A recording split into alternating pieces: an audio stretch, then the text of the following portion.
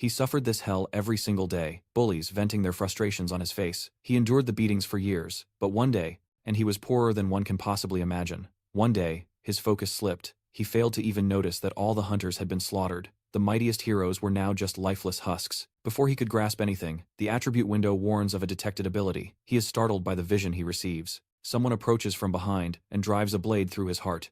He spits blood, unable to see the man, as the assassin laughs at eliminating his target. The city was a ruin from the monster rampage, and the air was silent in a clothing store.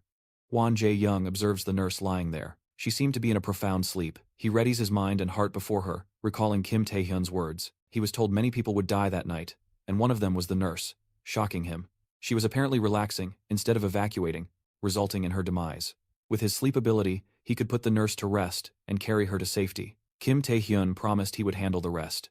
He wonders how his cousin knew all this. Then, the pieces connect in his mind. He questions it, but all the evidence points to one conclusion. He believes Kim Taihun awakened an ability to foresee the future. He can't help but marvel at how amazing that is. He was sure nothing would go wrong with his cousin's prediction. He looks nervously at the scene before him. It appears the other man managed to escape the invisible assassin's clutch. Pressing the wound to stop the bleeding, he questions who attacked him. The assassin is surprised he survived a strike to a vital point. He was the next to die.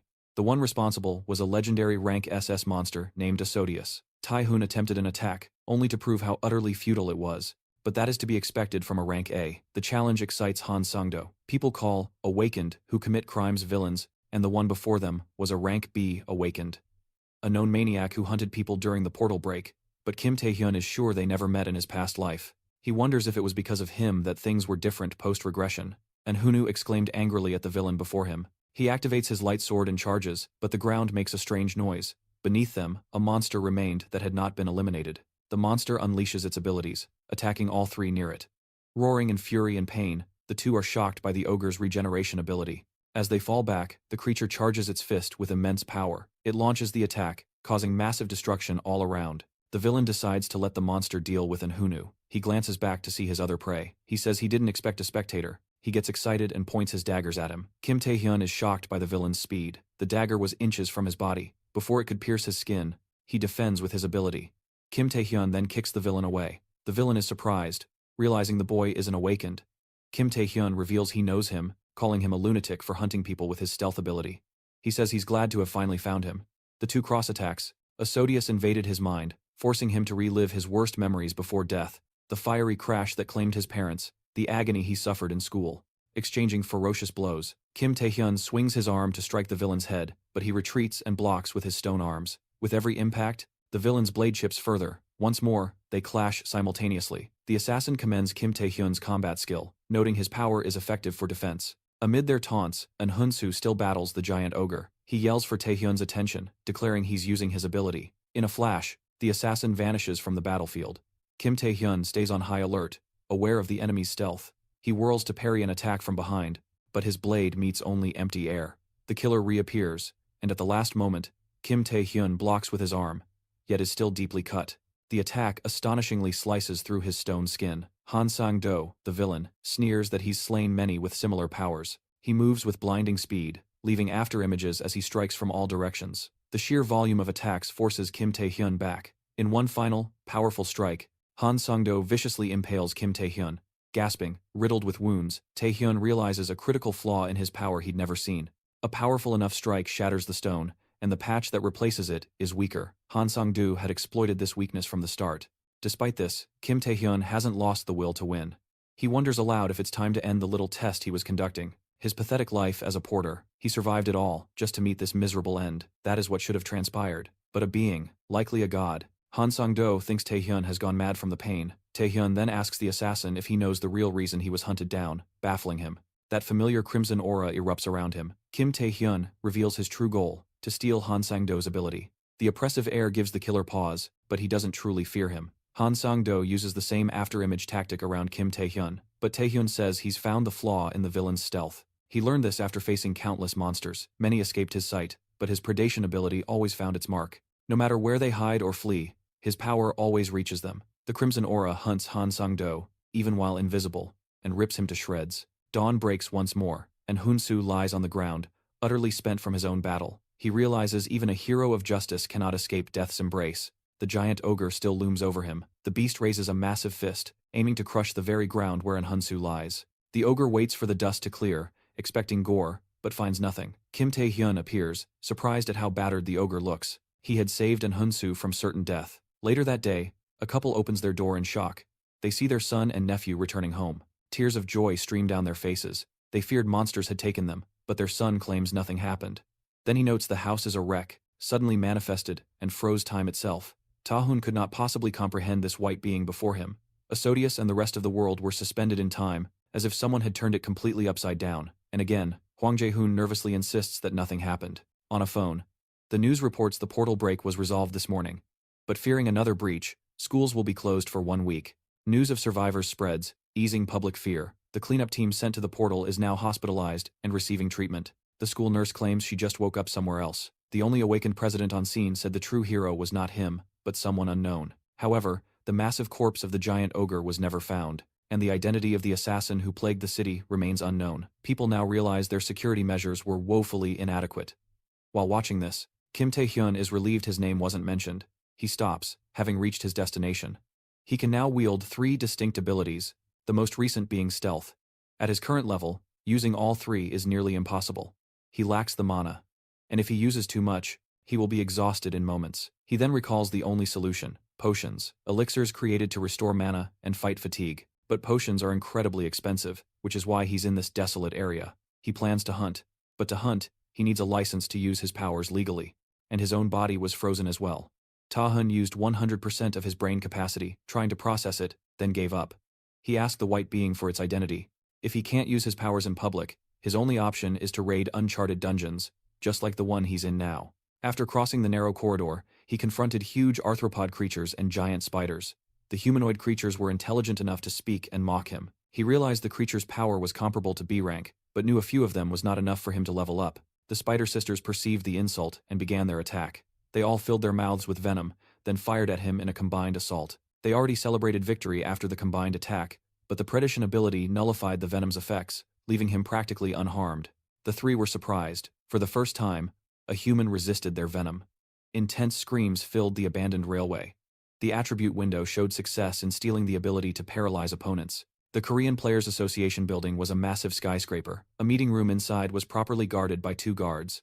3 people were sitting and waiting in that room. The one seated in the middle was Go Tae-wook, the association's new HR manager, and the other 2 were the best players in all of Korea. Player is the term for an awakened, legally allowed to use their abilities for exploring and clearing dungeons, and so on. Currently, there are only 5 top players in the newly created Players Association. Among all the created guilds, the 4 best were the Indivisible Fighters. The entity was called the King, but that was irrelevant. He bestowed upon Taihun the authority that was his until this moment. The boy was lost in confusion, the alchemist artisans, the wizard sorcerers, and the informant wanderers.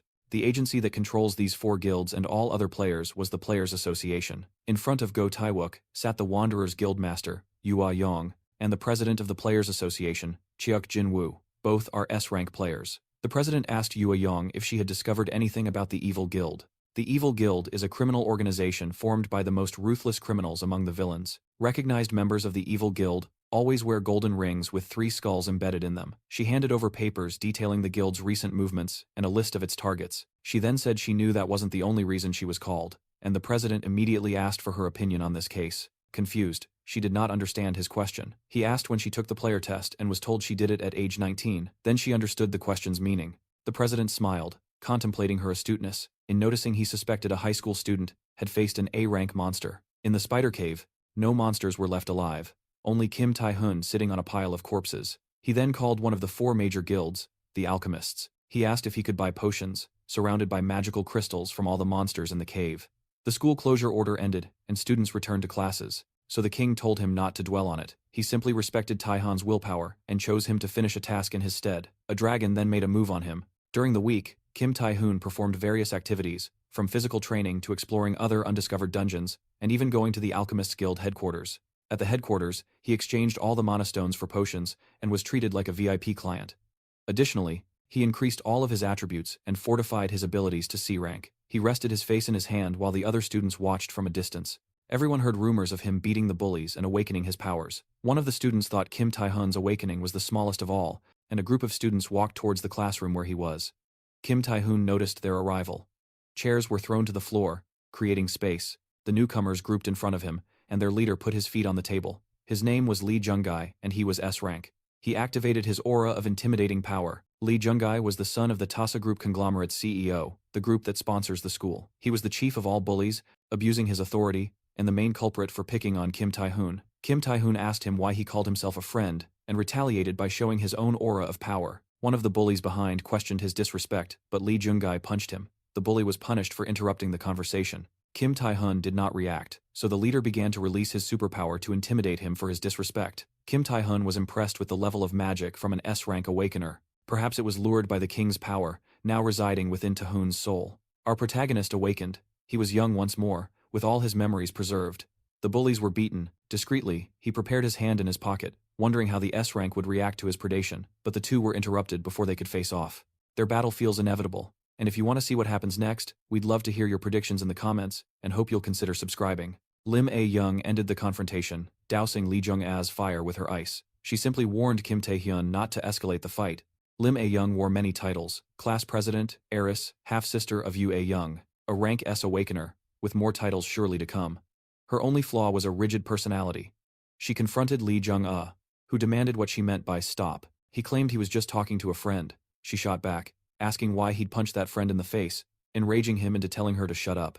She retorted, telling him to leave or she would use force, while Kim Tae-hyun silently begged them to stop, their drama threatening to fracture the class. The two locked eyes one final time. Lee Jung-ah turned to leave, but then activated his power, preparing to unleash a blast of flame at her. But the school bell shrieked, and everyone froze. The broadcasting club announced a special lecture from the Players Association.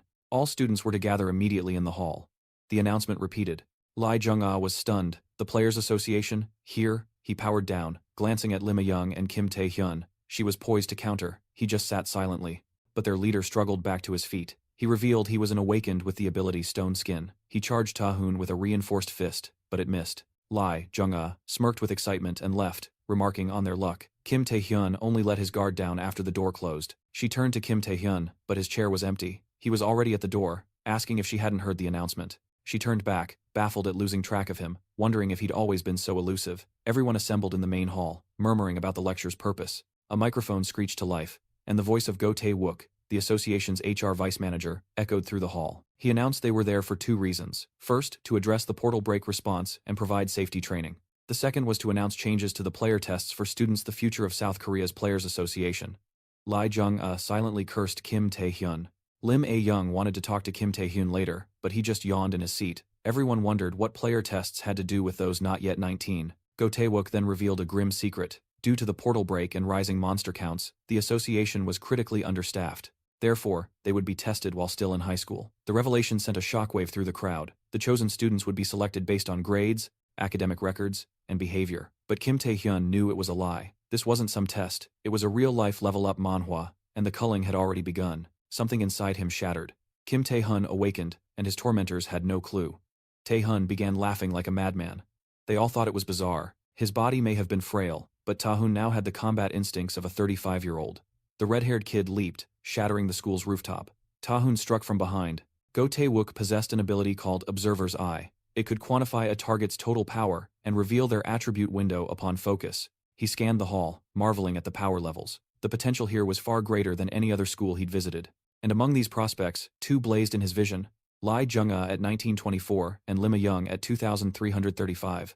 He recalled the Wanderers sending a list. He couldn't believe so many powerful, untrained awakeners existed here. A smile crept across his face. Suddenly, Lee Jung-ah raised his hand. All eyes turned to him. Go Tae-wook was intrigued. Lee Jung-ah asked if unfit candidates would also have to take the test, piquing the vice manager's interest. He explained that player tests were designed to evaluate suitability among the awakened, to see who could become a player, and he believed that sleepers who hadn't awakened had no right to even hear this lecture, a clear jab at Kim Tae-hyun. To be a player, one's abilities must be evaluated. Lee Jung-ah continued his speech, his goal clear: to humiliate Kim Tae-hyun. He succeeded, drawing snickers from the other students. Kim Tae-hyun realized Lee Jung-ah was hell-bent on confirming if he'd awakened. He simply stared back, daring him to find proof. Lim A-young disapproved of his actions, but then recalled Kim Tae-hyun's own rudeness. She hesitated.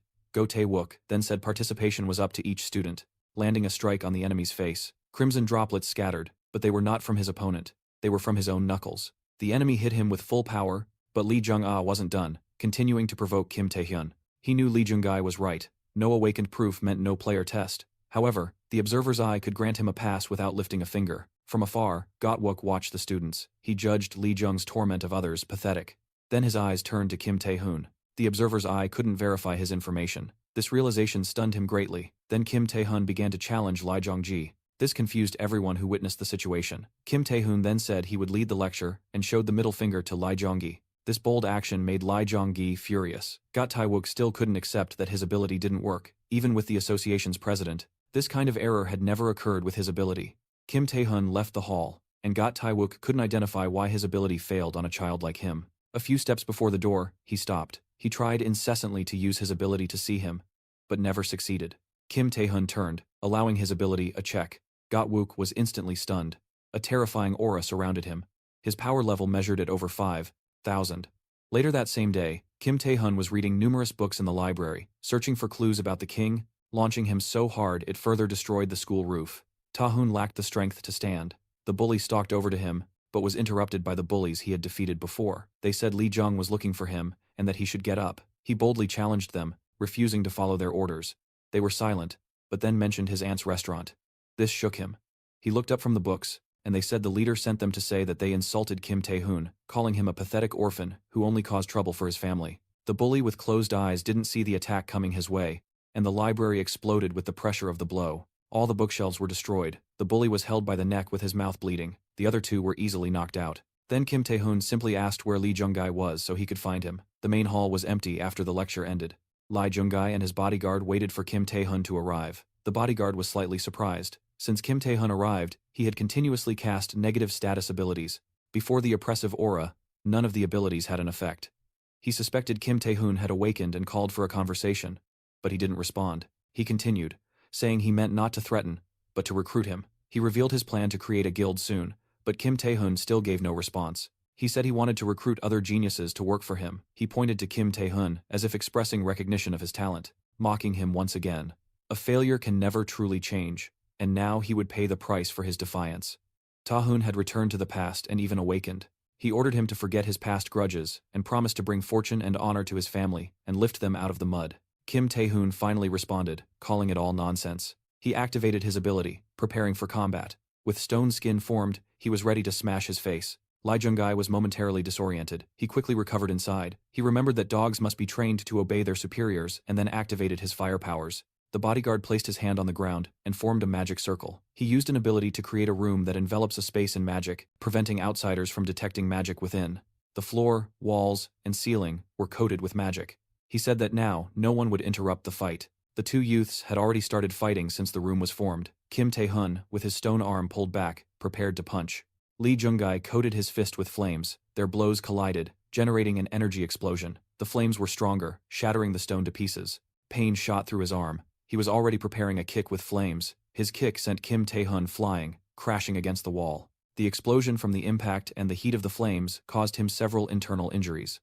Lee Jong enjoyed showing his superiority. The bodyguard just watched the fireworks. He felt pity for the young man facing his master. Kim Taihun emerged from the flames and charged forward. Was this how his new life was meant to be? People awaken at ranks from the weakest F to the strongest S. The higher your rank, the more potent your body and skills. But the attack was blocked, and he immediately prepared to counter. He raised his fire-loaded hand towards Kim Taihun, unleashing a fire explosion in his face. The bodyguard watched, his calm cracking as he witnessed the unprecedented. The inferno from the strike vanished. Instantly, Kim Taihun recovered, countering with a crushing stone blow. He began to overpower Lee Jung-gai. They both lunged, but Kim Taihun's fist landed first. The sheer force launched him backward. The bodyguard was stunned, the young master bested by raw power. Lee Jong struggled to rise, questioning what Kim Tae-hyun had done. His limbs wouldn't obey. The bodyguard was shocked. His body wouldn't move. He realized physical enhancement wasn't Kim Tae-hyun's only power. He was thrilled. The paralysis ability had taken effect. The paralysis ability easily bypassed S-rank resistances. Stealth was useless against ranged fire, and predation was a final gambit, not to be used lightly. So, the aim was to stack paralysis through close combat. He knew status effects hit harder with direct attacks, not from range. Therefore, the final blow, layered with paralysis, could shatter his opponent's high-ranking resistance. The bodyguard stood speechless, watching his young master lose. Taihun had received rank F. This monster before him was rank C. There was absolutely no way he could win. But something was now different. In his mind, Kim Taihun was a genius, but this wasn't over. Paralyzed, Lee Jungai admitted he had gravely underestimated him. He then produced a purple crystal from his pocket. Crushing it, a fire giant materialized before Kim Taihun. Lee Jonggir declared he was now fighting seriously, his flames intensifying. He launched himself forward, propelled by fire. The fire titan threw a mighty punch, missing by a hair's breadth. It roared, towering over him. His arms encased in stone, he ready to punch, but the titan countered with a blast of fire. Their attacks clashed violently. The inferno slowly devoured his rock ability. His stone armor shattered, and the blast threw Kim Taehyun to the ground. The bodyguard watched, recognizing the titan as the true form of the master's Heart of Fire ability. The purple crystal was a mana amplification stone, refined from monster cores. Thanks to this amplifying stone, Lai Jung could now unleash his ability's full power. The bodyguard grew worried. He yelled for the young master to stop, fearing he'd kill Kim Taehyun. He warned that the power was too much to control, that his blood vessels could rupture from the mana surge. Taihun rose, and felt a new energy surge within him, a power that did not feel like his own. The boy's aura horrified the bully. It made no sense for a failure to possess this kind of energy. A fireball shot towards the bodyguard, exploding where he stood. He was enraged that his subordinate dared give him orders. He snarled, refusing to be humiliated by some nobody. Kim Taehyun, barely recovered, was instantly struck by the fire titan's fury. He cackled madly at Kim Taehyun's presumed death. The bodyguard rushed to stop his master and aid Kim Taehyun, reaching into the crater, but took a punch that sent him flying, spitting blood. Kim Taehyun asked why he was interfering in a fight he started. He drank several potions, his predatory aura flaring for real combat. Meanwhile, at the Korean Players Association, the vice manager reported to the president, shocked by the staggering numbers: 1,900 for Lee Jung, and 2,300 for Lim Ayong. The vice manager claimed these two students were S-rank awakeners. The agents were incredulous. An untrained S-rank rivaling Japan's Saint? The Saint, a top player, surpassed 2,500 at her first evaluation at age 19. In fact, she barely surpassed 2,500. The vice manager was then astonished, recalling Kim Taehyun's score of 5,096. He wondered if it was an evaluation error or a flaw in his ability. Taihun felt it. This was predation, that impossible, legendary skill. The bully lunged with everything he had. He left with the agents to find Kim Taihun and confirm this level-up Manhwa-like power. The bodyguard just stared, doubting what his eyes were seeing. The predatory ability was crushing the mighty fire titan.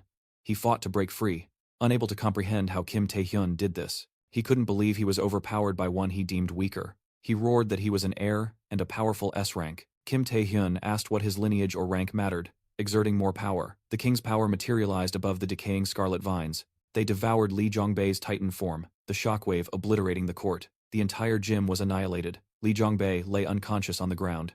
The bodyguard trembled violently. Kim Taehyun watched on, surprised. The bodyguard saved the young master, throwing himself in front at the last second to pull him from the predation. Luckily, he acquired the ability just in time. He asked what the plan was and how he'd handle the consequences. Kim Taehyun questioned his brazenness after joining the fight. He stated he wasn't the type to flee from a threat. He denied any plan to end Lee Jongbei, but insisted on fair compensation for his own life. The bodyguard's face went pale hearing Kim Taehyun suggest 1 billion won would be enough to spare the heir, Lee Jongbei. The protagonist raised his hand, blocking the assault. A shockwave erupted around them.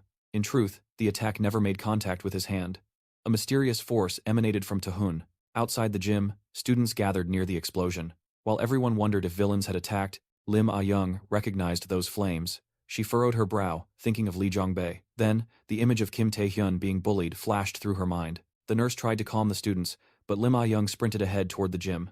The nurse was shocked to see her run. She was meters from the door. Regretting watching them without acting, she burst in fearlessly, running straight through the flames. She prayed that Kim Taehyun hadn't died in the blast. Then she saw the aftermath, a scene completely different than she'd imagined. She was speechless as he spoke to her. She asked what he did to defeat Lee Jongbei, but Kim Taehyun, not wanting to explain, claimed he fell down the stairs. The lie was painfully obvious, and Kim Taehyun asked her to handle it without telling anyone what she saw. He quickly left, and Lim Ah-young demanded he tell her what happened. But when she turned, he was gone. She couldn't understand how he vanished so fast. Kim Taehyun reappeared far from the gym. He figured Lim Ah-young would handle it, and that the Tyizen Group had already claimed part of his reward. He checked his status, a window fitting for a level-up Manhwa. A new ability and attribute had appeared. This was the birth of a new king. The energy poured into the bully's body. Across the schoolyard, uninvolved students froze in terror at the explosion behind them. The charm attribute, with 5 points, and the monarch's heart ability, capable of strengthening party members. He felt slightly annoyed to get an attribute from a celebrity like Lee Jongbei, but was glad to have gained the ability. He recalled that party-strengthening abilities were rare. For someone who uses various abilities, Monarch's heart was very useful, combining with any other skill. As he rejoiced in his achievement, a convoy of black cars appeared before him. The figure who emerged said he was pleased to meet him. The vice manager stated he had many questions. Kim Taihun wondered how they found him at that exact moment. Meanwhile, at Lee Jongbei's father's mansion, he was informed his only son was hospitalized, the aggressor demanding 1 billion won for his life. His hunting dogs barked fiercely. The bodyguard trembled in fear before his boss. He apologized, saying he had no excuse. The boss told him to do whatever Kim Tae-hyun asked, surprising his subordinate. Mockingly, he called Kim Tae-hyun a brave kid. He raised his right hand from the armrest and snapped his fingers, signaling for his other subordinates to enter. The bodyguard recognized the men who walked in. He yelled for his boss to remember the opponent was just a kid, and that this was too cruel.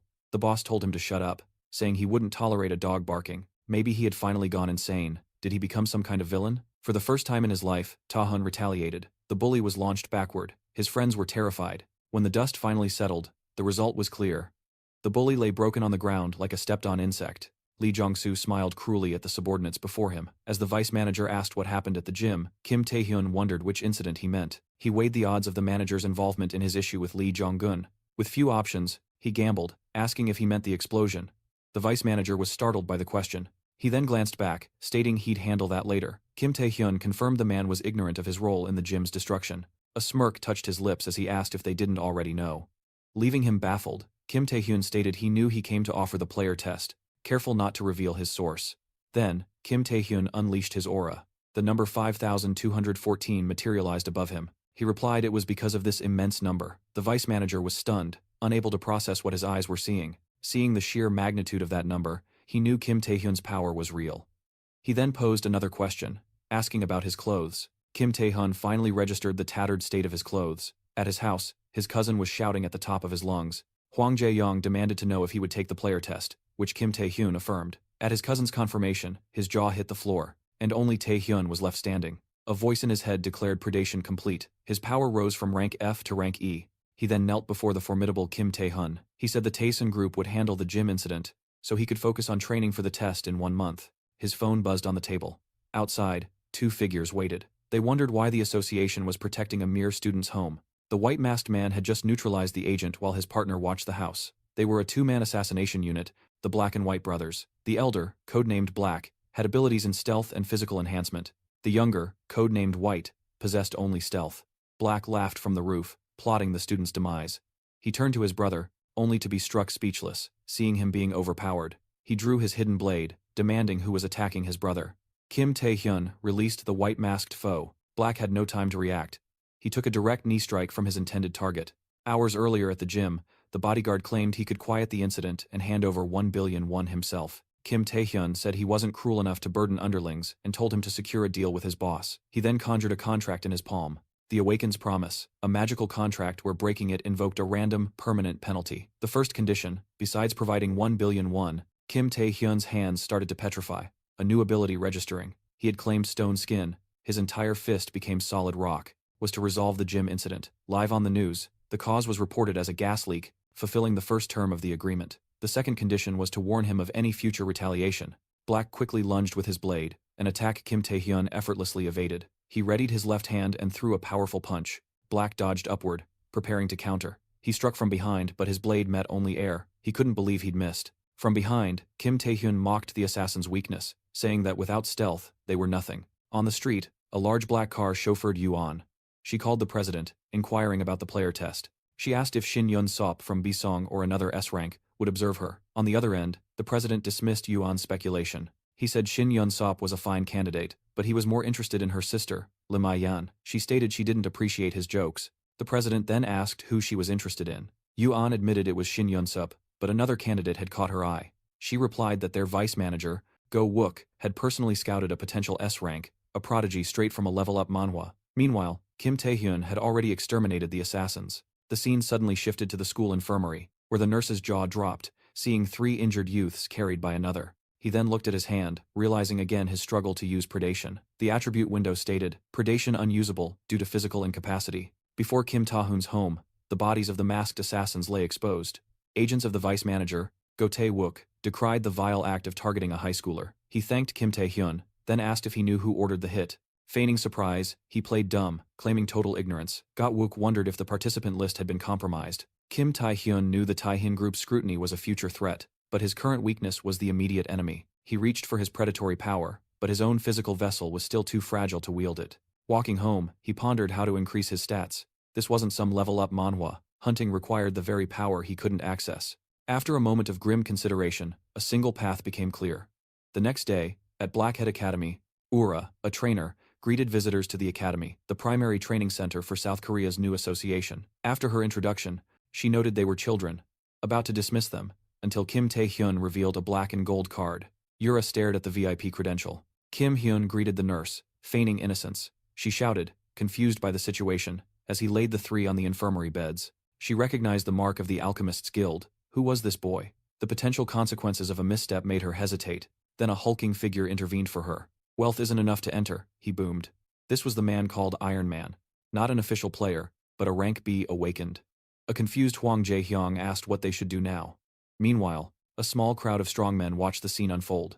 The Iron Man, the rookie crusher, had found his new prey, and postured for them. Kim Tae-hyun, unimpressed with the theatrics, commented that the man was just barking like a dog. The insult hit its mark. Hang Jae-hyung and Ura were stunned by his blunt disrespect. "Are you calling me weak?" he snarled. Kim Tae-hyun proposed they settle it with a wager. The loser would pay the winner's membership for 1 year. The man laughed arrogantly and accepted. Instantly, they vanished into a virtual battleground. The entire academy watched the broadcast, thrilled. Hang Jae-hyung asked about the Abyss simulation. Ura called it the Virtual Portal program. Within the Virtual Portal exists a perfect, lethal replica of the Abyss itself. The competition would begin there.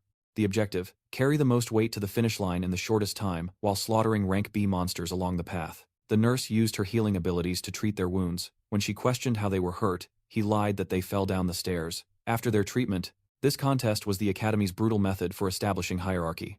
The Iron Man charged forward, smashing into the first creatures. His muscle enhancement ability granted a huge advantage, boosting his mobility and allowing him to haul immense weight in the virtual world. Suddenly, a blur of light shot past him.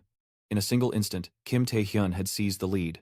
3 monsters materialized to intercept him, but his sheer speed blew right past them. He coiled for a kick. The monsters couldn't react. They could only watch as a rising kick annihilated a group above, and his descent erased the ones he had just passed. The virtual monsters barely registered his arrival before their deletion. He watched Kim Tae-hyun's point total explode far ahead of his own. He was in utter shock, as was the Academy, except for Hang, who cheered wildly. Kim Tae-hyun glanced back, thanking Iron Man for funding his year-long membership. Time passed. Today was the day of the player evaluations, an event the entire nation anxiously awaited. From news helicopters, journalists surveyed the candidates. All eyes were focused on Iron Fist Hong Jung-wook, the druid Lee Gilson, the god of thunder, Shin Yun-bak, and the next saint, Lim Ayong. Beyond them, many other incredible talents were expected this time. He left school, walking the path home. Immersed in thought after the battle, his mind was on his predation ability. In his past life, countless others watched the spectacle with interest. A young reporter, exhausted from her journey, felt despair. If she failed to cover this story, her job was on the line. Staring at the immense crowd gathered for this exam, she knew interviewing any awakened tester was impossible. As she despaired on the ground, Kim Tae-hyun emerged from the crowd. He questioned the massive turnout, his voice catching reporter Kim Gi-jae's ear. Instantly seeing a potential candidate, she slipped in behind him, asking for an interview. An overhead shot revealed the sprawling stadium.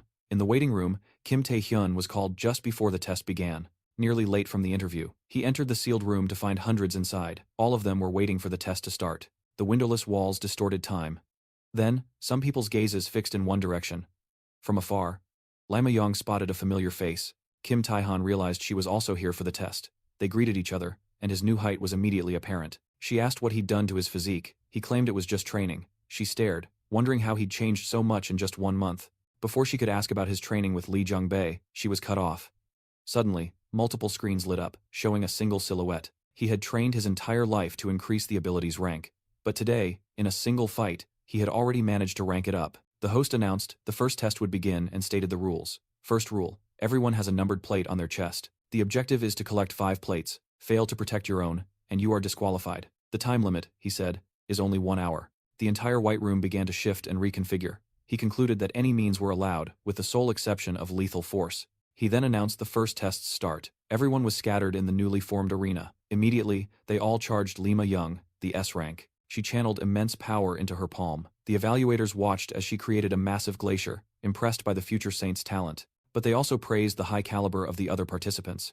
Among them, one evaluator noted his interest in a candidate besides Shin Yunbak. The S rank had kept everyone at bay. Most evaluators wondered about a clash between the two S ranks, while Got Taewook watched one candidate alone.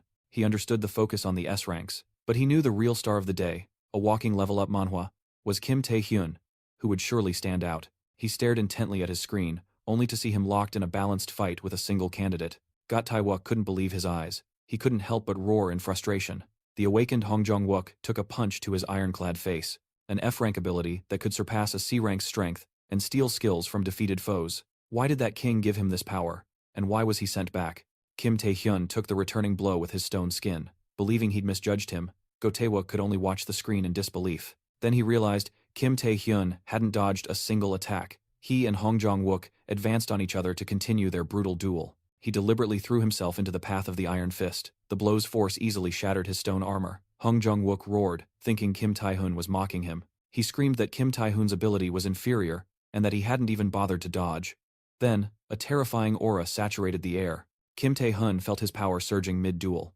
He charged forward with inhuman speed, using every blow to temper his body further. To him, this deathmatch was just training. As he kept trading brutal blows, he focused all his strength into a single punch. In the ensuing collision, Kim Tae-hyun emerged victorious, shattering his opponent's iron skin.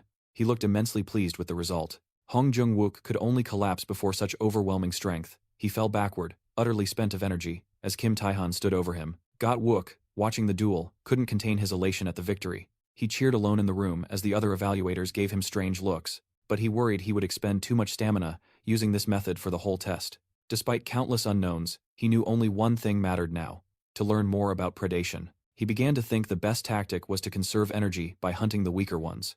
Then, something on the screen caught him completely off guard. The evaluators only saw a reckless C-rank awakened. Their whispers followed Kim Tae-hyun as he walked toward Shin Yunbak, having already cut down dozens. They muttered about his plate-covered body, speculating he might be the test's true apex predator. Kim Tae-hyun began counting his plates, but stopped. More than 5 was sufficient. A crackling electric aura then erupted from his powerful foe, flooding the arena. The immense aura swelled further as he unleashed his power. Kim Tae-hyun narrowly dodged an electric discharge. Shin Yunbak was delighted by his enemy's speed. From the start, he'd found everyone else too weak to be entertaining. The sole exception was Lim Ah-yong, who shared his rank. Shin Yunbak focused his discharges, preparing another assault. All 3 strikes were deftly avoided by Kim Tae-hyun. He hardened his foot with stone skin, launching a kick at Shin Yunbak that was instantly blocked by a barrier of electricity. Even Kim Tae-hyun was stunned by his defensive power, yet Shin Yunbak praised him for moving too fast for his eyes to follow. Power erupted from him again, blasting Kim Tae-hyun back. He was staggered by the sheer treachery of the Thunder God's might. Our protagonist just smirked and told them the rules had changed. He was now one of the awakened, but they just scoffed at him, calling it pure luck. They were all awakened. He finally arrived at his house. He looked nostalgically at his home. In his memory, years had passed since he last returned. He commanded lightning itself, with a defense so absolute he could attack from any range without moving an inch. His destructive power was not to be underestimated. Kim Tae-hyun focused, needing a way to shatter that impenetrable defense without using predation, which was unavailable. Seeing him hesitate, Shin Yunbak taunted, asking if he should close the distance himself. He was astonished by the sudden, blinding speed of his charge. He channeled immense lightning into his hand for the strike. A sharp turn of the neck was all that saved him. A charged kick followed, but was also evaded. Then, hands crackling with energy, lunged for him again. Shin Yunbak unleashed a barrage of attacks, tearing the arena apart. He was reveling in the pure chaos of the battle. He seized Kim Tae-hyun's hands, discharging all his lightning directly into him. Paralyzed by the immense energy, he heard Shin Yunbak roar that he should have been running to survive. Kim Tae-hyun gritted his teeth, fighting through the agony of the current searing through his body. He forced his stone arm to grow, but the raw electric power instantly shattered it. The blast forced Kim Tae-hyun to shield his eyes, but Shin Yunbak leaped, bringing his next electrifying attack down with full force. His hand fell, and a massive lightning bolt slammed into Kim Tae-hyun. He recalled living with his uncles after his parents died. A faint smile appeared. He entered, wondering if he could research before his uncle arrived. The attack utterly obliterated the surrounding area. He could barely endure the discharge of thousands of volts. Shin Yunbak praised him for surviving even that release of energy. In his mind, he was thrilled to have found such an entertaining new toy in this test. In Shin Yunbak's moment of gloating, a rock flew from the debris, striking his forehead and snapping his head back. He was stunned by the impact. Kim Tae-hyun instantly rushed his flank and hurled another rock, this one striking his chest with enough force and precision to make Shin Yunbak cough blood. Stone skin was never a match for the God of Thunder's power. Even at its peak, it would have been shattered by his onslaught. But the testing ground was different.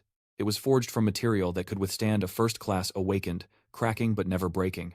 So Kim Taihun's plan was to weaponize the arena itself, using its broken stones to hammer Shin Yunbak until his supreme defense finally failed.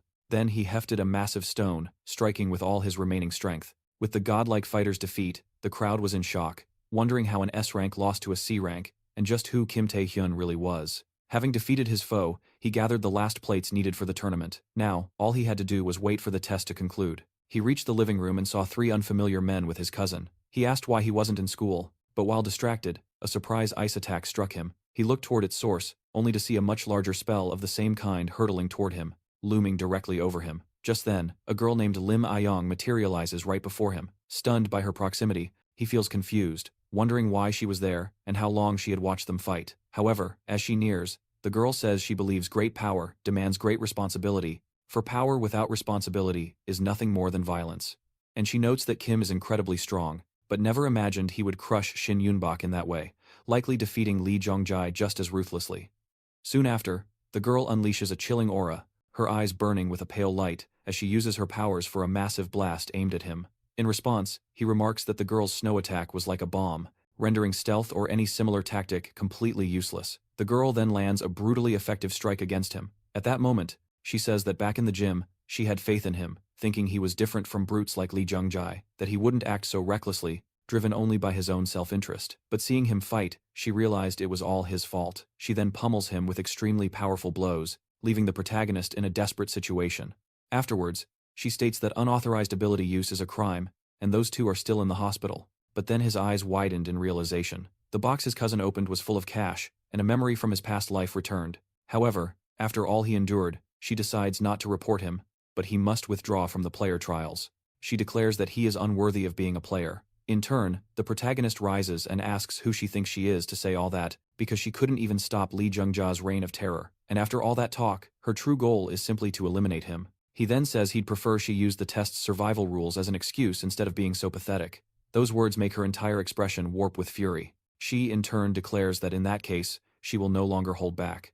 Next, she conjures a massive ice staff and vows she will eliminate him with it. At this moment, the protagonist realizes that after being shattered thousands of times, his stone skin has lost all functionality. Even using stealth, he'll be pinpointed by her area attacks, and the Monarch's heart attribute boost is already active, but it's not enough to turn the tide. Predation is still sealed, and worse, he lacks the stamina to paralyze her like he did Li Zhongjai. So, in the end, he has only one desperate chance left to win.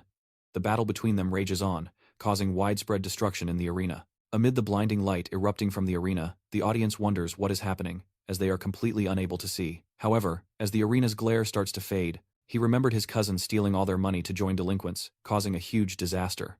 The bullies questioned who he was. Everyone is shocked by the scene they witness. The sight before them is the protagonist and the girl on the ground, locked in a kiss. But this was no simple kiss.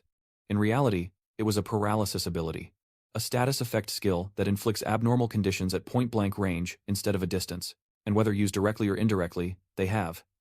Yet, for an S-ranker with monstrous resistance, this was a mere taunt. Even so, the girl succumbed, left utterly paralyzed. The protagonist's system then notifies him of inflicting immense psychological shock. As a result, his charm stat increases by 3. Just then, the announcer declares the first test round officially over, and that medical teams will move everyone to safety. All participants are instructed to remain in their positions. Once the first round of tests concluded, every injured participant was quickly treated by the medical staff. Yet, though paralyzed, Lim Ah-young held her test plaques and was deemed combat capable, thus clearing the first round. The protagonist, despite collecting only 7 plaques, had unexpectedly crushed Shiny Yunbak and Lim Ah-young. This feat made him the focal point of the entire test. Consequently, all onlookers began questioning his true rank. Guangjae replied that he was his cousin. The blonde bully threatened Kim Taihun not to meddle, placing a hand on his head to assert dominance. The caliber of those he defeated, and what ploys he could have used. Moments later, he assessed his now healed body. He marveled at the healing, considering he couldn't even walk before. Shortly after, Shin Yanbak arrived, hungry for a rematch. He warned that this time, the tricks from the arena wouldn't work. As their fight began, the young man unleashed a massive aura. As the battle ignited, other players watched, one noting Shin Yanbak was seeking revenge for his previous loss. Meanwhile, another youth sneered, not caring if Shin eliminated a rival, but urging him to completely crush the protagonist. Shin, enraged by their commentary, told them this battle was none of their business and to remain silent. Shin Yanbach declared he would prove he was nothing without cheap tricks in a fair fight. But before it could start, everyone present was slammed to the ground by an immense gravity magic. The man wielding this power slowly approached, asking if the boys weren't going to let others rest. He added that they were acting as if they didn't know their place. This was the S-ranked player, Park Sung-jin. He was one of New Korea Association's top players, and a future S-rank. At that moment, the protagonist fought to stand despite the gravity, but he showed no weakness. Instead, he was thrilled for a chance to test his powers. The blonde never even saw the punch coming. This impressed the man, who noted someone was still standing. He then intensified his gravity magic, ensuring the protagonist couldn't rise. The protagonist thought he'd heard the power of an S-ranked awakened, and a player were on different levels, but this reality was like a brutal level-up manhwa. Meanwhile, Park questioned if he was truly withstanding that pressure, noting even veteran players couldn't endure that much. Before he could amplify the pressure again, he was interrupted by the doctors responsible for the players. One doctor demanded to know what he was doing to the freshly treated kids, asking if he was trying to eliminate them before the second round. Park, however, claimed he was only controlling the situation, not trying to eliminate them. The doctor accused him of lying. He stated he knew Park did this every year to test the players' abilities. Meanwhile, unlike the others who were unconscious from the pressure, the protagonist forced himself to stand, astonishing the man. Impressed, Park asked for his name. He replied he was Kim Taihun. Park mused that Kim must be the C-ranked player who defeated both Shin Yanbach and Lim, noting it had been a while since someone sparked his interest. Placing a hand on the protagonist's shoulder, he said it was clear he aimed to become an S-ranked player, and asked if he was correct. With one punch, Kim Tae-hyun sent him crashing to the floor, almost knocking him unconscious from the brutal impact. He stated he would be waiting for him, and then departed the area. However, the doctors began to chase after him. They yelled, asking where he thought he was going after causing such a commotion. Moments later, the advancing players found themselves in a forest with Park. He asked if everyone was ready after their short rest, announcing the start of the second round of the player license test. The final test was located behind the portal they were about to enter. This portal led to a D-ranked dungeon. He explained that every 5 participants entering would explore it with him as their supervisor, evaluated on their every action. Any necessary items, like weapons or supplies, would be provided by the association. The protagonist thought a dungeon for the second round made sense for an inexperienced amateur. A D-ranked dungeon should pose no problem. Besides, active players would be with them, unless it was a double dungeon, an apocalypse. Inside a D-ranked dungeon at a testing site, the world's first double dungeon was found. This event led thousands to their doom, including the initial discovery team. This disaster triggered dungeon breaks in countless other undiscovered dungeons. He thinks it would be great if he could prevent this with a warning. Guangjae and the others were shaken by the scene. He raised a hand, preparing to activate his powers. The blonde threw his arms up to defend. But no one would believe his words without any proof. And even if they did, he might become a suspect. That would be a disastrous outcome. But he must face his own demons. As long as he avoids the first discovery group, he could forge countless paths to survival.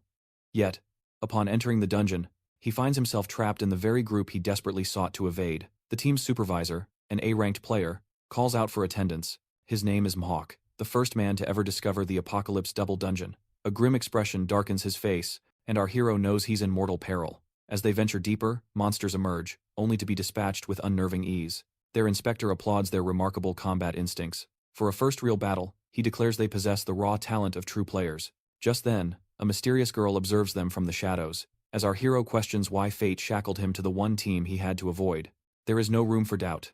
The ring on Mhawk's finger is the sole artifact worn by the original discoverer, the Sage's Ring, a unique ranked item that multiplies strength, stamina, speed, and mana tenfold. He now knows the Apocalypse dungeon is undoubtedly S-rank. If he falls in, survival is impossible with his predation sealed. But that doesn't matter. He must ensure they never find the Apocalypse. He was terrified, expecting some firepower to erupt. Kim Tae-hyun was also eager, but his mind's voice said the skill steal ability was inaccessible. Journeying deeper, they reach a fork with 2 diverging paths. A team member turns to the inspector, asking for their next move. The inspector explains such choices are common, suggesting they decide by majority vote. However, our hero suddenly bolts down one of the paths. The terrified inspector screams for him to return, warning that such recklessness is a death sentence. As he runs, Kim yells that it's safe, urging them to follow. He would never let them choose their own fate here. He had to force them down a different path than the one from his regression, the one that led to ruin. Anything was better than them finding the Apocalypse. His plan is working. The entire group follows. But then, a portal of swirling purple and pink hues materializes before him. Trapped within a dungeon, the group questions how another portal could exist. Our hero realizes with dawning horror, he's found the double dungeon's entrance. Every desperate effort to steer them away was utterly pointless. To make matters worse, after all, and like cowards, they swarmed him together. Taihun evaded the attack and shattered his opponent's teeth. Taihun then landed a kick to his gut. The blonde stared, wondering why no power came, while he was shocked that predation hadn't activated. A blow landed while he was distracted. He was punched by one of the others and thrown to the ground by the force of the impact. The blonde ordered the other two to attack. One shot a kinetic blast, another exhaled poisonous breath, and the blonde used his thorn ability. The three attacks converged on him. Kim Taihun was surprised by their speed. A pressure then erupted from the house's second floor. They watched the purple poison smoke billow. The blonde taunted Kim Taihun, thinking they had won. But then he noticed something in the smoke. Once again, the crimson aura flared, cutting through the haze. The presence of a hungry predator coalesced around Kim Tae-hyun. He grumbled about his ability activating when it wanted, not when he commanded. The three delinquents were still shaken by the sight. He shot forward, his stone-clad fist smashing into the blonde's face. He reveled in the oppressive might of his strong ability. Moments after winning the fight, he looked, content, at the unconscious bodies on the ground. He discovered the attribute window was visible only to him. It detailed his abilities, but the information was incomplete. The activation conditions for the predation ability were not mentioned, felling him just as quickly. This was not the same boy they had tormented. Kim Taihun possessed 30 years of experience wielding mana. Furthermore, its passive effect of nullifying other abilities was also absent from the attribute window. He mulled over darker strategies, but shelved them for the moment. His gaze fell upon his cousin, kneeling on the ground in apology. Hang Jae-young admitted he was reflecting on his reckless actions after witnessing true power. He pledged to become his subordinate, to obey any command given. As the youth spoke, Kim Tae-hyun's mind was on the day's other catastrophe. He granted his cousin forgiveness, who then rose with a cunning, fox-like grin. But forgiveness had a price. He was required to follow him for a specific task. At an abandoned train station, warning signs were plastered before the main gate. The three agents stared, stunned by the sight before them. A portal was on the verge of a catastrophic break. A portal break, the phenomenon where abyssal monsters tear a path into reality. Left unchecked, it spells a doom far worse than any natural disaster. An agent noted the last break occurred 10 years ago, but these monsters were spreading far too quickly. His assistant questioned if they should begin evacuating the neighborhood, but the supervisor, a rank B whose ability was barrier, gave a negative response. According to their established measurement standards, this portal was merely a rank C. Therefore, the strongest monster within should also be a C. While the agent boasted confidently of his power, he knew everything about the abyss and the monsters that would annihilate half of humanity. Here's the reason why. At 35, Kim Taihun was a failure who never awakened. He toiled as a porter. The beasts smashed against the barrier, forcing their way through and shattering it. The leader reacted instantly, severing a Cyclops' head with a single kick. He declared that as rank B awakeners, they were more than enough to handle this portal's threat.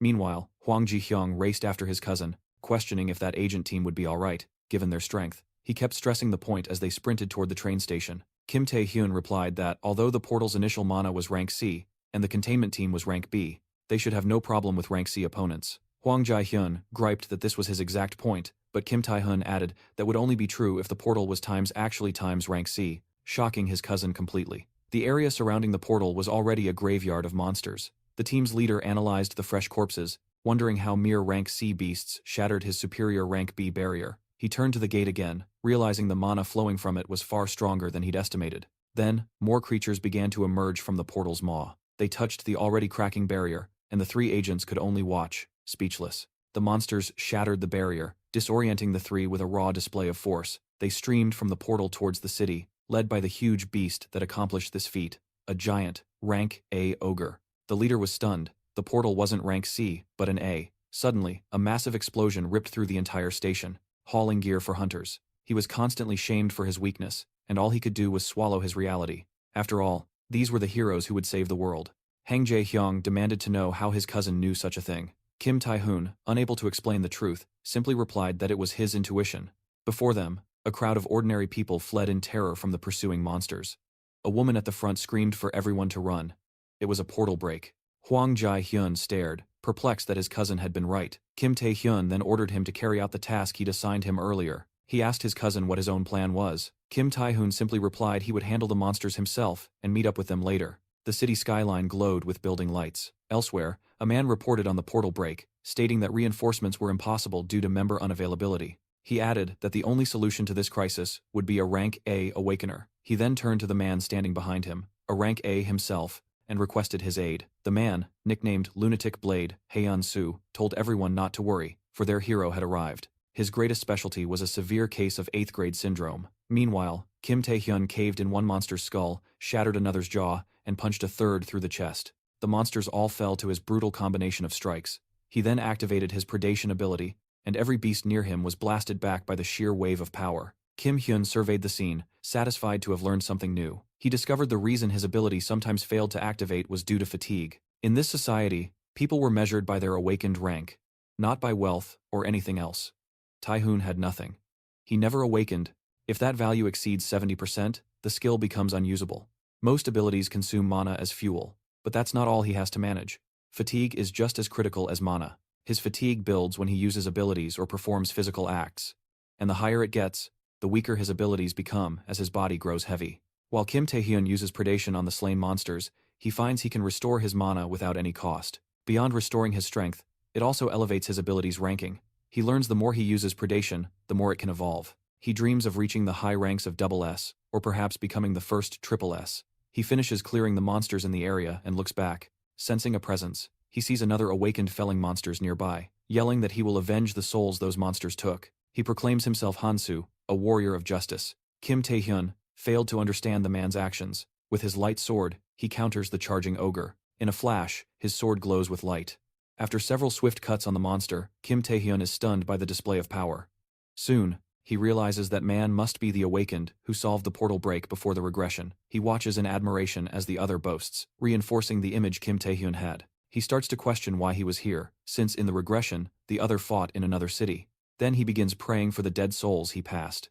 A team member suggests they investigate the strange portal, but our hero commands them to halt, asking if they are blind to the obvious danger. After all, a secondary portal, unlike the dungeon's entrance, is an anomaly no matter how you look at it. He insists they must report this bizarre incident immediately, turning to Mhawk for support. Mhawk admits it's a first for him, and that by the rules, reporting to HQ is the correct procedure. However, he suggests they make an exception, just this once. He claims to understand the protagonist's caution, but the mana he senses from within, despite its strange look, feels harmless. Besides, what's the worst that could happen in a dungeon of this rank? He, an A-rank player, is with them. He concludes it's either an association test or an extremely rare phenomenon. Therefore, exploring it will earn them massive points on the test. At this, our hero asks if Mhawk has lost his mind, abandoning all protocol. However, Mhawk retorts, questioning if someone who can't even work with a team has any right to speak. Hearing this from their inspector, the entire group turns on our protagonist. After all, moments ago, he was the one running recklessly through the dungeon, ignoring every warning. One of them scoffs that even if he is skilled, he should know his place. Another adds, he can't believe the sheer arrogance of talking back to an active player. With the majority siding with their inspector, they resolve to enter the portal. Desperate to stop them, our hero tries to reason with the inspector. However, with a snap of his fingers, the inspector engulfs the area in a blinding light. Stepping inside, the group immediately senses something is wrong, suspecting this is actually an S-rank dungeon. Down the corridor's end, a terrifying giant statue loomed, gripping an enormous sword. The group immediately turned on the inspector, demanding to know what was happening, questioning if this was truly a D-rank dungeon. Just then, the protagonist commanded silence, ordering them to only look forward. At this, one hunter grumbled that the protagonist was still acting arrogant. However, the protagonist simply stated that something was approaching. As the words left his lips, two statues materialized. A-ranked Death Knights. The group reeled, wondering how they'd stumbled into this nightmare. As the terrified inspector ordered everyone to fight, he and the two statues then clashed in a brutal fight. Unleashing his power, the inspector barely held his ground against the twin statues. In that moment, the entire party charged into the fray to support him. Their strategy was to obscure the monster's vision, fortify the front lines, and relentlessly attack, giving the enemy no quarter. After finally felling the monsters, a woman in the group breathed that they were safe, admitting she never thought they could defeat A-rank beasts. One of the men celebrated too soon, boasting it was no big deal and that he could do it again. But as he gloated, more statues began to materialize behind him. Not just two, but four this time. The appearance of these new threats sent a wave of terror through the group. Meanwhile, the protagonist analyzed the statues' forms, realizing something was deeply wrong with this place. Moments later, the desperate fight resumed, but the number of statues had multiplied. The inspector then realized that for every one they destroyed, dozens more took its place. Worse, every member of the party was at their breaking point. At this rate, their complete annihilation was certain. Kim then told the inspector that something was fundamentally wrong with this dungeon. Gazing at the protagonist, the inspector wondered who he really was. Even after all this fighting, the protagonist showed no sign of fatigue, and was the first to sense the gate's danger. Without the attribute buffs from the protagonist's unique ability, the monarch's heart would have been utterly crushed. The inspector questioned if the protagonist was truly just a C rank awakened. In shock, he demanded what Kim meant by wrong. The protagonist answered that it was just a hunch, but those creatures were not Death Knights. His words plunged the group into despair, forcing them to question what they had been fighting this entire time. In that instant, the protagonist seized a sword from a fallen monster, declaring he would find the truth now. He then charged headlong toward the statues. However, he bypassed all the lesser statues, making a beeline for the colossal one. His gamble paid off as he swiftly shattered the massive figure. Upon its destruction, the dungeon's very fabric warped and changed. The protagonist then revealed the truth. It was all an illusion, a trap. It was a cruel tactic, designed to exhaust intruders with a false reality and phantom enemies. One hunter, enraged, yelled if all their struggle had been for a mere illusion. A woman then asked if this meant even worse monsters were coming. The inspector, still baffled, asked how the protagonist knew it was a trap. After all, he couldn't have possibly fought a Death Knight before either. The protagonist replied that while he wasn't an expert, there was no way the real enemies, like in some twisted level-up manhwa, could be that weak. His words left the inspector completely unnerved. Regardless, the protagonist urged them to move before they became nothing but a memory. But even after the illusion shattered, their situation did not improve. Following the apocalypse's manifestation, the dungeon's space was utterly remade. The wounds from the phantom battle began to worsen, but they couldn't afford to wait for aid.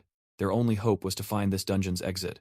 After trekking onward, they finally found a gate. Despite this, the masked hunter asked if it could be dangerous. Facing him, the inspector replied that it might be, but not opening it meant certain death here. So, he opened the gate, only to be met by a true Death Knight. Spotting the lone monster, the boy scoffs at the sight of just one enemy. But as the chamber brightens, more of these horrors appear, flooding the entire space. This plunges the group into raw terror, prompting one member to ask if all these monsters are Death Knights. Just then, the dungeon's master materializes, laughing as he declares that inferior humans have somehow reached this place. He then commands them to begin the slaughter. This monster is the Lord of the Death Knights, an S-rank entity. At that moment, the statues lining the room grind to life, moving toward the group but not attacking immediately. Analyzing the monsters, the protagonist deduces they seem to want one-on-one duels. Terrified, one of the boys says he can't fight, his mana completely depleted. In response, the protagonist tells everyone to calm down. Their goal is not to fight, but to escape this hell. After he says this, the group starts fleeing in desperation, except for Mohawk, and the girl still unconscious on the protagonist's shoulders. As they run, the boys scream they'd rather return to where they appeared and that they refuse to die here. But at that moment, a statue's sword scythes through the air, felling all three runners. Witnessing this brutal attack, the protagonist declares he'll buy them time and that Mohawk must find a way to escape. However, Mohawk shoves the protagonist and the girl behind him, using his power to erect a protective wall. At this moment, Kim asks what he's doing, but Mohawk orders him to be silent.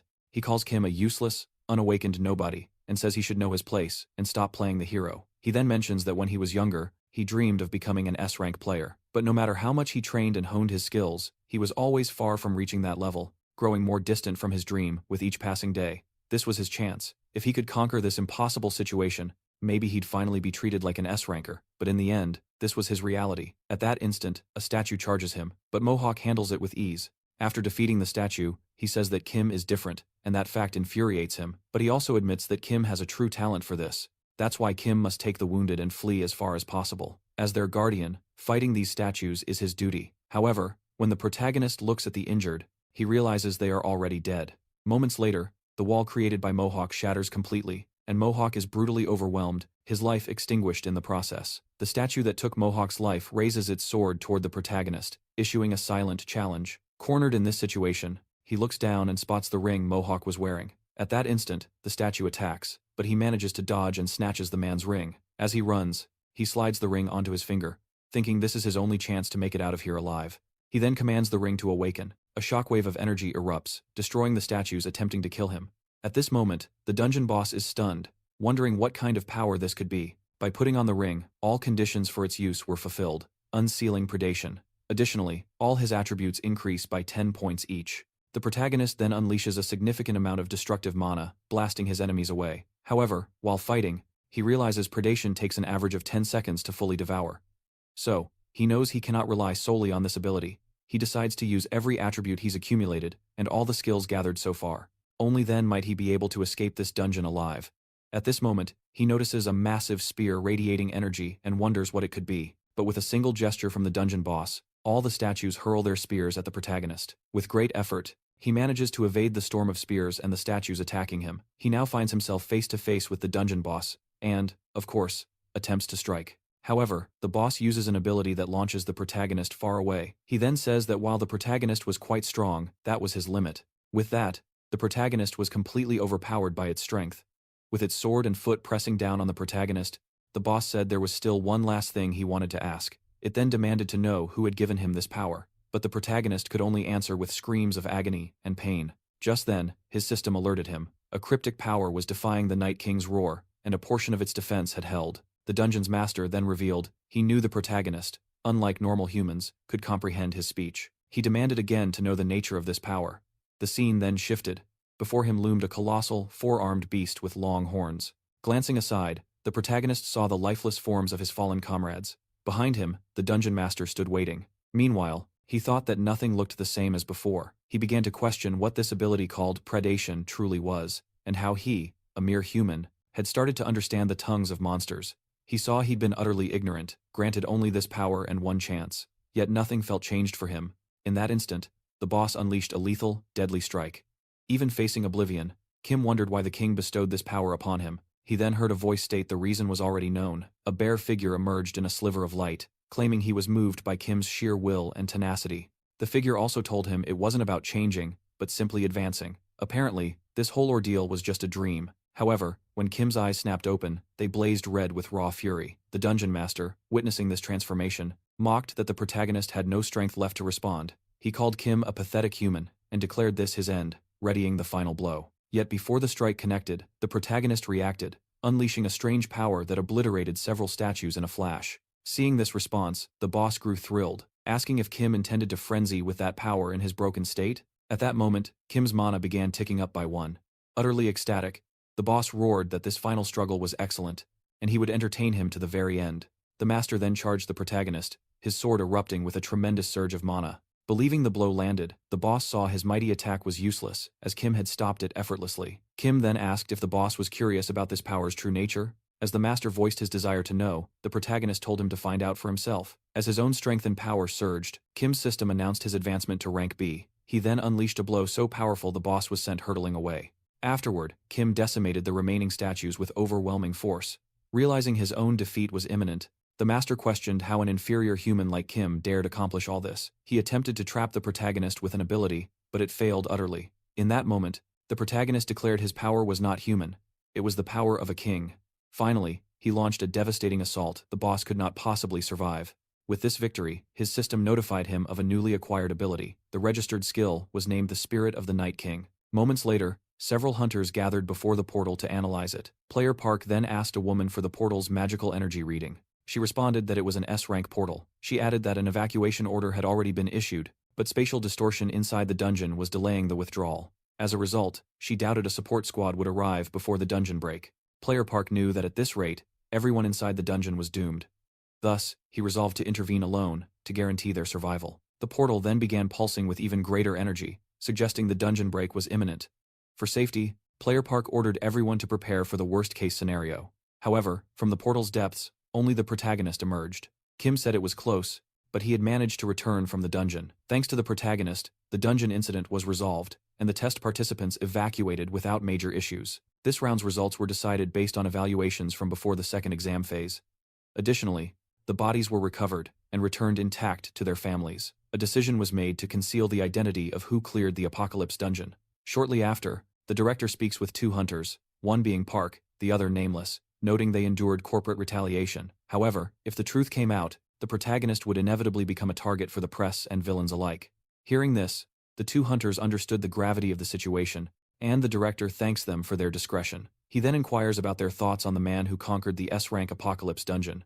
In response, Hunter Park states that if he cleared an S-rank Apocalypse dungeon solo, he must be at least on par with an S-rank player. But the other hunter adds that since his rank is below S, estimating his true power is difficult. Hearing this, the director demands to know what they mean, and the two hunters exchange a knowing glance. Just then, one replies, "There's a high probability he's on the level of a nation-class power." Meanwhile, the protagonist awakens to a blood-red sky, surrounded by monstrously powerful creatures. In this hellscape, he wonders how he arrived in the abyss. Moments later, the king materializes in the sky above. At his appearance, the monsters lunge to attack, but with a single gesture, he obliterates them into dust. The king then declares he will await the protagonist in the deepest reaches of the abyss. After that vision, the protagonist awakens in a hospital bed, admitted for the severe injuries he sustained in the S-rank dungeon. Waking up, he questions if it was a dream, but knows it couldn't be. It felt far too real to be a mere nightmare. He ponders what the king meant by waiting. He considers his predation skill, known even to S-rank monsters, and his grasp of their language. All of this only leaves him with more questions. He concludes that getting stronger and descending into the abyss is his only path. After this realization, he checks his stats, finding them just as he suspected. He possessed a Lord of Death Knights, and had truly advanced to B rank. With these attributes, he could rival an S-rank player through the Night King's spirit.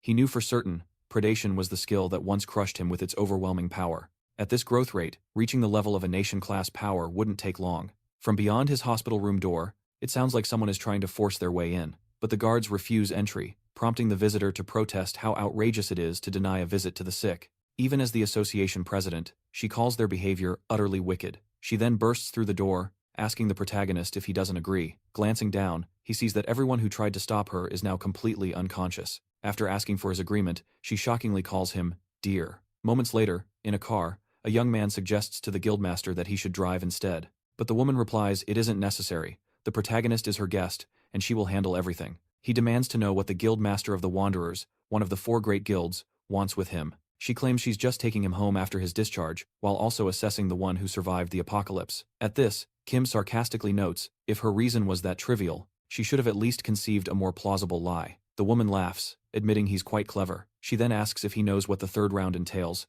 and the player tests. The 3rd round is a survival game, much like the 1st round. During this, outsiders will be able to watch as part of the audience. Because of this, his abilities will be fully exposed. Every guild will undoubtedly start vying for the low-ranked awakened who somehow cleared an S-rank dungeon. She wants to make an offer he can't refuse before then. Whether it's money or fame, she is willing to grant him anything he desires to join the Wanderers Guild. After her request, the car fell into total silence, creating a hostile atmosphere. After considering the offer, the protagonist simply refused, despite the massive opportunity. Bona was stunned by this response, left utterly shocked. Moments later, the protagonist, the guildmaster, and the other young man stopped inside an alley. The protagonist thanked them for the ride, but stated he would walk the remaining distance himself. The guildmaster then questioned why he had refused the offer and if he had even listened to her proposal. After all, money or anything he desired, she was willing to provide it for him.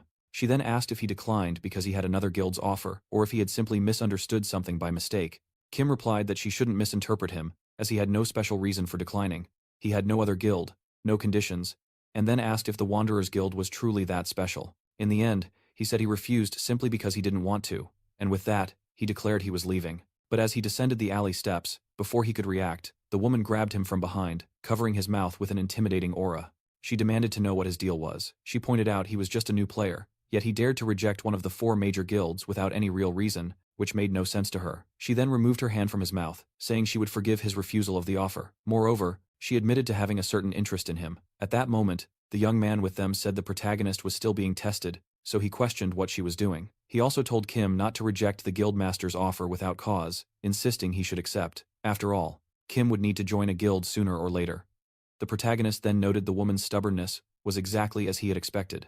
After all, it made sense, considering she was Lemayan's sister. The woman was shocked, demanding to know how he knew of her relation to that person. Kim simply replied that he knew many things, including her stolen name. Realizing the protagonist knew about this, she unleashed a massive amount of mana so potent it reached the sky. At this moment, her assistant felt the situation was dire. Guildmaster Yuayan's real name was Lim Ayan, and the CEO of the Yeseon Group, Lim Chongyan, had raised her as an illegitimate heir. However, when another daughter was born into the family, her name was stripped from her, and she was cast out as an outsider. The fact she changed her surname upon becoming a player was a secret only a few people should have known. With her hands tightening around the protagonist's neck, she asked how he dared to spout such nonsense in her presence, and questioned if he was missing a few screws. The protagonist retorted that she was the one who had started it. At that moment, his assistant notified him that a mysterious force had successfully resisted the spirit of the Amazon. Kim then grabbed her arm, unleashing his energy. Once again, his assistant informed him he had successfully countered using the spirit of the Night King. With his energy alone, he threw the woman backward. Stunned, she wondered what kind of power he possessed. Kim thought to himself that not only had he resisted an S-rank player's power, but he had also reversed it. He then ascended the steps toward her, pinning her against the wall. Staring her down, he warned her not to cross that line. For a moment, the woman blushed faintly. Her assistant, feeling awkward, wondered if Kim had actually said those words. Days later, during the third round in ancient Rome. Unlike the first and second rounds, which were not public, the third round would permit spectators. People from the industry, participants, and their families, and even civilians were present in the arena as the audience for the tests. Among the civilians was Yui Yang, disguised to watch the event, still blushing from her encounter with the protagonist. Among them was also the protagonist's father, who said that, thanks to Kim, he could experience something like this. His mother, however, asked if everything would be all right, as she had heard player tests were extremely dangerous. At that moment, a young man told her not to worry, because Kim was incredibly strong. He added that Kim could defeat all the other players with a single blow. This young man, fully confident in the protagonist's abilities, is Guang Jae-young, his cousin, and also the president of his fan club. Nearby, a woman in the stands overhears, knowing she needs a career-saving headline. Her name is Kim Gija, a rookie reporter for SSY Economics, about to be fired.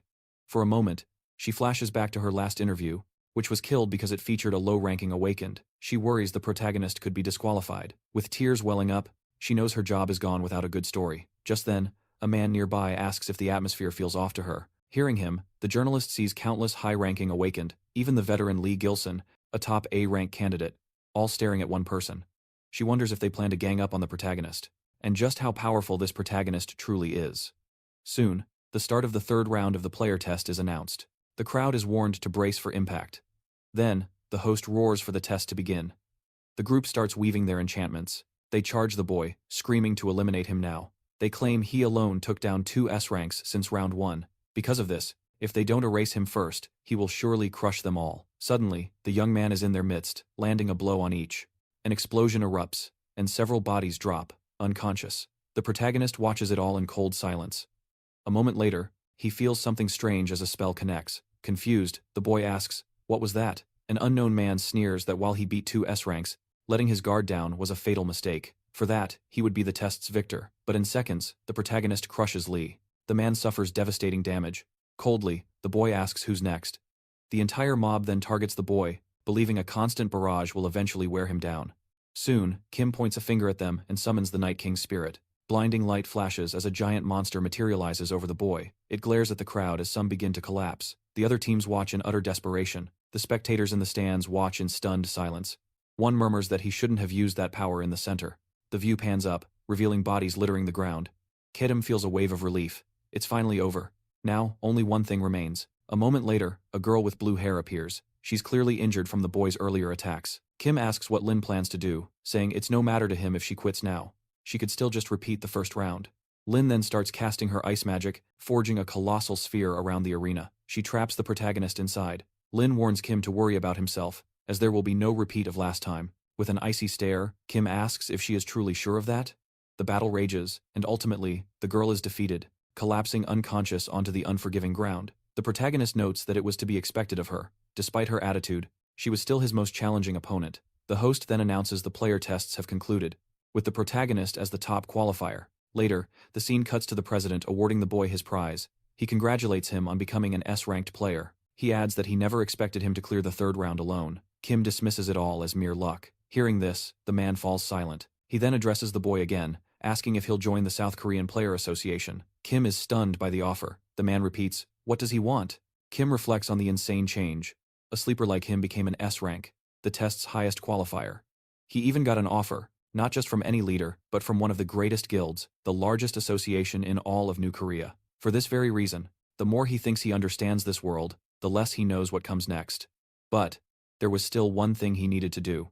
And so, he refused the offer. He believed that operating solo was superior to joining one of the 4 major guilds, or the association. For that reason, he offered an apology for being unable to assist the man. Hearing the protagonist's words, the man was taken aback, then erupted in hearty laughter, saying he'd never imagined Kim would choose solitude over the might of the great guilds or the association. This revealed the young man's staggering self-confidence. Because of this, the man proposed an alternative path, instead of simply joining the association. He asked if Kim might be interested in the Asian exhibition games.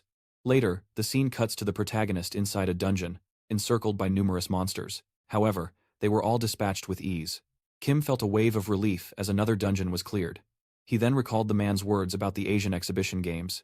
It was a festival where associations or guilds from each Asian nation selected 5 of their finest representatives. These representatives would hunt monsters and compete against one another. To be chosen, however, required a proven record of powerful monsters vanquished. A memory surfaced of the man saying that given the protagonist's current pace, it presented a great opportunity for him. Kim mused that talk was cheap. To reach a level of merit others took years to build, a feat straight from a level-up manhwa, he'd need to hunt in far deadlier dungeons. Yet, despite clearing every dungeon that appeared in Korea this past month, he had failed to accumulate significant merit, nor had he grown as much as he'd hoped. As expected, the entire endeavor was extremely dangerous. Even so, there was no other choice but to venture to that place. The scene then shifts to a mansion, a glass falling in haunting slow motion. At that same moment, a man is being violently choked. The victim begged the president to calm down. The enraged man roared that Herdesu was still hospitalized, while the culprit walked free. He demanded to know how he could possibly be calm under these circumstances. Moments later, the man crumpled, unconscious, to the floor. At that instant, a girl appeared, announcing a visitor from the malicious guild. The president questioned why they hadn't yet dealt with the protagonist after the fortune he'd paid. He vowed to handle it himself, but flinched as an intimidating aura flooded the doorway. An unknown man materialized, apologizing for his son's outburst but insisting it was better to regain composure. He questioned if Tessa's true goal was to waste resources on this kid. The man introduced himself as the vice master of the malicious guild, known only as Shadow. The scene then cuts to a shimmering portal in another location. Meanwhile, someone is seen emerging from it. Shortly after, a man calls out to him as he stands before a door. The man addressed him as a ranked player, stating the alchemists were ready to assist with the auction. Introducing himself as Park, he said it was an honor to meet him. He then asked if he might get the protagonist's autograph, calling his performance in the third test absolutely sensational. Park explained this was Asia's most prestigious auction district. It hosted the grandest and largest auctions on the continent, with items of unparalleled quality. The district even boasted features like automatic translation capabilities. Among its many virtues, East Point was distinguished for numerous reasons. However, what truly commanded attention, its crowning achievement, was its impenetrable security. Bodyguards at the auctions play a vital role, but the teleportation points were constantly shifting, making unauthorized access impossible. As a result, there hadn't been a single security breach in decades. Observing this, the protagonist conceded the title of Best Security System was well earned. Yet, on this very day, a terrorist attack by an S-rank villain was fated to occur there. Sometime later, an announcer proclaimed the moment had finally arrived. The auction's most coveted item was revealed, a potion that, with a single sip, could increase one's health by 20 points. Meanwhile, observing it all from the shadows above was the protagonist, thinking that all he had to do now was wait for the terrorist to make his move. Killing an S-rank villain would grant him more merit. However, the lack of information was a significant problem. All he knew before returning was that East Point had suffered brutal losses, and the attack's leader was an S-rank villain named Narendra. For this reason, he needed to know who stopped that man. At that moment, security appeared. Kim, in turn, asks who was in charge of security at that location. The security guard questions why he wants to know, and the protagonist responds it is just out of curiosity. At that moment, the announcer's voice echoes again. He notes several S-rank players are present, seemingly heading toward a specific area where they ultimately encounter the protagonist. An unknown man asks if by any chance his name is Kim. The security guard says the man is an S-rank player from Japan and the chief responsible for security here. For this reason, Kim must be extremely wary of him. The guard explains he's called the Demon, notorious for betraying his own allies.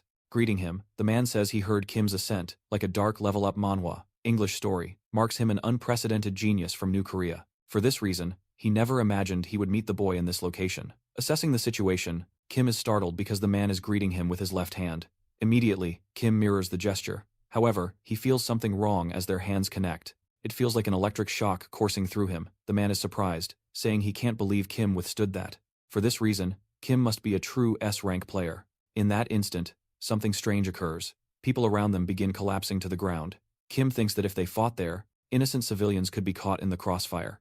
The man remarks that it seems he went a bit too hard on the rookie who just hit S-rank. Shortly after, he releases the protagonist's hand and steps menacingly closer. He warns that not all S-ranks are equal, and that while he doesn't know Kim's purpose here, he should cease any foolishness and know his place. As he departs, he tells the boy to enjoy the rest of the auction. Watching this unfold, Kim remains silent, thinking this situation is more complicated than he anticipated. The scene cuts to another building. A group of people appears to be heading toward another group. Someone demands to know who these people are and how they breached security. An older man replies it doesn't matter how they got in, as there's only one portal control room, and if they've reached this area, their target is meant to be eliminated. He adds that the task should be left to him, as an A-rank player can handle it with ease. Time passes. The scene then shifts to a monster slaughtering several people.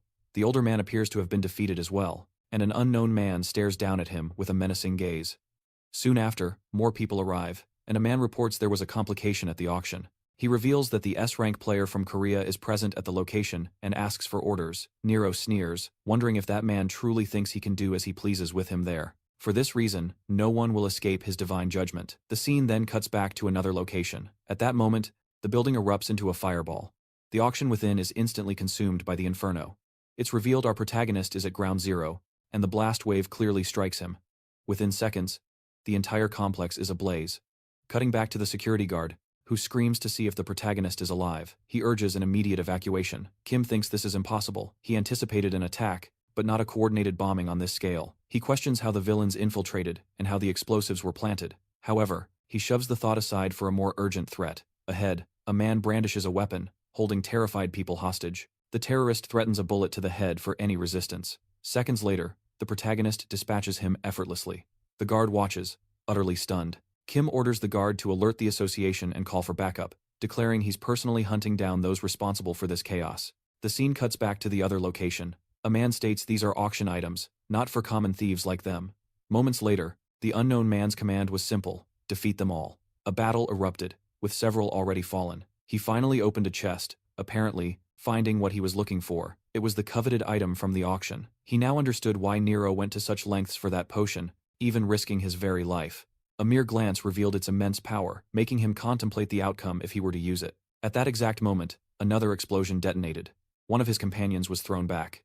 The leader, however, had no idea what was happening. One of his men warned that an enemy was near. Another subordinate remarked that the foe's appearance seemed familiar. However, in the next instant, that subordinate was struck down. Then, the two in front of him met the very same fate. The man, shocked, realized the ability must be stealth.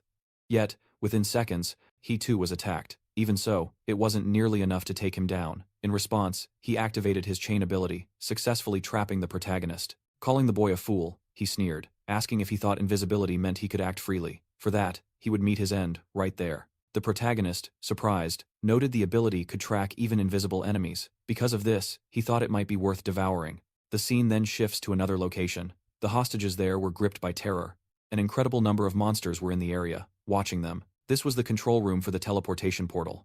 Above them all, Nero declared that everything was going according to plan, and with this, everyone would fear the existence of that god even more.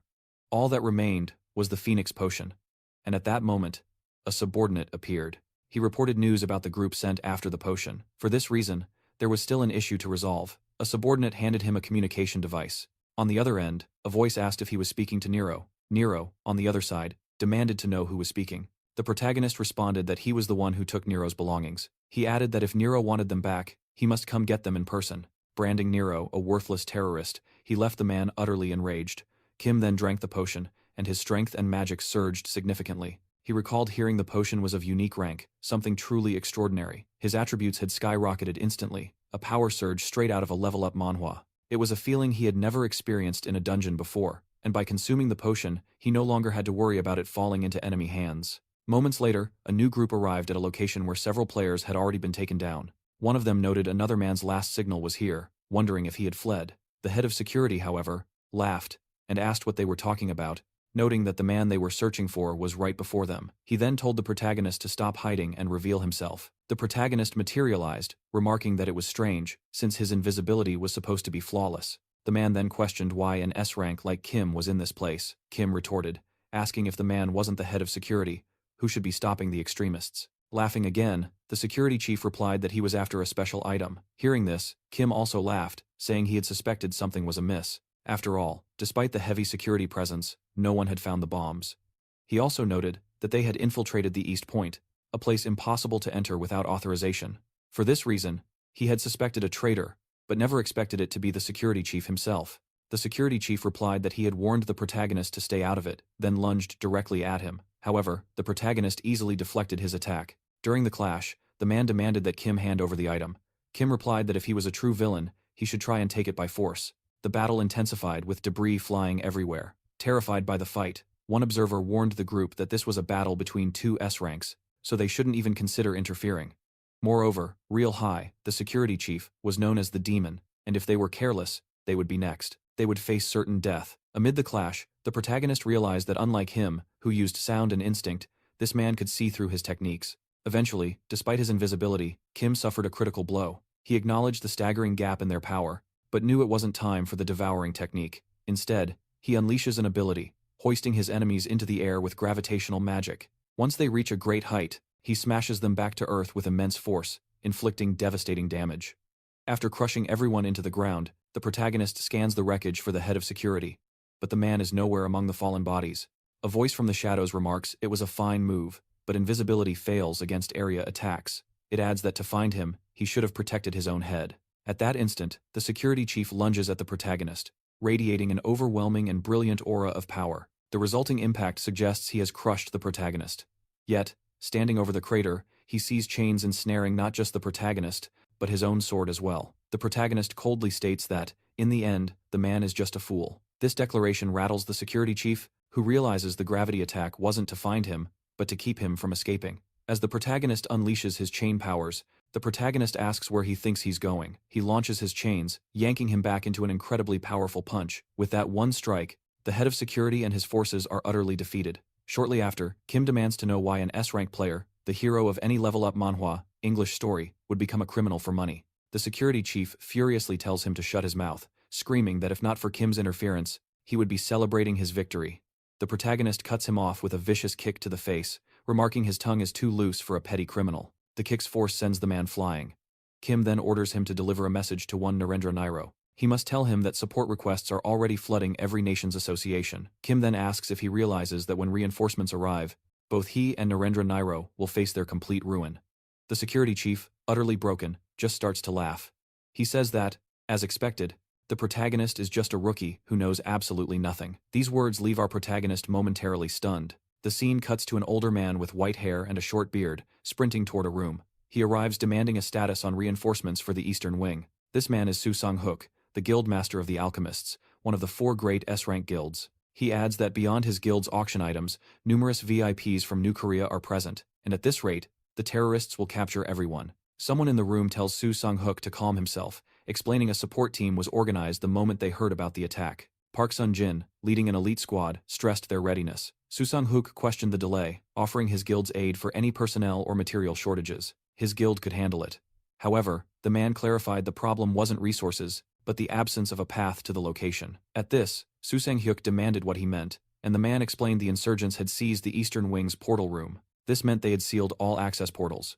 But he assured them the situation was contained. After all, 2 S-rank players were on site. Kim Taihun, a newly minted S-rank, and on the opposing side, only Narendra Nu. Until the portal is re-established, the 2 players should manage the situation, and could even defeat Narendra Nu. At that moment, a woman entered the room. Hearing these words, she countered that such confidence was only valid against an ordinary S-rank. This woman was none other than the renowned player, Yu Young. Back to our protagonist, the aggressor asked if he'd ever heard of the skill Demon's Pact. Kim, however, appeared to have no clue what this ability was. The aggressor explained it was Narendra Nu's most terrifying art. It allows him to consume offerings and, based on their quality, summon demons of equal strength. Intrigued, the protagonist wondered what kind of offerings these could be. Thus, the aggressor asked what else Kim thought he would sacrifice, if not people. Meanwhile, Yu and the others were discussing Narendra Nu's powers. Upon learning of his abilities, the men in the room were utterly horrified. The man stated that at least hundreds of hostages were in Narendra Nu's grasp. An elder added that Nu was known as one of the strongest among S-rank players. If he used hundreds of souls as tribute to summon demons, it would be a cataclysmic disaster. Simultaneously, the protagonist was dismantling the head of security. Taking blows from the protagonist, the man began to laugh, saying Kim might have been lucky until now. But against Narendra Nu, he wouldn't have a prayer.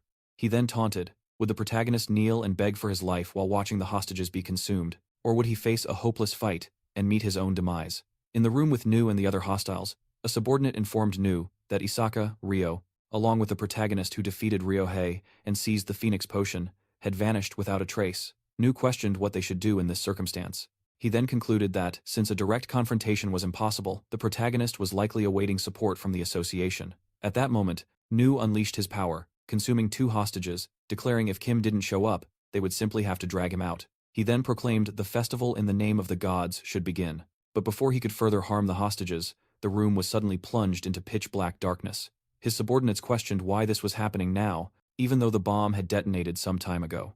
Even in absolute darkness, Nu noticed the captured hostages had vanished in an instant, which could only mean one thing. Shortly after, the protagonist materialized behind Nu with his magical chains. Wielding his chains, Kim landed a clean strike on Nu. Believing he had won, Kim celebrated prematurely, thinking he had captured him. But from the folds of Nu's head, several serpents erupted to counterattack. These snakes, imbued with fire abilities, triggered a massive explosion to shield their master. Despite the blast, the protagonist managed to evade it. Assessing the situation, Kim wondered what madness it was to conceal monsters inside one's own head. Near the hostages, one of them asked if he was player Kim, and if he was there to rescue them. Terrified, the hostages pleaded for help, crying that these monsters had appeared from nowhere. Another hostage promised a great reward if the protagonist saved them. However, Kim told them they were in the way, and used his chains to fling them to safety. Immediately after, several of the villain's monsters charged at Kim. They seemed to land a devastating hit, but Kim emerged completely unscathed. Using his previously cast magic, Kim tried to pin the monsters to the ground, but it had no effect on them. Even with his powers, the monsters still managed to move and retaliate, leaving Kim stunned. As the monsters swarmed the protagonist, Nu laughed and called him naive. He explained the creatures from his demonic pact were a different breed from the monsters Kim had faced. Thanks to his pact with the demon, Nu held total control over all monsters he created. His power made them far more resistant and much stronger than ordinary creatures. He'd also remarked that felling the head of security hardly meant Kim could challenge the gods. Meanwhile, the hostages noticed the protagonist was being completely overwhelmed. One captive remarked that Kim had ignored their cries, doing whatever he wanted, and still couldn't defeat a single monster. Hearing this, another hostage defended Kim, telling him to pay closer attention. Pointing to the fight, he explained that because of the protagonist, the monsters weren't even looking at them. Despite the immense pressure, Kim hadn't run away, and he hadn't allowed any of the monsters to approach the hostages. Even those flung into the air had been evacuated to a safe place from the fight. With tears streaming down his face, an elderly man declared that from the beginning, the protagonist had been trying to save their lives, and they hadn't seen it. Moved by his words, all the hostages began to shed tears, their sorrow turning into cheers for the protagonist. The protagonist unleashes his chains to fend off the monsters. Angrily, he snarls that enough is enough, they should all shut up and stop bothering him. Hearing this, everyone in the room is outraged by what they just heard. The protagonist then comments the hostages are only in the way, and these monsters seem endless. He adds that it's so disgusting he can barely stand it. Hearing these words from the protagonist, the hostages appear angered by his remarks. Meanwhile, Nero bursts into laughter, asking if the protagonist has already admitted defeat. At that moment, the protagonist calls out for player Jian Wang, who has appeared to end this mess. Shortly after, Jian Wang enters the room, prompting the terrorist leader to question his identity and how long he had been there. Entering, Jian Wang apologizes for the delay and declares the real fight is about to begin. Moments earlier, after Kim defeated the traitor, he told Jian Wang the escort squad was actually aligned with the terrorists. Jian Wang asked if this all happened while he was still outside. Kim replied his current concerns were elsewhere. He explained the portal control room was likely infested with monsters. If it were just the monsters, it wouldn't be too problematic, but they wouldn't just stand by idly. More importantly, the hostages might get caught in the fight. That is why he needed Jian Wang's portal manipulation ability. Jian Wang hesitated, saying he'd like to help, but couldn't locate the exact point, which made accessing the association impossible. Hearing this, the protagonist assured him it wasn't a problem. He needed one thing: to clear all monsters from the room.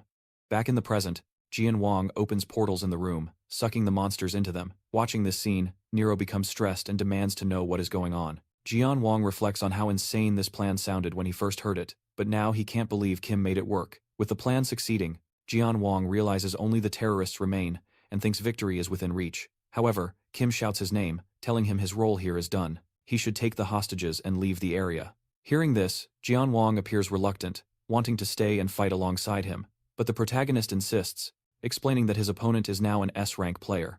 From here on out, he won't be able to protect anyone during the fight.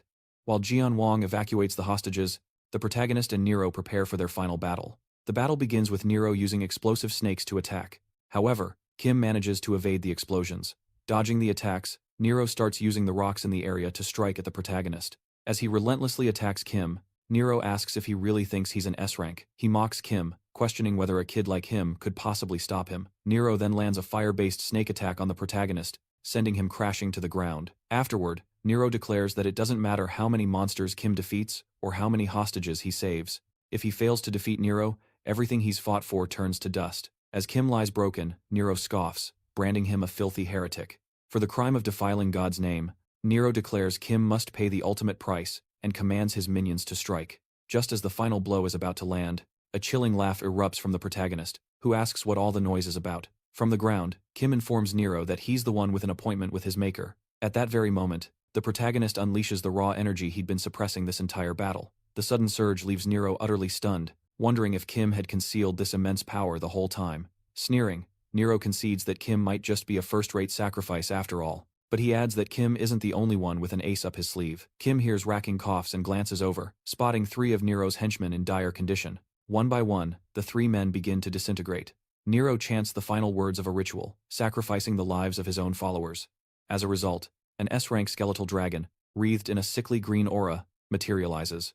Meanwhile, Jian Wang fights desperately to protect the hostages. One henchman yells, wondering what the deal is with these people, while another guesses they must have escaped from a higher floor. The man concludes that since they fled from above, there would be no issue with ending their lives. But before they could harm the hostages, their own lives were claimed as sacrifices for Nero. Still in the fight, Kim found himself increasingly overwhelmed by the dragon. Astride the beast, Nero taunted Kim, declaring that dragons are the ultimate power. Desperate for an escape, Kim fired a chain to the ceiling, attempting to ascend to the next floor. In that critical instant, he wondered about the monster's origin. But with no time to process, the beast reappeared before him. Before Kim could even react, the dragon slammed him with its tail, sending him careening through the air. Nero shrieked maniacally for the protagonist to just die. In that brief moment, Kim tried to unleash a power against the dragon, but it had absolutely no effect on the creature. Following this failed attempt, the dragon unleashed its emerald flames, completely obliterating the surroundings. Watching this, Nero noted with surprise that despite the overwhelming attack, Kim had somehow managed to survive. At the same time, the protagonist clung to the walls with his chains, his body devastated and utterly battered. In that moment, Kim realized the monster was absurdly powerful. He couldn't believe he'd barely withstood its attack, even using the full power of predation. It made him question if this thing was truly just S-rank. But considering the sheer force it was exerting, there was no way its summoner could emerge unscathed. Even in his current state, the protagonist realized Nero himself was nearing his limit. With that knowledge, if Kim could just hold on, he might actually survive. Immediately after, Nero began to laugh, calling him a filthy unbeliever. He sneered that he could see his plan. Since a direct assault failed, he must be trying to stall for time. By his own admission, it wasn't a bad strategy. However, Nero warned him that such petty tricks were useless against him. Then, Nero directed his dragon toward the hostages, intending to annihilate them all in one fell swoop. It struck the building, causing catastrophic damage. Immediately afterward, reinforcements finally established a full connection with the emergency portal, locking onto the coordinates of the building's eastern point. At that moment, a woman stated that her nation and New Korea were the only 2 countries connected. And even for a player of his caliber, she voiced her concern that entering the portal now would be incredibly dangerous. Hearing this, the player dismissed it as nonsense. He urged her to consider the immense danger the boy was facing right now. This gave the woman pause, as the man declared they were entering the eastern point immediately. Their mission: eliminate the terrorists and rescue their comrades. On the other side of the portal, the hostages targeted by the dragon's attack were, miraculously, still alive. And standing before them was the protagonist, fighting to shield them from harm. Laughing, Nero said he fully expected the hero to choose to protect them, and in that case, he told him to burn to ashes. Seeing the protagonist in such a desperate state, the man warns him to forget them, asking what good he'd be if he ended up dead. His words strike true. A head-on fight is suicide. The only path to victory is forcing Nero to his breaking point. Yet, he refuses to surrender, his mind racing for a way to save every hostage. As he desperately seeks a solution, a faint voice echoes from behind, whispering they couldn't hold on any longer. Startled, the protagonist whips around, but sees only his fallen comrade, motionless on the ground. Then, an unnatural power surges through him. His protection rank is forcibly adjusted as his power level spikes to A rank. His abilities shatter their limits. His body can no longer contain the predation power, and confusion floods his mind. He questions what's happening as his powers surge uncontrollably. Predation, just A rank moments ago, has now hit S rank. A violent explosion of energy erupts. The entire area grows dark and ominous, making even Nero wonder what is unfolding as the protagonist's power continues its terrifying ascent. His system warns that predation is now irreversible. In agony, he wonders if the power has finally spiraled out of his control. Recalling the voice, he wonders if the king gave him this power. As his body disintegrates, he thinks it's ridiculous to die this way. A meaningless death, after all he's done to get here. For him, no matter the cost, he cannot die like this. His will fights as his body dissolves, and he falls, immobilized. Observing this, Nero wonders if he lost control of his own ability. However, a devastating energy erupts nearby, a truly ridiculous amount of power. For Nero, it was baffling how the protagonist could be overwhelmed by his own power and pass out. Yet he questions why the ability rages on while the protagonist is unconscious. Nero roars at how a mere unbeliever dares this, vowing to kill the protagonist himself if this is defiance. He and his dragon advance on the boy, but a power blast hits him, and his dragon loses a leg. Nero is confused, wondering what's happening. Soon after, the old man sees the protagonist standing amid several enormous, furious monsters surrounding the building. Kim Taihun laughs, recalling the man calling himself a god. Terrified, Nero asks who that is, as it's no longer the protagonist. The young man says the old man shouldn't worry, because he's already dead. He then strikes Nero and his dragon with a new ability. The protagonist suddenly finds himself in his subconscious, bound by chains. He questions if it's stone skin or paralysis. A demonic entity appears over the boy. In agony, Kim Taihun claims the abilities are his. The demon just laughs. It mocks that the power was never his, and he must pay for what he consumes. The creature advances on the boy. However, the protagonist falls from bed, wondering if it was a dream. He has no injuries. His right arm, which collapsed from consumption, is also fine. Seong Jin enters. Over lunch, he says the association and alchemists provided the house after the terrorist incident. He mentions Ryohei was arrested, and that considering the terror's scale, many people survived, and his relatives visited. Seong Jin adds, his medical results are clear. He stayed due to concern for the miners. The protagonist is silent, saying he clearly lost consciousness fighting the Golden Alpid. He asks the man what happened then. After Nero's defeat, a civilian asked what that entity did to the protagonist. Kim Taihun used his ability, and the man coughed up blood. The demon smiled, said it would retreat, and then the boy fainted. Later, Seong Jin's men arrived, confirming survivors. A woman said everyone lost consciousness but had no life-threatening issues, but the miners and the Golden Alpid were missing. While holding the protagonist, the man wondered what happened. Seong Jin says survivors only recall the boy stopping the Golden Alpid, but not the details, as if their minds were altered. The man stands, believing it's the miner's work. As he leaves the room, Seong Jin tells the protagonist to take care, and that he will call if there is more information. Kim Taihun thinks about his regenerated arm, and wonders if the Golden Alpid was also a victim of the consumption.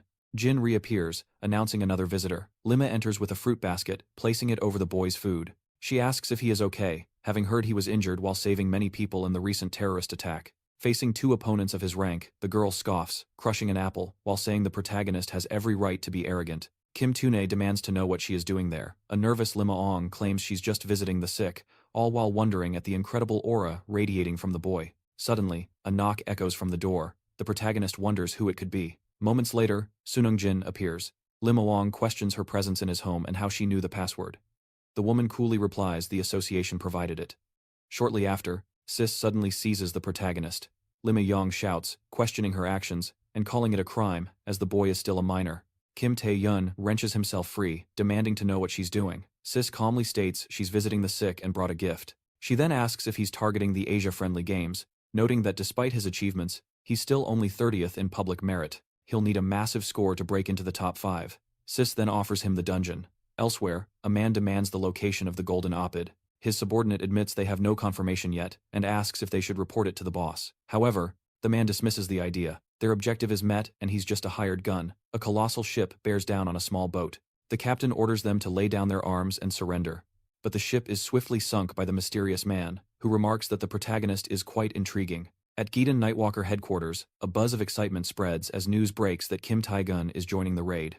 Sis remarks that even with raid rights granted to the boy, they will still control all item distribution and team composition. He is stunned to realize her gift is access to the Fire Temple Gateway to the Scorching Flame, the nation's second discovered double dungeon. Before his regression, the Nightwalker Guild conquered this raid, but at the cost of near total annihilation. The risk is immense.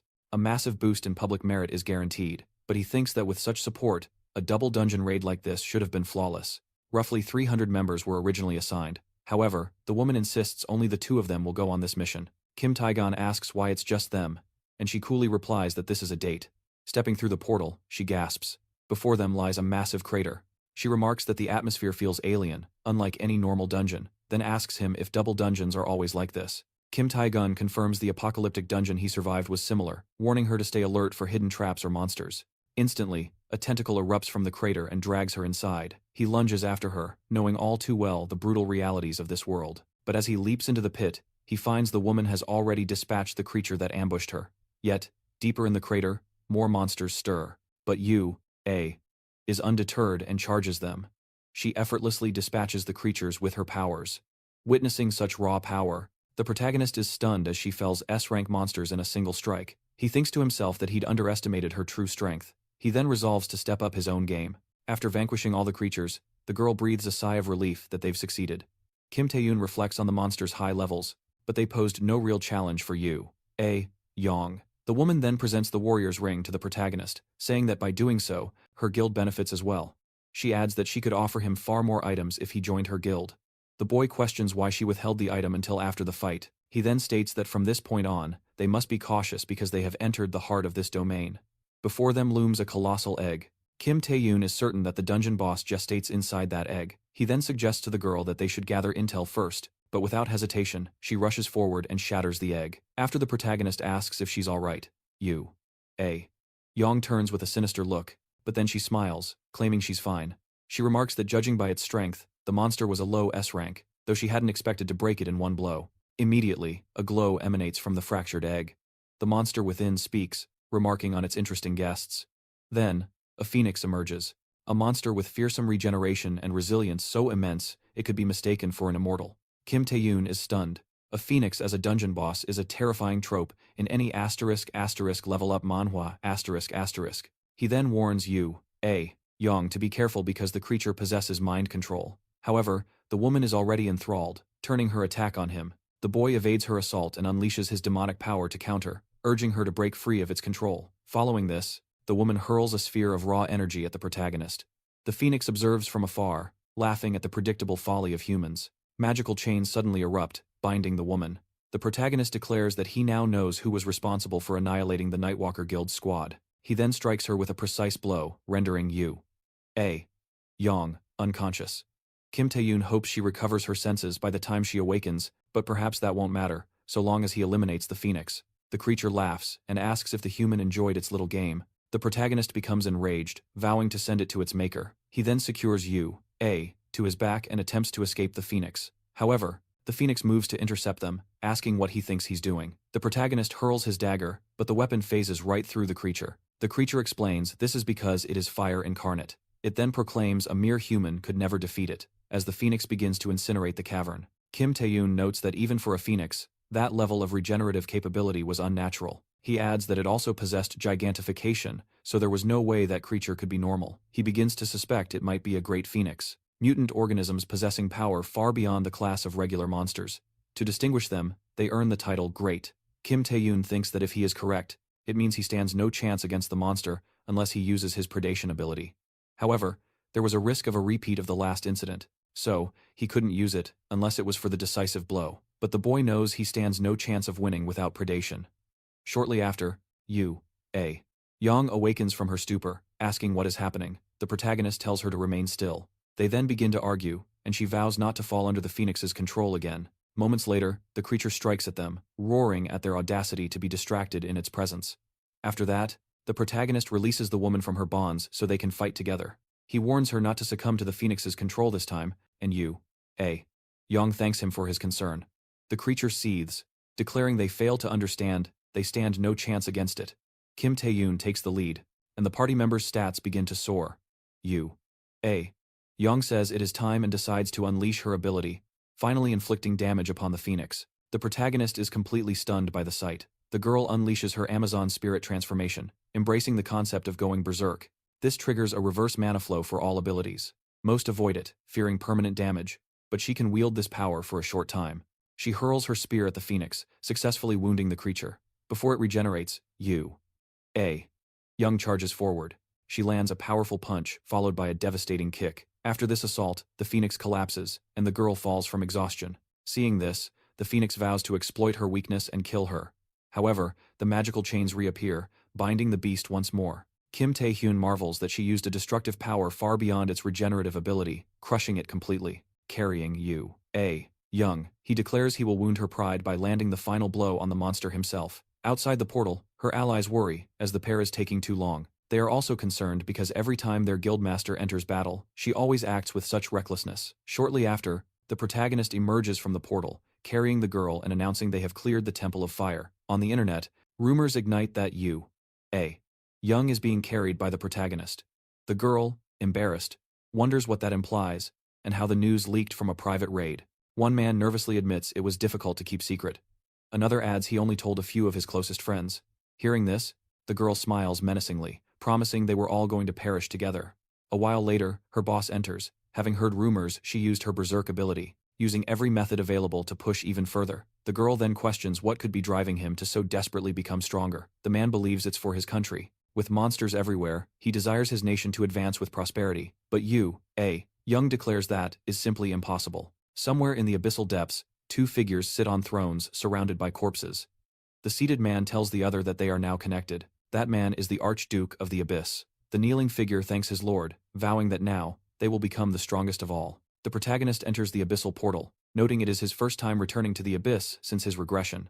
A person appears, welcoming the boy and introducing himself as Paulo Becker, a member of the World Player Association and manager of the Abyssal Depths District. This is the boy's first time in the abyss, according to their records, which the protagonist confirms. The man explains he must hire players as guides or mercenaries. The World Player Association created player zones, which are camps and safe areas to help explore each district of the abyss. However, the depths are perilous, with constant threats of monster ambushes. Thus, the protagonist needs to hire players to accompany him, but he calmly states that it is unnecessary. Soon after, a massive worm erupts from the ground right behind the boy. Yet Kim Taihun instantly eliminates it, reassuring Paulo there's no need to worry, he is just taking a short stroll. He then sighs in relief, seeing no one else was around. After defeating the Great Phoenix in the Fire Temple, the protagonist met the 200 magical power requirement needed to activate the demonic contract. However, the ability has fundamentally changed. Instead of controlling monsters, it can now create portals. The boy wonders if this is another effect of predation. He thinks it would be better to have a powerful creature than to carry around dozens of monsters. So, he decides to use the amplifying stone, temporarily enhancing his powers. The demonic contract is activated, initiating the creation of the gate. Kim Tae-hyun crosses the gate and finds a massive castle on the other side. Seeing this, he reflects that he has never heard of this place in the abyss and wonders exactly where he is. 3 demons then appear behind him, attacking and causing a massive explosion. Yet, the boy remains standing. Upon seeing the protagonist's dagger, the demons remark that it is a dangerous weapon. Kim Tae-hyun realizes these creatures are succubi. Succubi are monsters that drain men's energy through mental attacks like illusions or brainwashing. Kim Tae-hyun charges at the demons, intending to defeat them if they are targets of the contract. However, the succubi easily dodge his attacks. They remark that taming him will be difficult, deciding to use one of their abilities on the protagonist. The boy remains still, and one of the succubi says no man can resist her ability, but Kim Tae-hyun grabs the creature and slams her head into the ground. The other demons look at this in shock. The protagonist then points at them and commands them to bow their heads. The succubi are forced to lower their heads to the boy. One of the demons asks how a human could resist her mind control. Kim Tae-hyun responds that being interested in monsters is abnormal. He then says they should make a contract. To form a monster summoning contract, one of 2 conditions must be met: giving the monster what it desires, or forcibly seducing the creature. The protagonist thinks this will allow him to command some monsters. However, he discovers this is not the goal of his contract. Upon learning this, the boy is surprised. Suddenly, several succubi appear behind him, saying he will make a great gift for the queen. Inside the castle, several bodies are hanging from thorny vines. One of the queen's maids notifies her that a human has invaded the castle. The queen laughs and says she'll have some entertainment. Inside the castle, an explosion occurs. Several succubi are chasing the protagonist. They intercept him, seemingly trying to seduce the boy. But at that moment, he invokes his ability, successfully countering his spell and defeating them all. Observing the situation, he concludes that if the succubi are not the contract target, there is only one possibility. A monster capable of controlling all those creatures must exist, likely the queen. The boy then encounters a maid, who asks if he is an intruder and says he should proceed because the queen is expecting him. A while later, Kim is already in that room. The queen welcomes the protagonist to her palace and introduces herself as the mother of all succubi named Rosaria. The spirit reveals that she is the target of the demonic contract and that he can now form the summoning pact. Once again, the woman states her name is Rosaria. At that moment, the protagonist is surprised by what he heard because that was a monster speaking the human language. Rosaria says there is no reason to be so shocked. She states that she was once human and for that reason understands his language.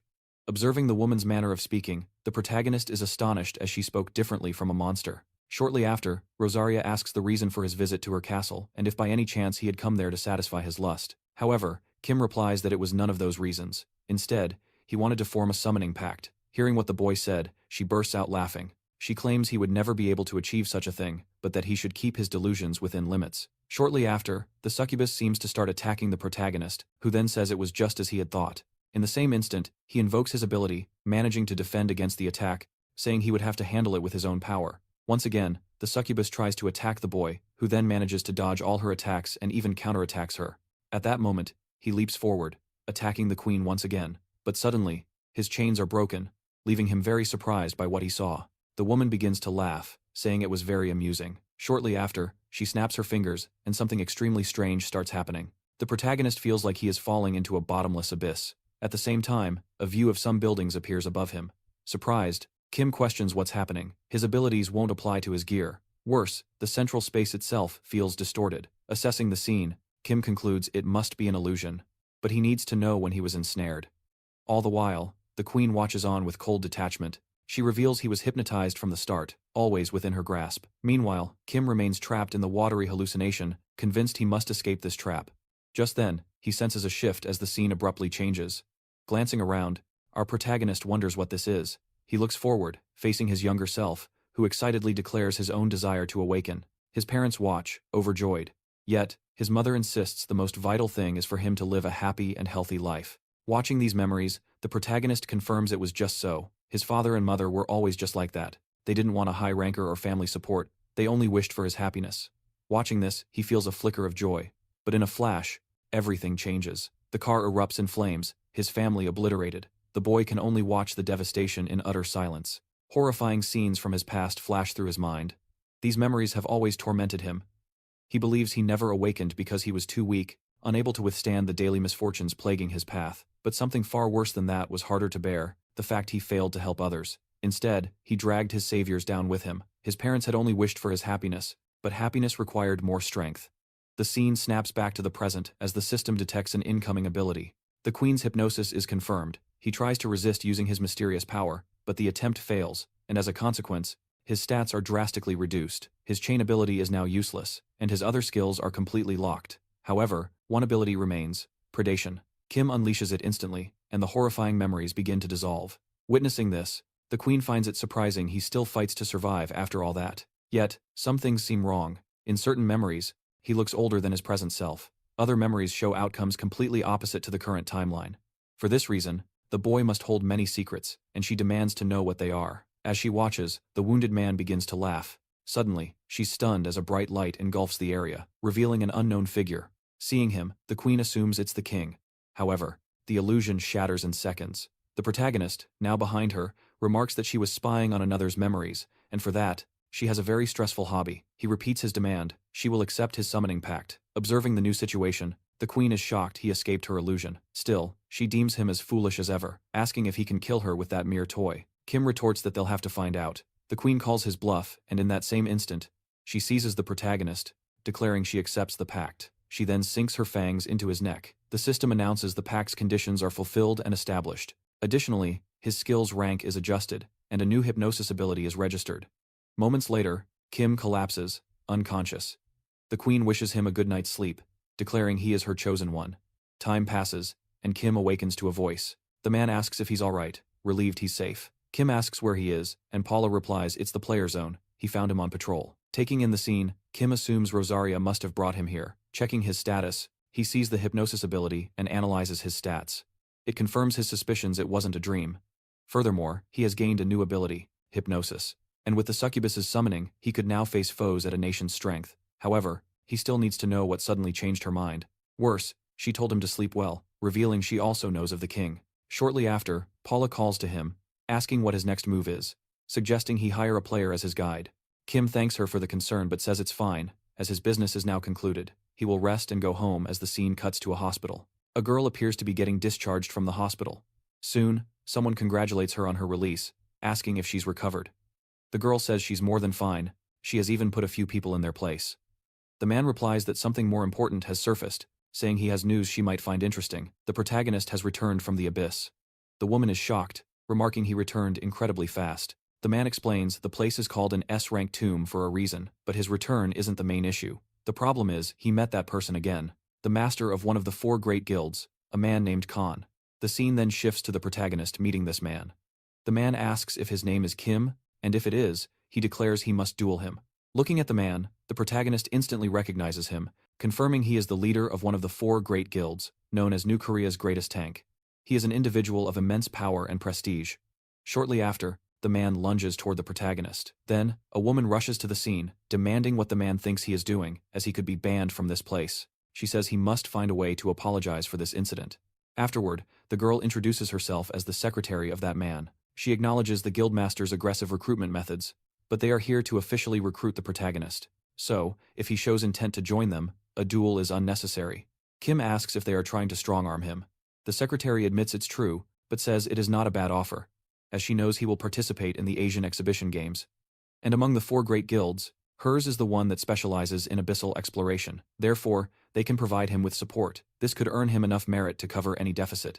Hearing this offer, Kim stays silent. Shortly after, Kang says that's enough. If he were swayed by words alone, he would have accepted their offer long ago. However, Kim replies that isn't true, because he had, in fact, changed his mind. Kang then asks if he intends to join his faction, but the protagonist scoffs at the nonsense he's spouting. He says they will do things his way, and for that to happen, Kang must defeat him if he truly wants him in the group. Hearing the boy's declaration, Kang becomes ecstatic. The scene cuts to an arena where several people are attempting to interview the protagonist. They demand to know why he accepted Kang's duel. Hearing all the questions, Kim remains silent, thinking how utterly irritating this is. Moments later, an unfamiliar girl appears. She says she must speak with him. Kim then takes the woman's hand. He remarks it has been a long time, assuming they met during the player examinations. The woman confirms this is true, and that they've been observing the situation for a while. The girl is stunned that the protagonist actually remembers her. Releasing her hand, Kim says any questions must wait, because as she knows, his business with Kang is imminent. He has no time to answer anything now. With that, he says goodbye, and begins ascending a staircase. Looking ahead, he is face to face with his opponent. It's revealed that Kang is already waiting for him. Kim is pleased. His battle is finally about to begin. The announcer begins speaking about the match. He declares the victory condition is to make the opponent kneel. As he readies himself, Kang says he will test the boy's true power, and the command is given for the battle to start. In that instant, Kim unleashes his ability. He thinks that now, with the full power of the Night Spirit, he could annihilate an S-class monster with a single strike. Yet even Kang couldn't move with such impossible speed. Observing the attack, Kang says it's not bad, but still not enough to fell him. He then flashes behind the protagonist, striking. However, Kim manages to evade, but without a moment's respite, Kang presses forward, landing another brutal blow. Again, the protagonist successfully defends against the attack, but it's futile, as Kang gives him no quarter. He advances again, driving a kick toward the boy's head. Watching this relentless assault, Kang is pleased, stating Kim is good at running, so he will hone that skill. He taunts, asking how Kim plans to win that way. Kim retorts that unless Kang hides a beast within, forcing him to kneel will be difficult. Kang sneers that for a cornered man, Kim talks too much. For that, he is truly testing his patience. Observing the scene, the crowd erupts, knowing Kang is about to unleash his final move. That attack is immensely powerful. Almost no one has ever withstood it. Meanwhile, the girl watches everything from above. She is glad to have witnessed the clash. The man beside her says, if the protagonist falls, he must join Kang's faction. The girl concedes that he is correct. However, she adds, she should have prevented the duel, as Kang's ability is the blessing of the beasts. The man explains it mimics the might of various animals, displaying incredible power in combat. For the protagonist, victory seemed utterly impossible. However, the girl disagrees, because from what she has seen, the protagonist wields power rivaling Kang's. Meanwhile, Kang's attack still hurtles toward the boy. The entire arena held its breath, awaiting the cataclysmic collision, but in a flash, the unthinkable occurred. Kang was simply broken. The crowd is stunned. The man who had never knelt was finally shattered.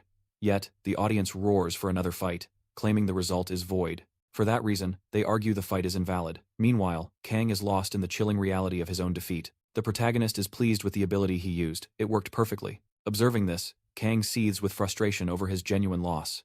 Additionally, the protagonist used a mental ability, a tactic he never anticipated. Immediately, Kang bellows for everyone to be silent, stating he didn't recognize the ability, but the loss was his failure, and the result stands. Because of this, they must calmly accept the outcome.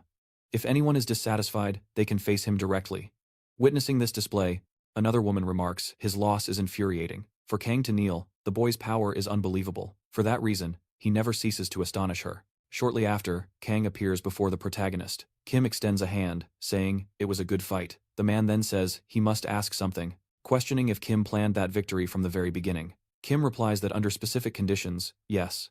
Upon hearing this, Kang grows visibly irritated but still shakes his hand, stating a promise is a promise. He asks if Kim wants money or a unique item. Kim admits that wouldn't be bad, but it is not what he desires. Kang presses, asking what he wants. The protagonist says he wants the Minotaur's labyrinth, leaving the man utterly shocked by his request. Sometime later, the scene shifts. A man asks if they are discussing the Minotaur's labyrinth, and another confirms, saying it's the gateway to an abyssal dungeon. It's riddled with traps and convoluted spaces, so they will need someone with detection abilities. Even as an abyssal entrance, many S-rank guilds and players have challenged it and failed. The guild currently holds the raid rights and is preparing to attempt it again in secret. The man, surprised, asks how Kim could know of that place and if he's okay.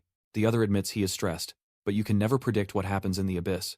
All they can do is trust those who take on the challenge. To be honest, if he were younger, he would also participate. He reflects that his current concern isn't the dungeon's difficulty, but the people involved, and he prayed his fears were unfounded. Simultaneously, a group initiated contact with the president. Apologizing for the intrusion, they stressed it was an urgent matter. They reported the Japanese Hunter Association had reached out to them. Another young man, surprised, asked what they were talking about, as the issue should have been resolved. A woman then mentioned the saint sent an invitation to a player named Kim. Sometime later, the scene shifts to the control room of the Great Association Gate. A countdown commences.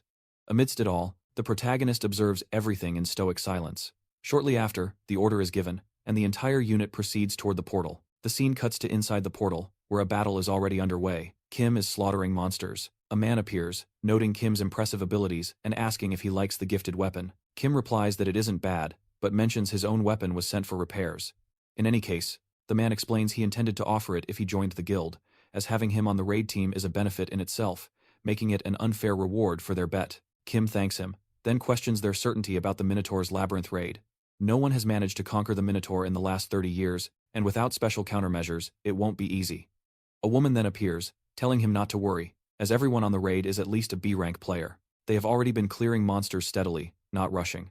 Additionally, the guild's vice leader has been detecting and disarming all traps in the labyrinth. Furthermore, they uncovered some clues about the labyrinth raid a few months ago. Hearing this explanation, Kim states that this implies only one thing. The man explains they found a monster's corpse from the labyrinth in the abyssal depths.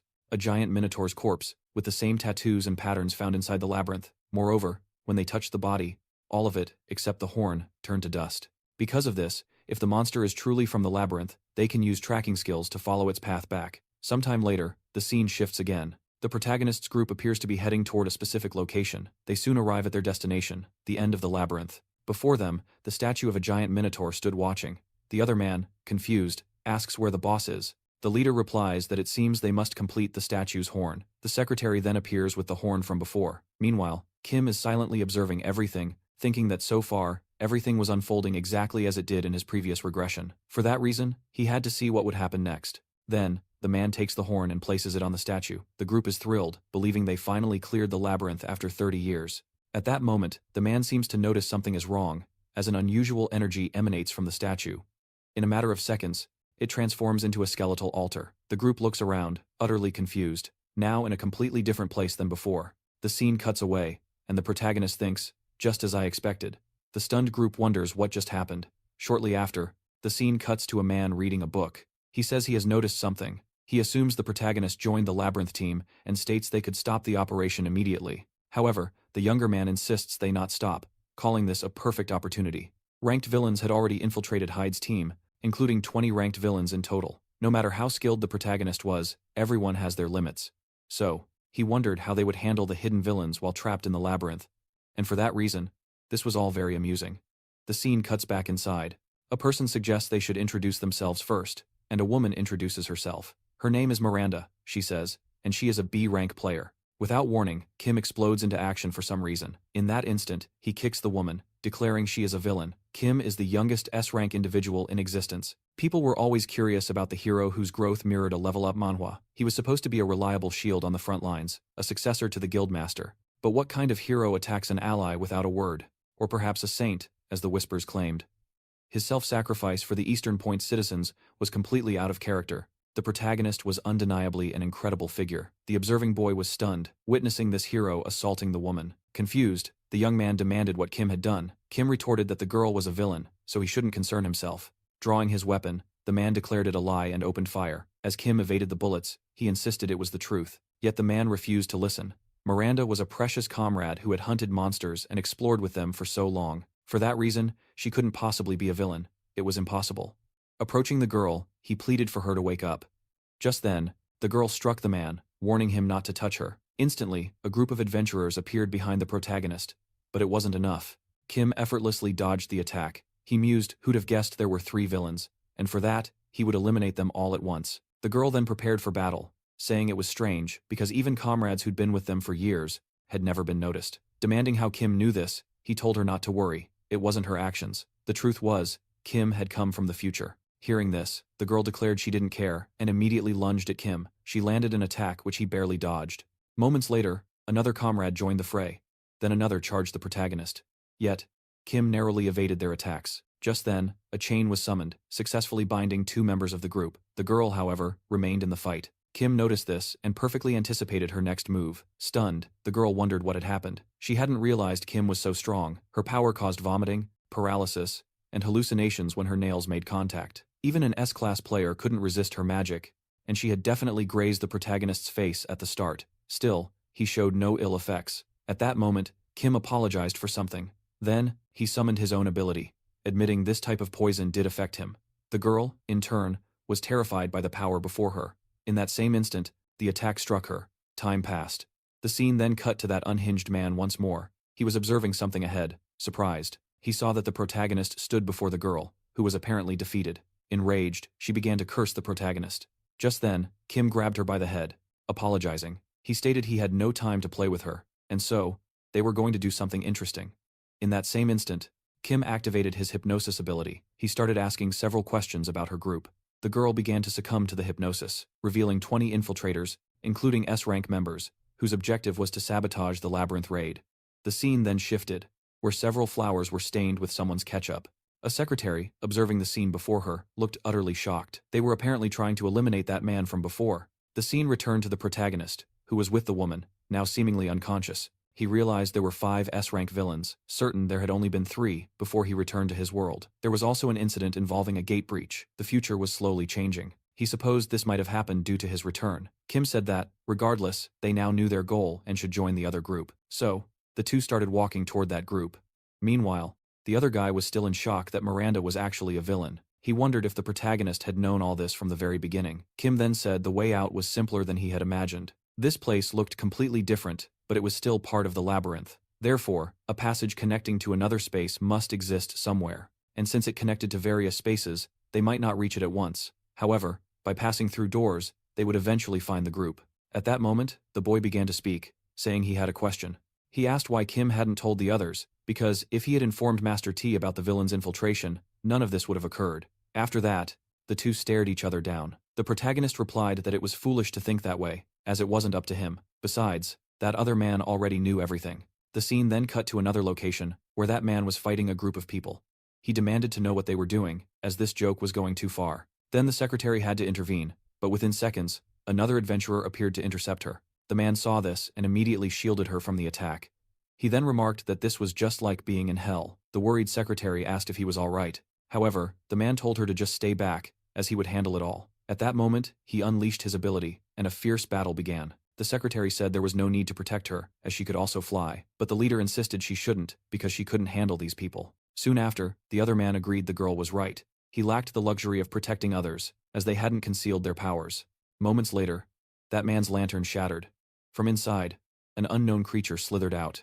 The man noted everyone present was at least A rank, with 4 of them S rank, all assembled just to kill one man. Surprised by their extensive preparations, the man thought he was a good judge of character. The other told him not to worry, as the evil guild had planned this for years. Thus, there was no way a fool like him could have ever uncovered it. The man, irritated, realized the protagonist had been right. He'd warned a villain group planned his assassination.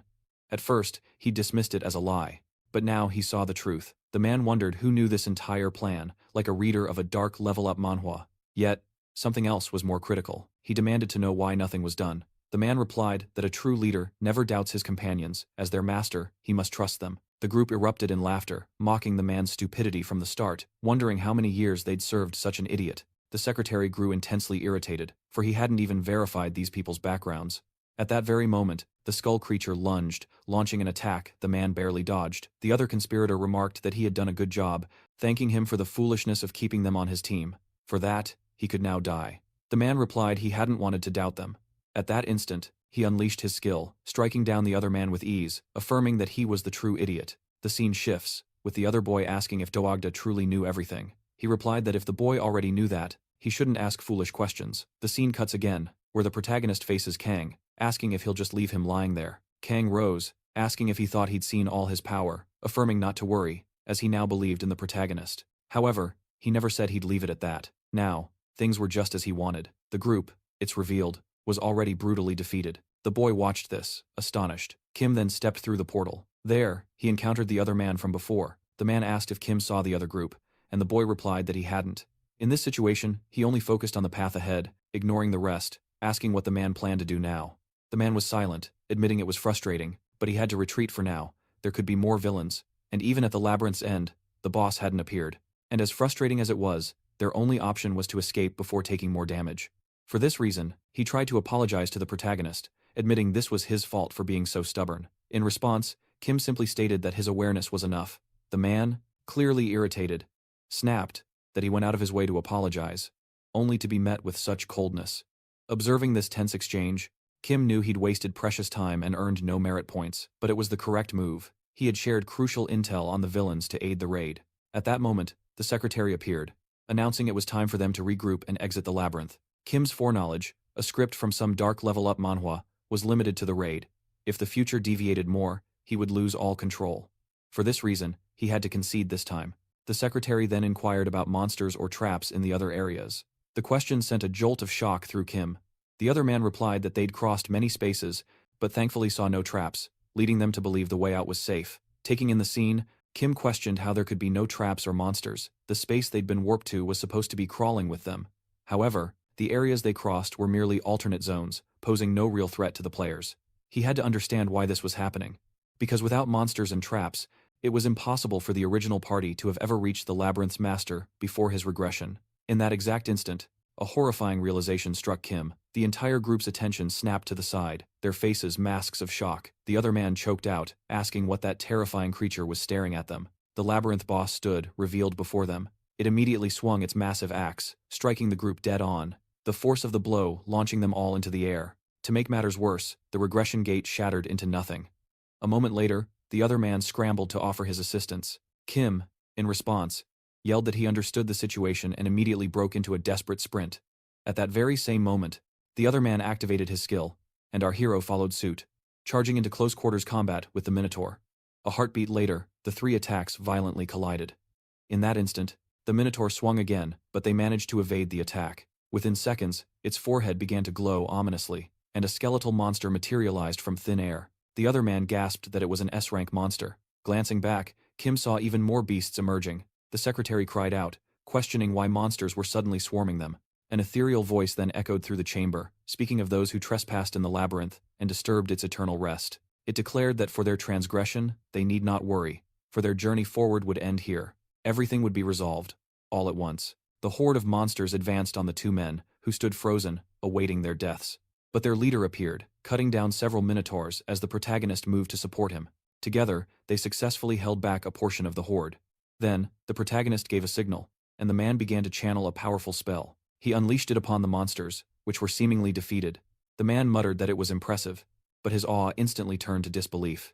Despite the severe damage, the monsters were still alive, their menacing gazes fixed upon the group as they began to stir. At that moment, they started gathering energy for an attack, firing it at the other man, who narrowly dodged and countered with a powerful punch. However, the blow had little to no effect. Assessing the situation, the man realized with horror that the Minotaurs possessed regenerative abilities.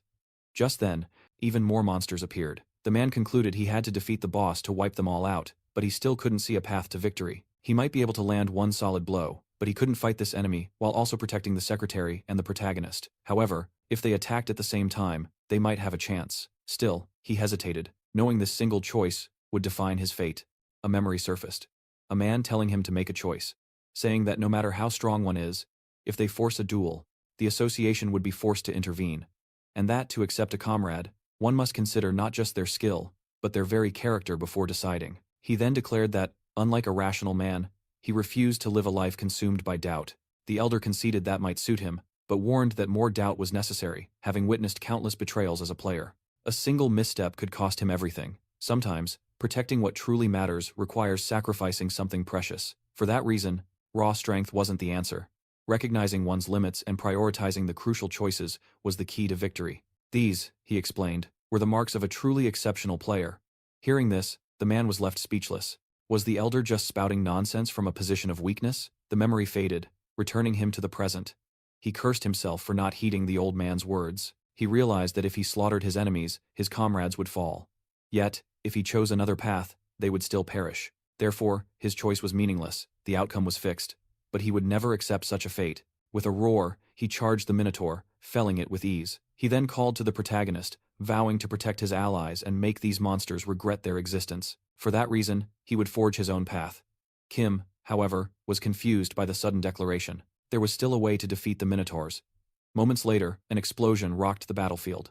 The lead Minotaur declared its decision had been made. Therefore, it was a pity. It sneered that this was the worst possible choice he could have made, but even so, it would change nothing. The end result would be the same. Instantly, the horde surged toward them. Kang began preparing an assault, taking aim at the mass. The Minotaur mocked that his efforts were futile. Just then, the protagonist emerged from within the inferno. Kim began to channel his cryptic power. Kang noted that it was now his turn to act. In mere seconds, Kim unleashed his skill upon the Minotaur. A shimmering barrier shattered as the monster was struck true.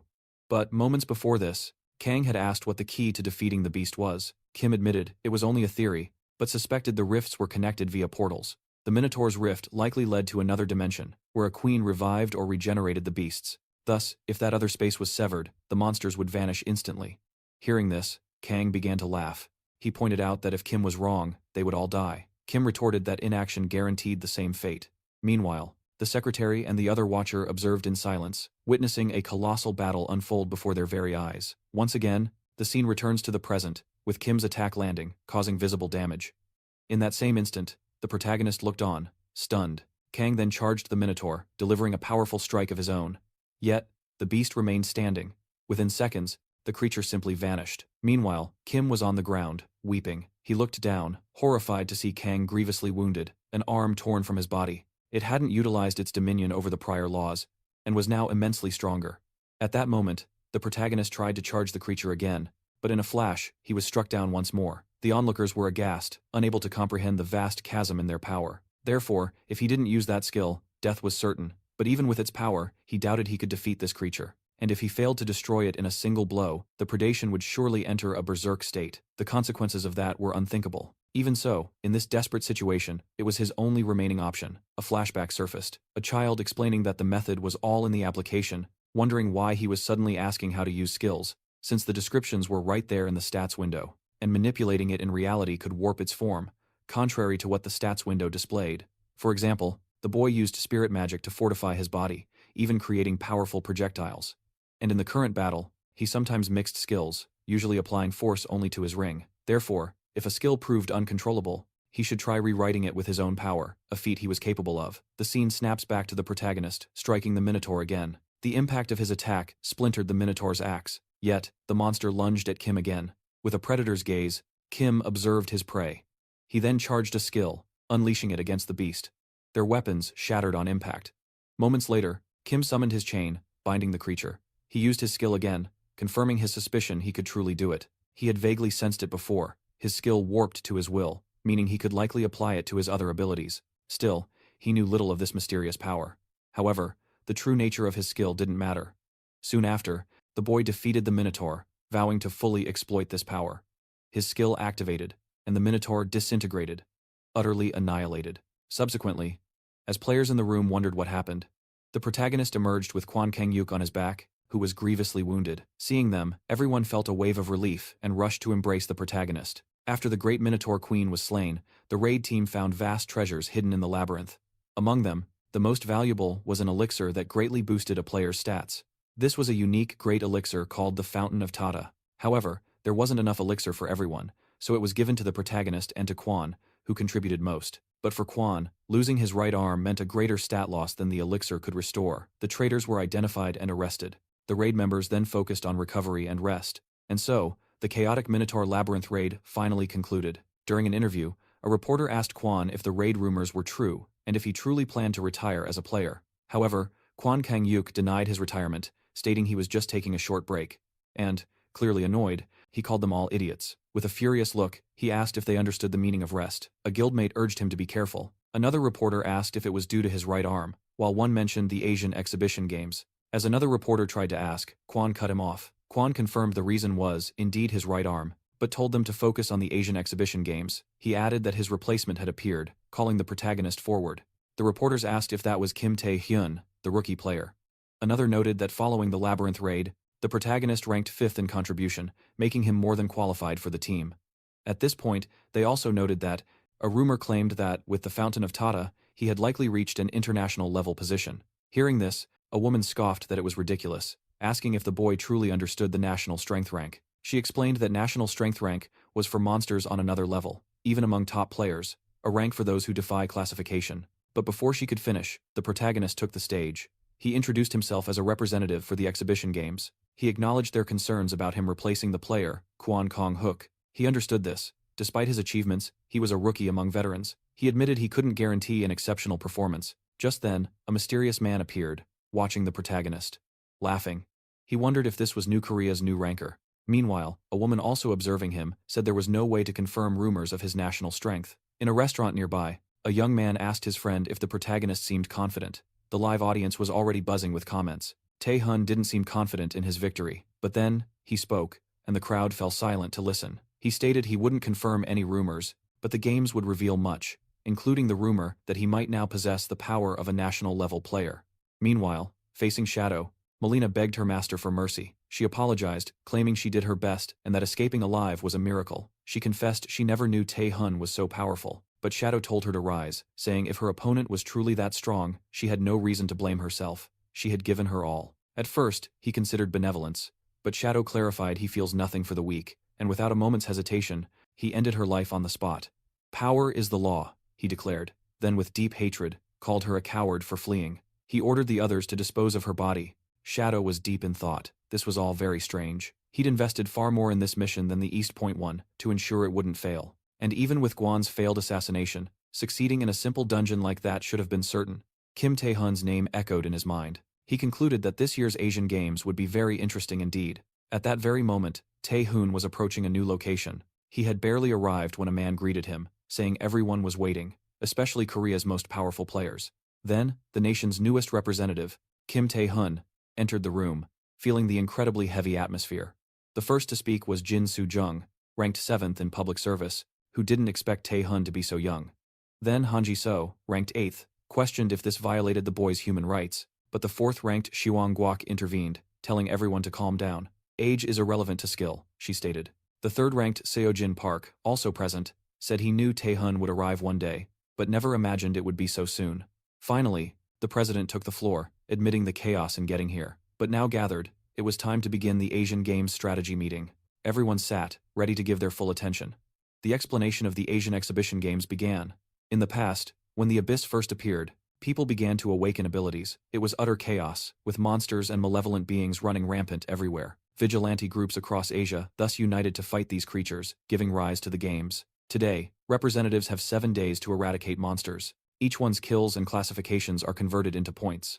And though people fear these creatures, the games have become a massive festival for the public. But the truth is, a small-scale war is hidden behind the festivities. The Asian exhibition games are not just for comparing national strength, but also for gaining popularity and visibility. The winning country takes home vast sums of money, unique items, and even rights to explore untouched dungeons.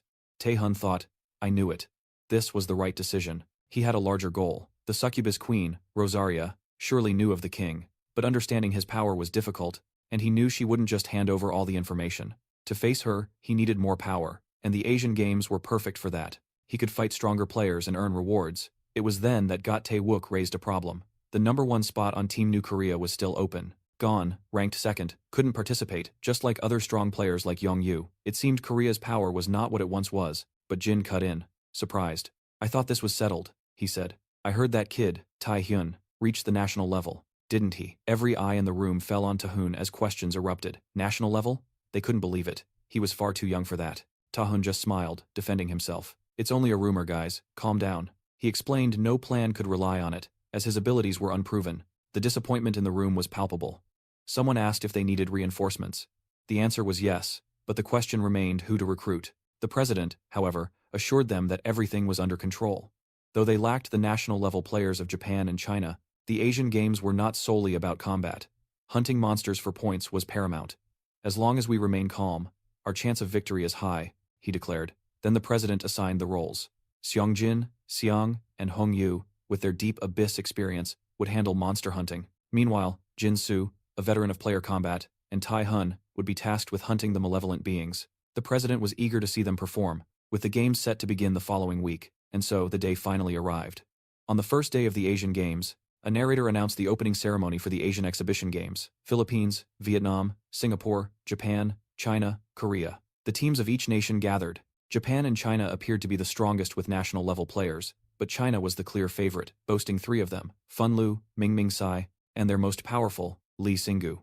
Meanwhile, Taihun's family watched the broadcast. His uncle remarked that Korea's victory would be difficult.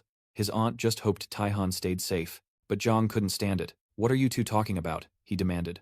As Taihun's #1 fan, he would never let them disparage him. Had they forgotten all that Taihun accomplished? He bought the apartment and even gave them an allowance after each dungeon. In other words, if Tai does well, then I do well too, he declared. Taihun's uncle called him a materialist, and his mother watched in disbelief. "He's getting worse by the day," she said. "Do we need an exorcist?" she wondered. But Jang insisted he believed in Taihun. "Go study, my son, go," they urged. Back at the games, during the entrance ceremony, someone approached Taihun. "There he is, Korea's newest S rank," the person said. "I owe you one." It was an elegant woman, the Saintess Turara Yoshikawa. She explained she was en route to handle the East Point situation. But when she had arrived, everything had already been resolved. Taihun knew then, she was the one who solved the incident in his past life. Her power made the cover-up possible. She then questioned why he had refused the invitation she sent to thank him personally. In a flashback, after the New Korea meeting, the room emptied, with Taihun being the last to leave. The president called him over, handing him a special invitation from the Saintess. The president didn't know why, but explained she was among the rarest of players, a superhuman with regenerative powers who could even restore Gan's arm.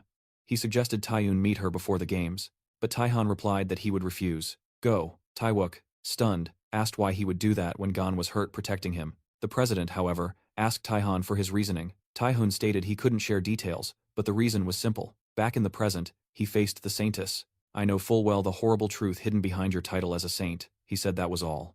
The Saintess's expression darkened. Taihun simply turned his back and left. Shinji asked the Saintess for her thoughts. He truly had a significant reason to refuse. She replied, "Taihun knows a great deal about me." Shinji suggested they stop him now. But the Saintess just smiled. "That's not what I meant," she answered. She explained that while everyone was fixated on his power, the most incredible thing was how much he knew. He accomplished feats that were impossible without immense knowledge and foresight. She couldn't fathom where he could have learned the truth behind her title. And she decided then that she wanted this boy to become hers as soon as possible. The narrator announced the moment everyone was waiting for, the start of the Asian Exhibition Games. The countdown began. The host, Alex Go, an A-rank player from Singapore, ignited the crowd. As the count hit 54, Shinji confirmed their roles. A glance sideways revealed an empty space. Where was Taihun? The host's cry to begin was cut short by a whisper of steel. Taihun's blade severed his head, a chilling smile on his face. Pure terror gripped the arena. Xiangjin froze in shock, but the Chinese team surged forward. Instantly, the Koreans formed a wall around Taihun. Lee, Shin-Chu, and Shinji Nakata pushed forward, the team a single unit protecting the boy. A massive blast rocked the arena as the host's head arced through the air. Once the smoke settled, they still stood guard over Taihun. A stunned Xiang stammered, "What happened? His head is gone." But Li Shinshu just laughed. "He butchered the host.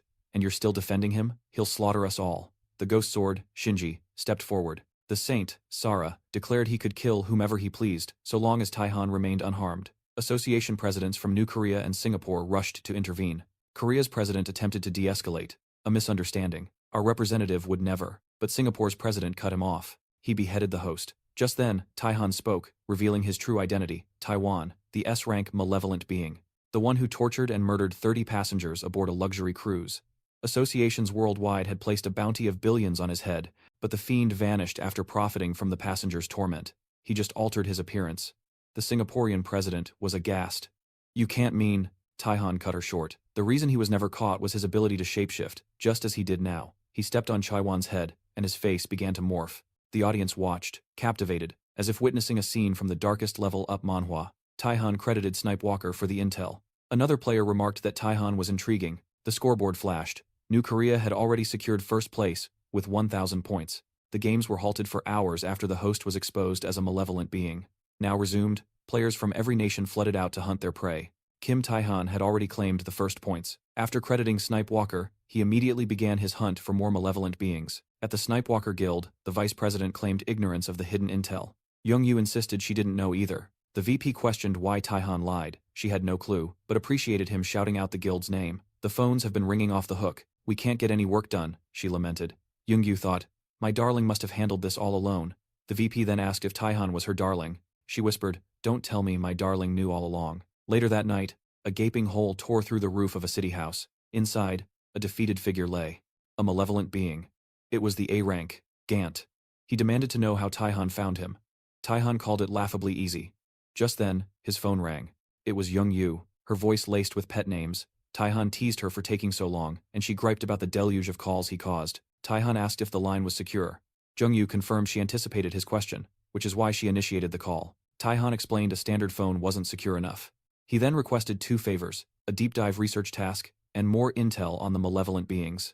Young-yu said she'd already passed the intel to the association, but Taihun knew hunting small fry wouldn't secure their victory. Their target had to be a leviathan, like the official Malevolent Guild itself. Just then, a figure materialized before Taihun.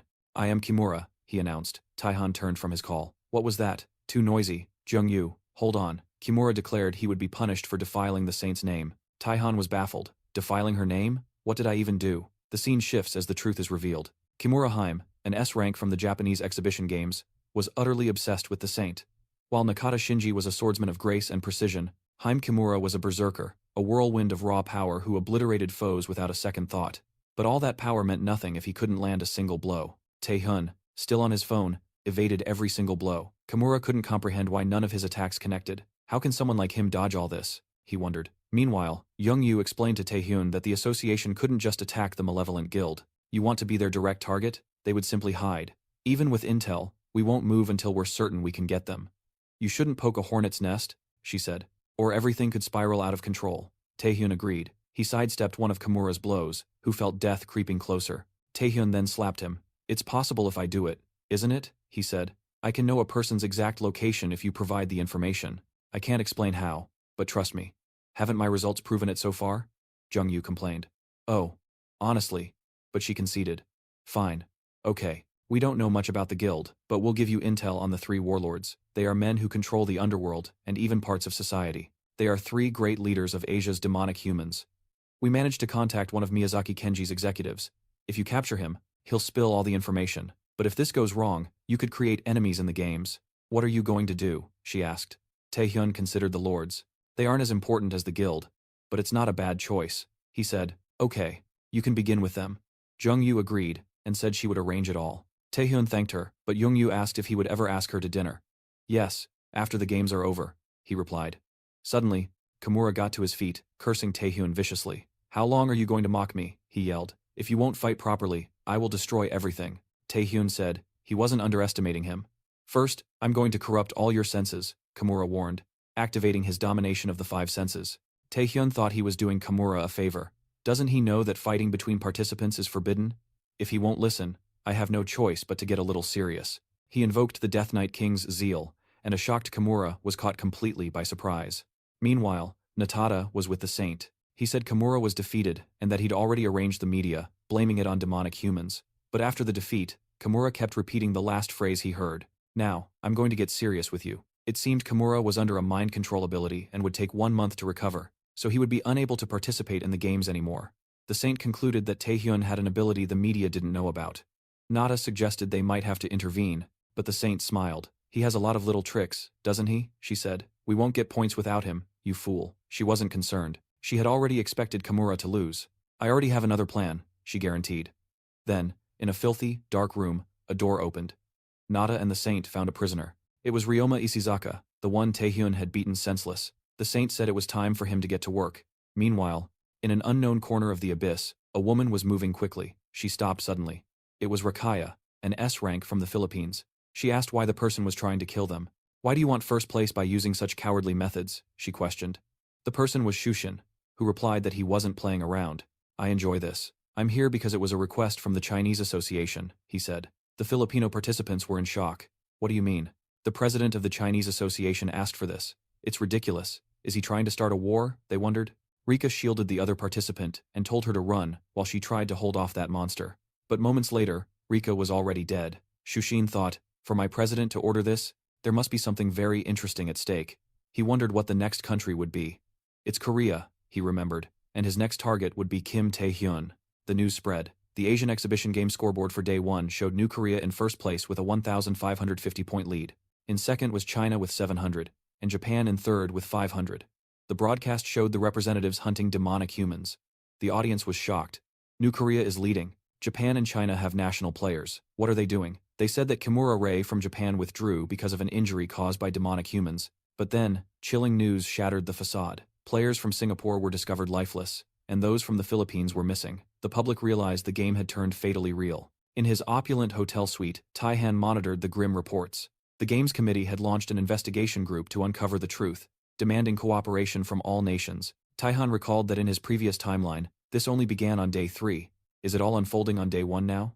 If events mirrored the past, he knew the perpetrators were none other than the national-level players from China. They were doing this to assert their dominance and eliminate competitors. But the true motive, he knew, was the insatiable ambition of China's association president. Tyizen grumbled, "Both the saint and those fools refused to let me have a moment's peace." Since the situation had escalated, he had no choice but to accelerate his plans. Suddenly, a knock echoed at the door. He tensed and demanded who was there. "It's Zhang Jinsu. Open up, Tyizen," the voice replied. He had tracked him down through the hotel registry. "I need to have a word with you," he said.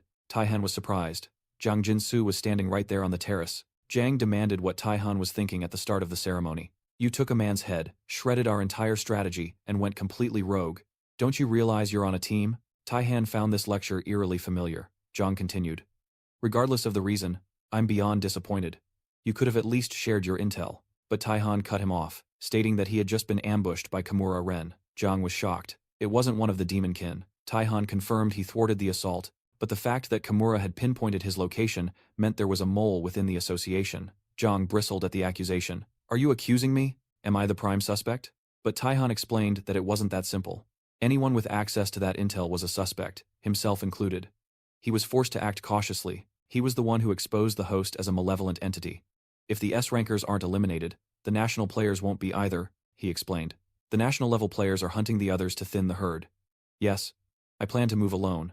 Their methods are sickening." Tyizen then announced he was leaving. Zhang roared for him to return, but Tyizen simply shut the door in his face. Zhang was furious. That insolent whelp. How dare a rookie act this way? He will regret this, he swore. Outside, Tyizen observed everything, cloaked by his stealth. He wondered if Zhang Jinsu could be the traitor. In his past life, he never identified the mole, but after Kimura found him, he was certain one existed.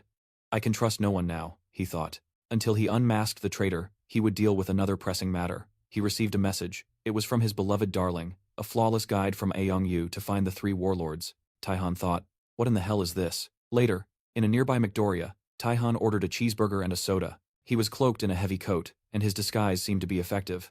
No one recognized him, but he was casing the other patrons. These are Miyazaki Kenji's underlings, he realized.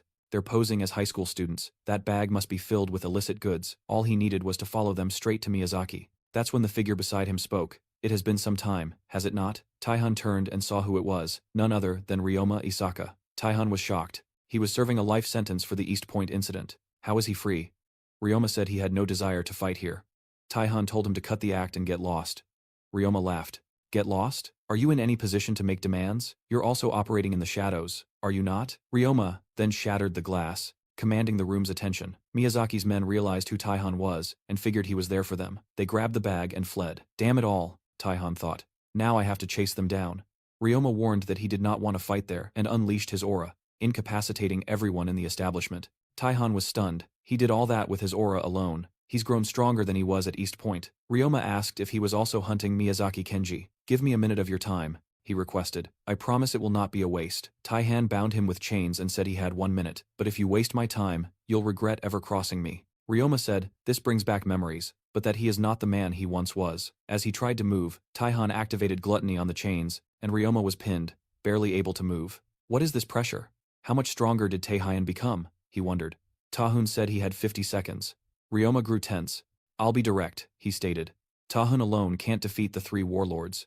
You are walking into a trap to your own death." Taihun said he had 30 seconds. Ryoma argued he was different, offering his connections to lead him to Miyazaki.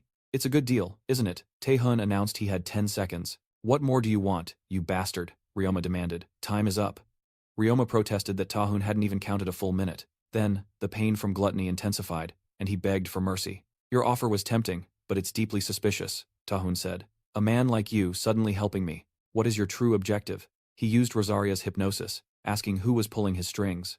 Later, in an abandoned warehouse, people fled for their lives, but they were struck down with a single, devastating attack. The one responsible was Nada. The saint appeared, applauding. That was quite the performance. Nada questioned if she was truly fine with Ryoma's situation. He already fell to Taihen once, and with rumors of Taihen now being at a national level, even with the holy power you granted Ryoma, it is still not enough for him to win. Nada warned he risks punishment from the Oath of the Awakened, which binds him to bring Taihen to you. You should be concerned. The saint said there was no need. It was irrelevant if Ryoma won or lost. According to my intel, Taihen is hunting the 3 warlords, and Ryoma has already made contact with the demonic humans and has ties to Miyazaki Kenji, one of the 3 great warlords. Since Ryoma can't beat Taihun alone, they are forced to act together to get to Miyazaki.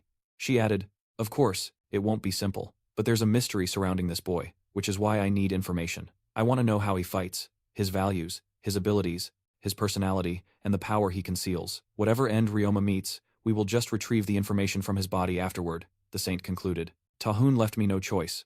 Later that night, in another derelict place, Miyazaki was with his men. He asked why Ryoma was late. Where is the kid from Korea? Why didn't you bring him with you? But Ryoma stated that, in this world, the strong hunt the weak. The weak are simply at the mercy of the strong. It is a fundamentally unfair world. I have a proposition for you, Miyazaki, he said, crying and bruised. Do exactly as I say if you wish to live. At that moment, Taihun shattered the ceiling. No one saw it coming. He descended, and the Death Knight King already had everyone on the ground. Taihun said that to survive, they must obey the strongest. He demanded to know who Miyazaki Kenji was, and noticed the only person who managed to rise. Miyazaki realized Taihun had planned it all. I am going to kill you, he roared. The battle erupted. Ryoma, watching, remembered the plan. Taihyun ate a small chip and said that Ryoma's plan was interesting. You have a pact with the saint, correct? That is why you appeared before me. Is this mind control? He asked.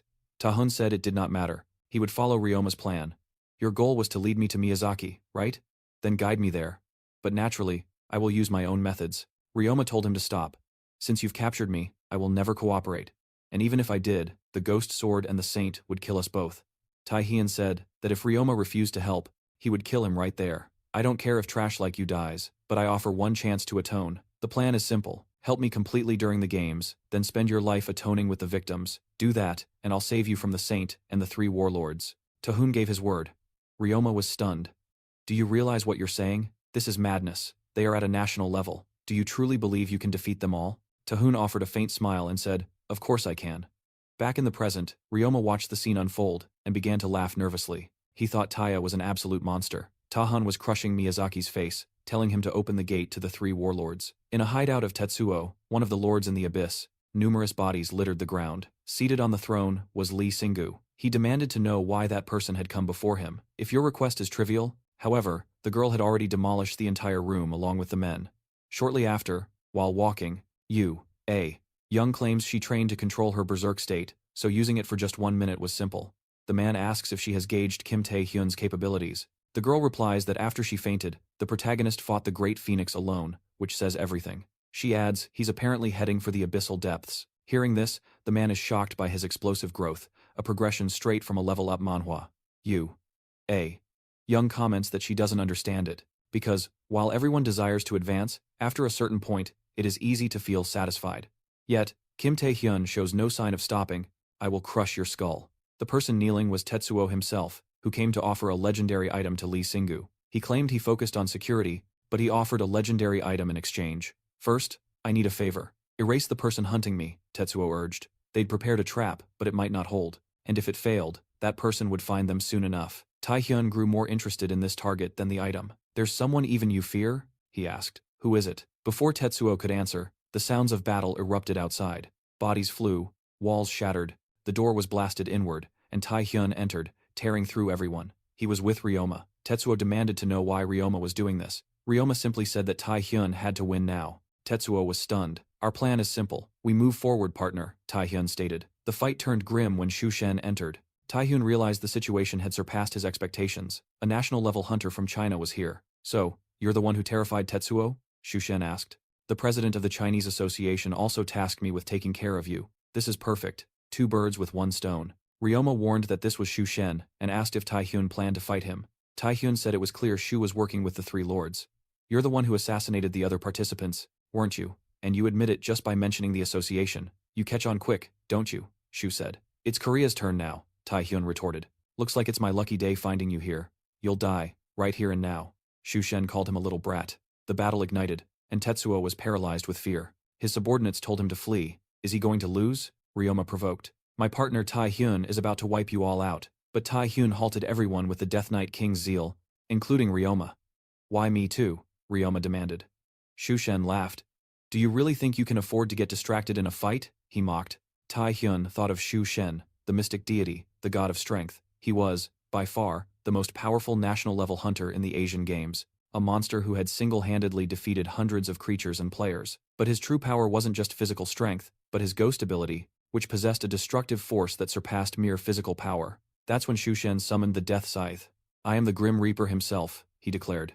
The Death Scythe was an ability that manifested a weapon to amplify its user's stats. The scythe's durability exceeded even unique-grade weapons, but in exchange, all the user's other abilities were diminished. It was a terrible ability for Taihun to acquire for himself. The palace walls split as they fell, Shu Shen with his scythe, and Taihun with his gluttony dagger. Even as Taihun struck the scythe with full force, it remained intact while his dagger shattered. What's wrong? Shu Shen asked. Didn't you say you were going to kill me? Taihun knew this was trouble. If he kept this up, both his blades would break.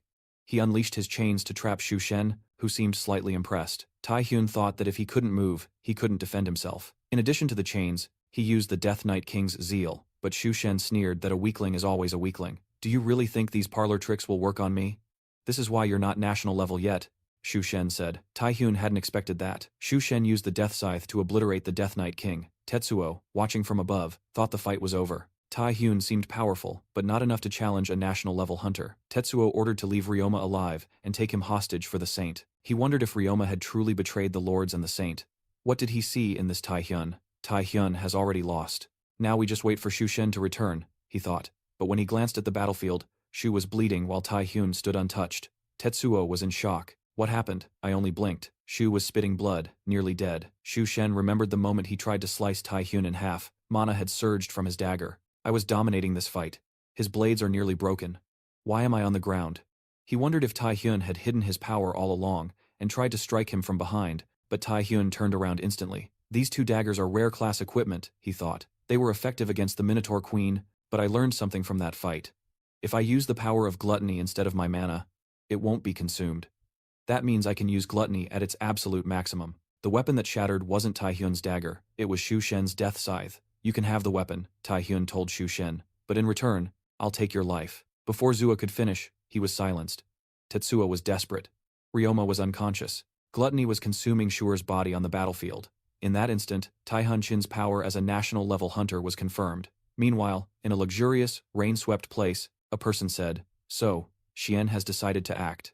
The woman in bed replied, Tetsuo decided to ask Suen for help in exchange for a legendary item. The people there were Qingming, a national-rank hunter from China, and Pinghua, one of the three warlords. Pinghua said that Shuer couldn't lose to a little brat from Korea. He's national level. That's when the phone rang. Ming Ming answered, and the person on the line was Zhang Long, the president of the Chinese Association. Suish is dead, Zhang Long said. You need to bring Taihun Qin's head. Of course, Tahan wouldn't miss the opportunity to use gluttony on Zhu's body. His strength increased dramatically. As expected, gluttony doesn't work on the dead, only on living targets, he thought. But this doesn't seem to be the only condition to get an ability from a being. The concept of gluttony in a human is a little strange, but he didn't need to worry about criminals like Shu. He was curious about the voice that appeared in his head when he lost control of gluttony. He needed to learn more about this power. After Suan's death, everything became calm. Tetsuo submitted to Taihun. Taihun used Rosaria's hypnosis to erase the memories of Tetsuo and the other demonic humans and handed them over to the association. Ryoma had nothing else to do there, and Taihun sent him back to the Saint. Ryoma was desperate. What do you mean, send me back? The Saint will read my mind. I'm going to die. But Tahan said he would be fine. The Saint isn't even that interested in you. You're trapped by the pact. If she reads your memories, she'll see this is a good opportunity to get in touch with me again. Tahan thought he didn't have high hopes for Ryoma. The problems now are the other two warlords, he thought. He had discovered a lot with hypnosis on Tetsuo, but he knew they must already know he was after them. He could think about that while taking a break. In the news on the third day of the games, national hunter Shuan was missing. The Chinese government asked for help. Meanwhile, South Korea's Taehyun captured Tetsuo, one of the three lords, and Korea rose to first place. Taehyun thought the president of the Chinese Association must already know that Shushin was dead. He was grateful to be able to do all that. That's when he received a call from Zhang Jinsu. Later, when they met, Jinsu said he thought he wouldn't come. He thanked Taehyun for responding.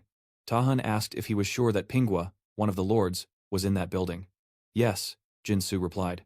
I can't reveal my sources, but the information is legitimate. She came in here last night to hide until the games are over. Taehyun realized that this was one of the hideouts he saw in Tetsuo's mind. Why are you giving me this information? Taehyun asked. I thought you hated me. Jinsu said it was to prove he wasn't a spy. He had understood what Taehyun said last time. I was attacked by another country, but I want to prove I'm not a spy. I prepared this information so you'll trust me. But Taehyun already knew he was the spy. Right after the conversation with Jinsu, Taehyun received a call from Yang Yu, who confirmed there was a spy on the team. Taehyun asked if it was Jinsu, and she asked how he knew. I just suspected, he replied. But who is he spying for? Japan? No, Yang Yu replied. He's spying for China. He frequented Chinese casinos and probably made a deal to pay off his debts. So, how did Kimura know my location? Taehyun asked. Yang Yu explained that, unfortunately, there was another spy on the team working for Japan. Taehyun thought, 2 spies on the same team? How does this association work? Is it just traitors? But Yang Yu calmed him down. Don't worry, I'll report this to the president. But Taehyun asked her not to. First, because if Jinsu was arrested, the Japanese spy would hide. Second, now that he knew who the spy was, he could use him to his advantage. Jinsu said the building was full of traps and demonic humans. Now we just have to go in and get them out of there. But he thought, perfect. This idiot is going to die here. I was ordered to bring him. What Jinsu didn't know was that Pinghua wasn't alone in there. Chiang Ming, a national player, was also there. But Taehyun surprised him. Unleashing zeal and gluttony simultaneously, he obliterated the entire building. I'm growing accustomed to gluttony, Taehyun stated. It feels more powerful than before. A hopeless Jinsu stood paralyzed. Are you insane? What have you done? Taehyun reminded him. You said it yourself, it's full of traps and demonic humans. Why would I go inside? Just demolish it. Jinsu, thinking him mad, accused him of violating human rights. Taehyun pointed. Ah, that person beneath the rubble. That's Pinghua, isn't it? Pinghua shrieked, demanding why Jinsu betrayed them. You damn gambling addict. Taehyun questioned Jinsu about the betrayal, who only yelled incomprehensibly. Pinghua spat that Taehyun could laugh now, but he was going to die. Taehyun just smiled. Chi Ming Ming, right? I already knew. The two demanded to know how. Taehyun countered. Which piece of information do you want? How I knew. That you're a spy, or that Ming Ming is here? Jinsu, in disbelief that he was never trusted, lunged forward only to cough up blood. It wasn't Taehyun's doing. A system warning flashed. His body was nearly dominated by the 5 senses, but gluttony fought back. Still, his sight, hearing, and touch were partially compromised. So, this is Ming Ming's power, Taehyun realized. My senses are completely scrambled. Not even gluttony can fully overpower this effect. Ming Ming claimed he never expected me to demolish the building. He wondered what kind of man defeated Shu Shen. Now, he knows I'm a maniac. Taehyun stared him down. A maniac who's involved with a demonic human. He wasn't interested in Ming Ming, only his ability. Meanwhile, at the Saint Sanctuary, she was delving into Ryoma's memories. Taehyun not only became a national-level player, but had also defeated Shu Shen. You betrayed me, didn't you, Ryoma? She said with a chilling smile. Don't worry, it's fine. As Taehyun himself said, I have no interest in your life. He will face me eventually. You've served your purpose. She returned to the present. However, some things had deviated from her plan. You want to hunt the 3 warlords, don't you? Ryoma? The saint declared she would meet him herself. In a flashback, the Chinese Association's president assigned them a mission with 3 objectives. Win the games, eliminate the weaklings from other associations, and assert China's superiority to monopolize the dungeons and magic stones. You have free reign, he stated. Murder, torture, do whatever it takes. I will cover up all your crimes. Shu Shen said he cared little for the crimes. He only wanted to battle the strong. Lin Feng thought it wasn't so bad, but Ming Ming saw them all as insane. Not that it was his problem. He too had killed many, but for love to be with Pinga. Now, their interests had aligned. The president ordered him to bring Taehyun's head. Pinga was also endangered by this brat. Ming Ming realized now he could kill without guilt. But upon feeling Taehyun's power, he was utterly terrified. Taehyun invoked his immense power, and that devouring monster looked ravenous. Ming Ming wondered if his domination of the 5 senses had failed. He defeated Shu Shen. He must be national level, he thought. But this power is monstrous, beyond human limits. Taehyun said, domination disables all senses, correct? If I couldn't use gluttony through this, it would be a major problem. But I can, so it's fine. And I will make excellent use of your ability, he declared, commanding gluttony to devour him. The vortex of gluttony swallowed him whole. The system acquired a new skill, Domination of the five senses. I was in need of a weapon, Taihun said. What luck. A weapon used by a national-level player. It must be good. The dagger was named Headache, and it was unique rank. Taihun considered that China had now lost 2 national-rank players. Only one more remains to be eliminated. Even if he's strong, he can't carry China alone. And with the points from taking down Pinga, the Asian Games are effectively over. He was more concerned about Japan, which was far too quiet. Just then, a helicopter appeared. And who jumped from it? The Saint. She landed, shattering the ground, and said, "Finally, we meet again." Taehyun wondered why she was here. The narrator explained, Ikaragi possessed a hyper-regeneration ability, capable of restoring even lost limbs. She used this to perform miracles, and combined with her sacred orders, a skill that soothed mental anguish and granted a buff to physical power. This is how she earned the title of Saint. True divine power can alter memories, and even perform complete brainwashing. She used this ability to forge a legion. Taehyun thought, now it's my turn. He asked how the Saint found him, since he'd never revealed his location to Ryoma. She replied that he should know she wasn't hunting the warlords. Taehyun asked if she did all this just to see him. That's a bit weird, he said. She asked how he could remain so calm. I know my duty as a saint. I must give others the strength to live in this cruel world.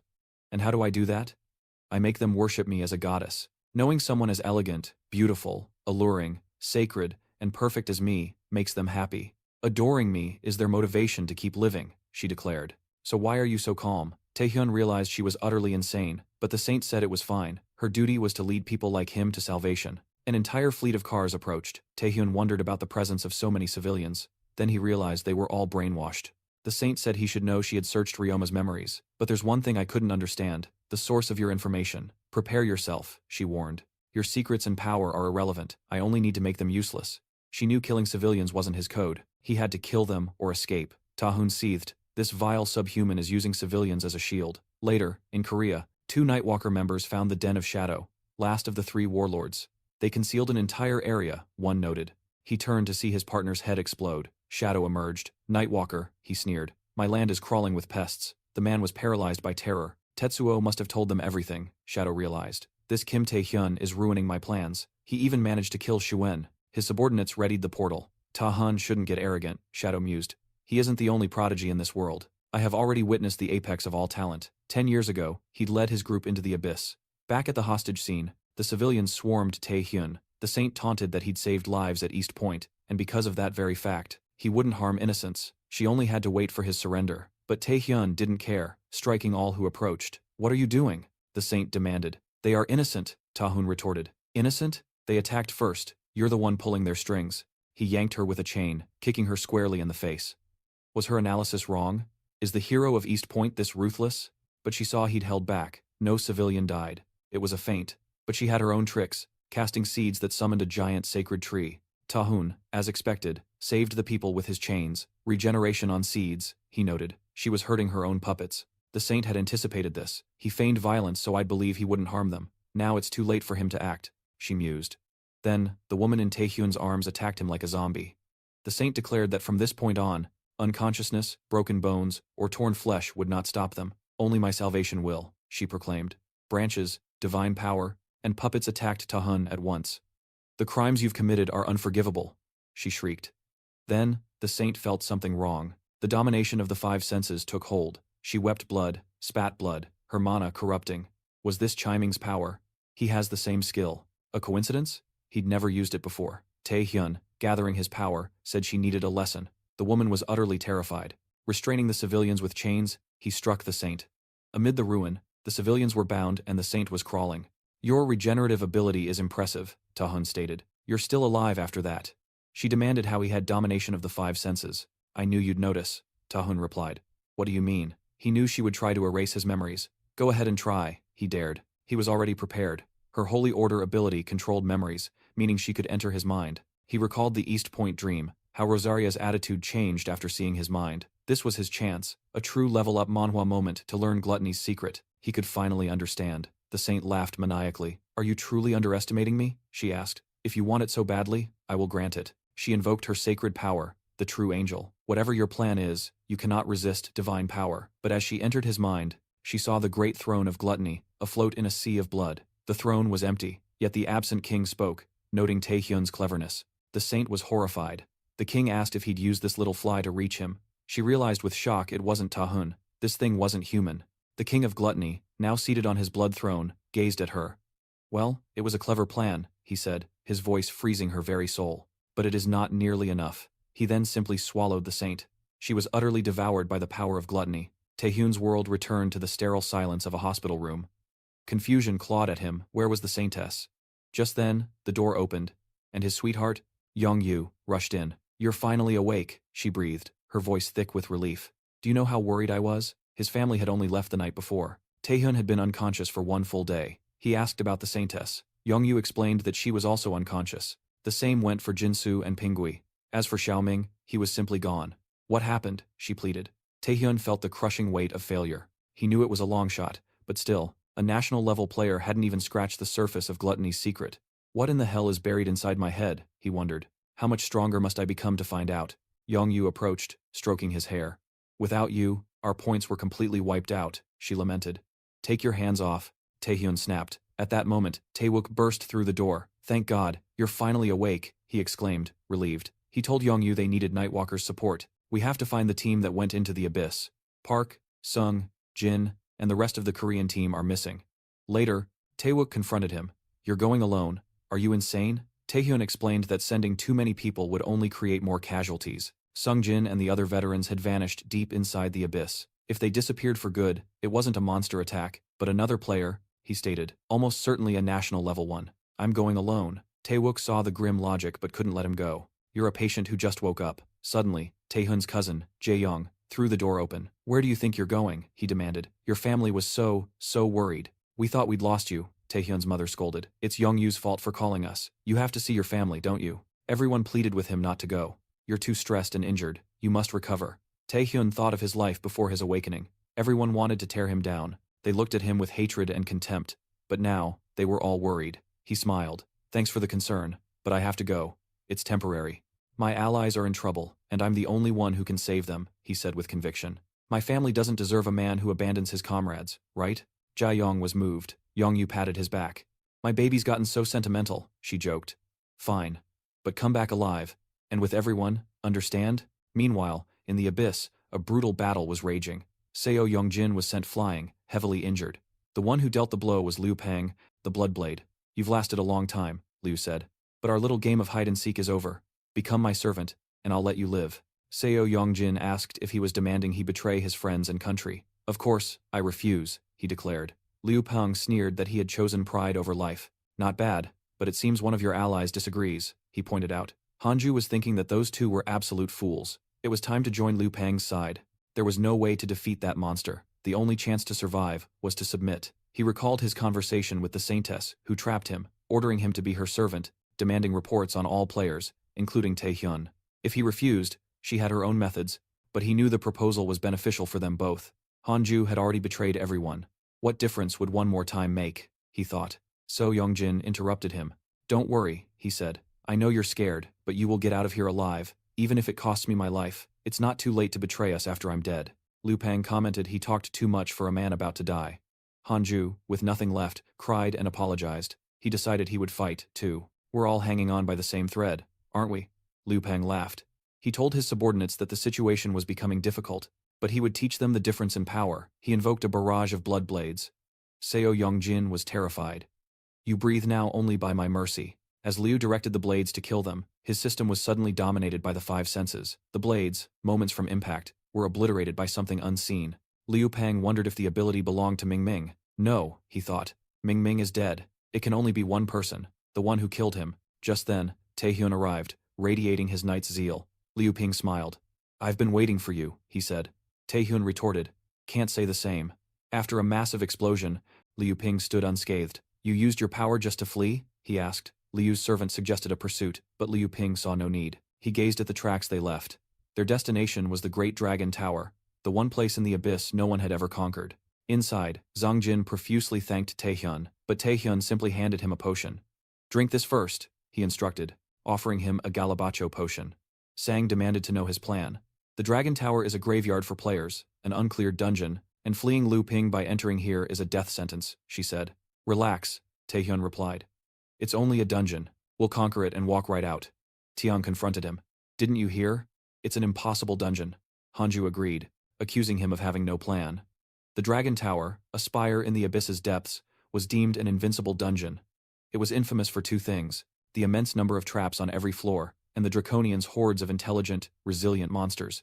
But Seong realized that even so, Taehun was carving a path of destruction, like a protagonist from some insane level-up manhwa. How is this possible? She wondered. Taehun knew that although the Dragon Tower was called impossible, returning alive was not. An escape portal existed midway through, long before the final boss. With knowledge of the traps and power to defeat the monsters, returning to reality wouldn't be difficult. As they ascended, they finally found the escape portal. There really is a portal here, they marveled. Xiang asked how Taehyun knew. I didn't. We just got lucky, he replied. Xiang knew he was lying. Taehyun rushed them. Let's move before the monsters close in. One by one, they stepped into the portal. Seo Jin called Taehyun a brat but thanked him for the rescue. I'll repay this favor one day, he promised. No problem, Taehyun replied. To think I'd get a thank you from Sojin Park. Thanks to him and exposing Hanju as a spy, the espionage problem was resolved. The only threats left were Liu Ping and the ghost sword. This isn't a bad outcome, he thought. As he reached for the portal, a barrier blocked him. The system warned he could not use the portal. The tower's master is watching you. Master? What, master? Taehyun questioned. The entire ceiling began to fracture. The one who shattered it was a colossal dragon. Who dares invade my tower? He boomed. To think it's an insignificant human. This was Kaislin, the SS rank dragon, master of the Dragon Tower. Dragons are one of the most powerful species in existence. They are classified into 4 tiers: near S rank hatchlings, S+ adult dragons, SS rank master dragons, and the mythical ancient dragons. Taehun knew this was, at minimum, a master dragon.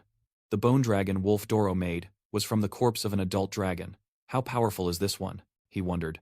And why did it suddenly appear now? Kaislin commanded him to vanish, then unleashed a torrent of all-consuming fire. Taehyun endured the flames. So a fight is unavoidable, huh? He lunged forward, unleashing the Night King's fist. The dragon seemed utterly confused. Taehyun deployed his chains and gluttony beams to bind Kaislin. He thought, it's not enough to kill it, but I should be able to steal an ability. But the dragon shattered the restraints with ease and nearly crushed him. What is this insane durability? Taehyun wondered, activating his stealth. He needed to buy time. Suddenly, a figure appeared behind him, slamming his head into the ground. Polymorph, he realized. Kaislin had taken human form, conjuring a sphere of fire to obliterate Taehyun. Struck and pinned to a pillar, Taehyun realized he couldn't even react. He had no means to fight an SS rank being. Kaislin activated its appraisal ability. The gluttony system fought back, but was overwhelmed by the draconic power. Every single one of Taehyun's abilities was sealed. Kaislin noted that something felt off. This power that invaded my tower. It flared even brighter when it touched my own. This is certainly not the power of a mere human. He demanded to know from Taehyun where he acquired this power. He needed to know its original owner. Taehun thought, the nature of my power, even he desires to know. I want to know more than anyone, you bastard. Tentacles? Kaislin asked. He was struck, and hurled a great distance. How can a mere human manage that? He wondered. A voice replied, I was in need of a new pet. This little red lizard might suffice. It was Rosaria, whom Taehun himself had summoned. Rosaria chided him. It took you this long to call me. You are highly irresponsible, you know. Taehun retorted that he couldn't trust a monster. Meanwhile, the president of the Korean Association received word that Taehun was also gone. How is the one who rescued them now missing? He demanded. Hanju claimed he didn't know. We crossed the portal together. The president then inquired about Sojian. Xiang said he was making a scene, wanting to go back to the abyss to save Taehun. Taewook advised it was better to stop him. The president agreed. I don't know what the other presidents will do with this information, he said. No one can know they are alive and that Taehun is missing. With them gone, the games entered their 6th day. Soon, the Asian Exhibition Games would conclude. Their current rankings would have been impossible without Taehun. If he dies, these games are meaningless. The president thought, please Taehun, be alive. Back in the tower, an all-out battle raged between Rosaria and Kaiserling. The fight resembled a war. I could actually die here, Taehun thought. These two are absolute monsters. Their power is insane. It was definitely the right choice to summon Rosaria, but was it right to wait this long? He had his reasons for not summoning Rosaria sooner. The first was the immense mana required for the invocation. Even after she was summoned, the drain continued. It was only sustainable with mana potions. But the greatest problem was something else entirely. Kaiserling unleashed the power of the meteor, and a shower of them began to fall. Rosaria showed no fear, slicing through them all as if they were nothing. Taehun realized the problem was precisely Rosaria's overwhelming power. She bound Kaiserling with her tentacles and hurled him, smashing through several walls. Rosaria being this strong is incredibly dangerous, he thought. Even if she helps me, I can't fully control her. Rosaria asked what he thought of her power. Taehun concluded that, despite it all, he could trust her for now. Kaiserling acknowledged her strength. Truly impressive. Succubus Queen, but this only deepens my confusion. Why is an Archduke of the Abyss aiding a mere human? Have you no shame? Rosaria called him a chatterbox, for a little lizard. Archduke? Taihun wondered. An Archduke serves the king.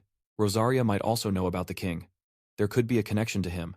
What does she know? Rosaria told Taihun she was aware of his questions, but that he had no right to the answers. And even if you did, you could do nothing, she said, but you must already realize that. Regardless of the answer, you will continue on your path, and this current situation isn't easy, either. Taihun asked what she meant. It was then he noticed his hand. A reverse mana flow, from channeling too much power at once. Kaiserling noted that even if she was an archduke, she was summoned by a mere human. A human could never withstand such power, he said. If you insist on resisting, I will incinerate you both. He gathered power to end them. Taihun warned Rosaria of the blast, but naturally, she defended herself. You're quite persistent for a lizard, she noted. Her power, she explained, was tied to Taihun's body. If she lingered or used more, he would perish. A gift, before I vanish, she offered. What gift? Taihun asked. Rosaria embraced him, urging him not to die. She kissed his forehead. The system warned he'd received the queen's kiss. His hypnosis rank surged to S-class. He readied the power for Kaiserling. What are you doing now? He demanded. Inside Taihun's mind, Kaiserling faced Gluttony, who mused that the succubus's move was impressive. She couldn't handle the cleanup, so she left it to me. Kaiserling wondered if this was his own mind. Was that being on the throne the human from before? At first glance, he looked the same, but the man's very essence. He was a truly primordial being. Gluttony declared he had no business with him and commanded him to leave. Tell Gluttony to swallow him, he ordered. Poor Kaiserling couldn't resist. Back in reality, he was grievously wounded. Taihun questioned what was happening. The rank shifted, but never like this. Kaiserling's behavior was erratic, but he had no time to waste on it. He downed another mana potion and launched his assault.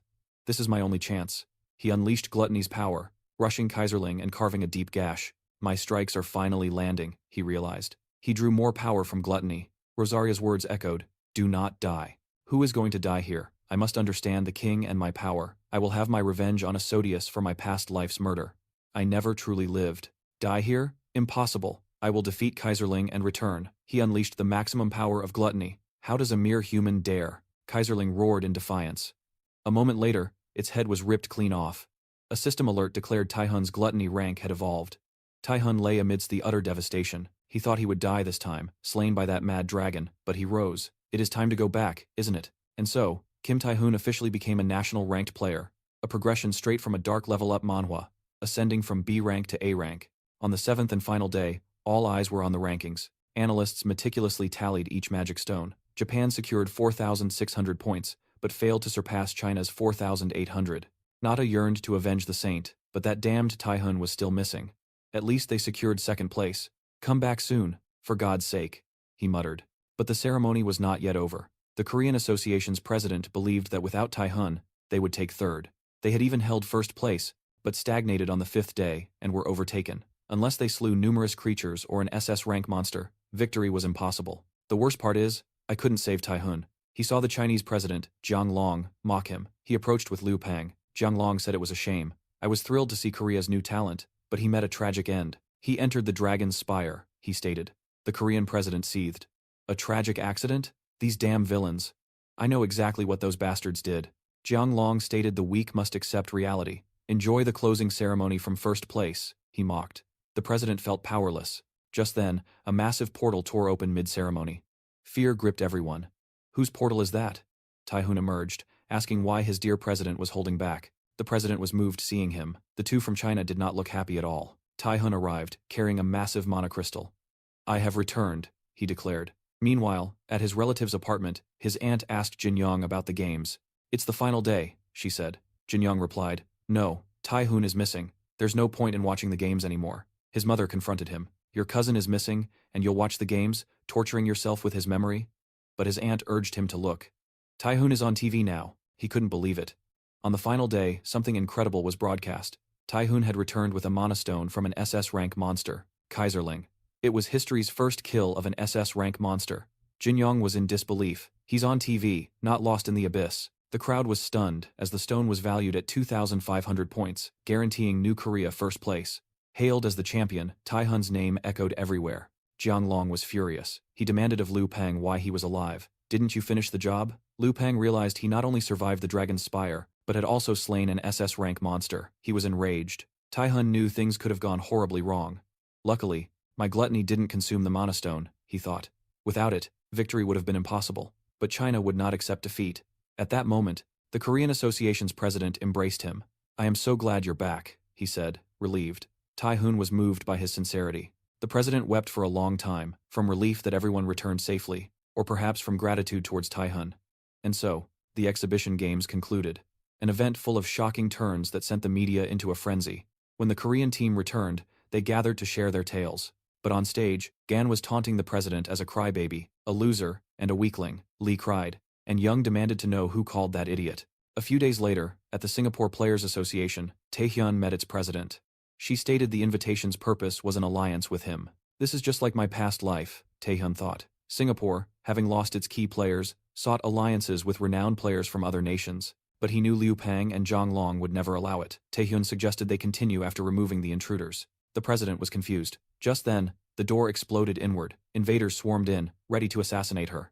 Liu Pang approached, saying he didn't know how Taehyun escaped the tower, but it no longer mattered. He had brought an army to kill them. You both die today. But Taehyun reminded President He had warned her. Weren't there some gatecrashers? The window shattered. But these newcomers weren't assassins. Xiao Jing asked if they were insane, attacking in broad daylight. Hanju vowed to repay his debt to Taehyun. Wang Yunsu was also there to help. Xiang questioned his presence. This guy is crazy, she thought.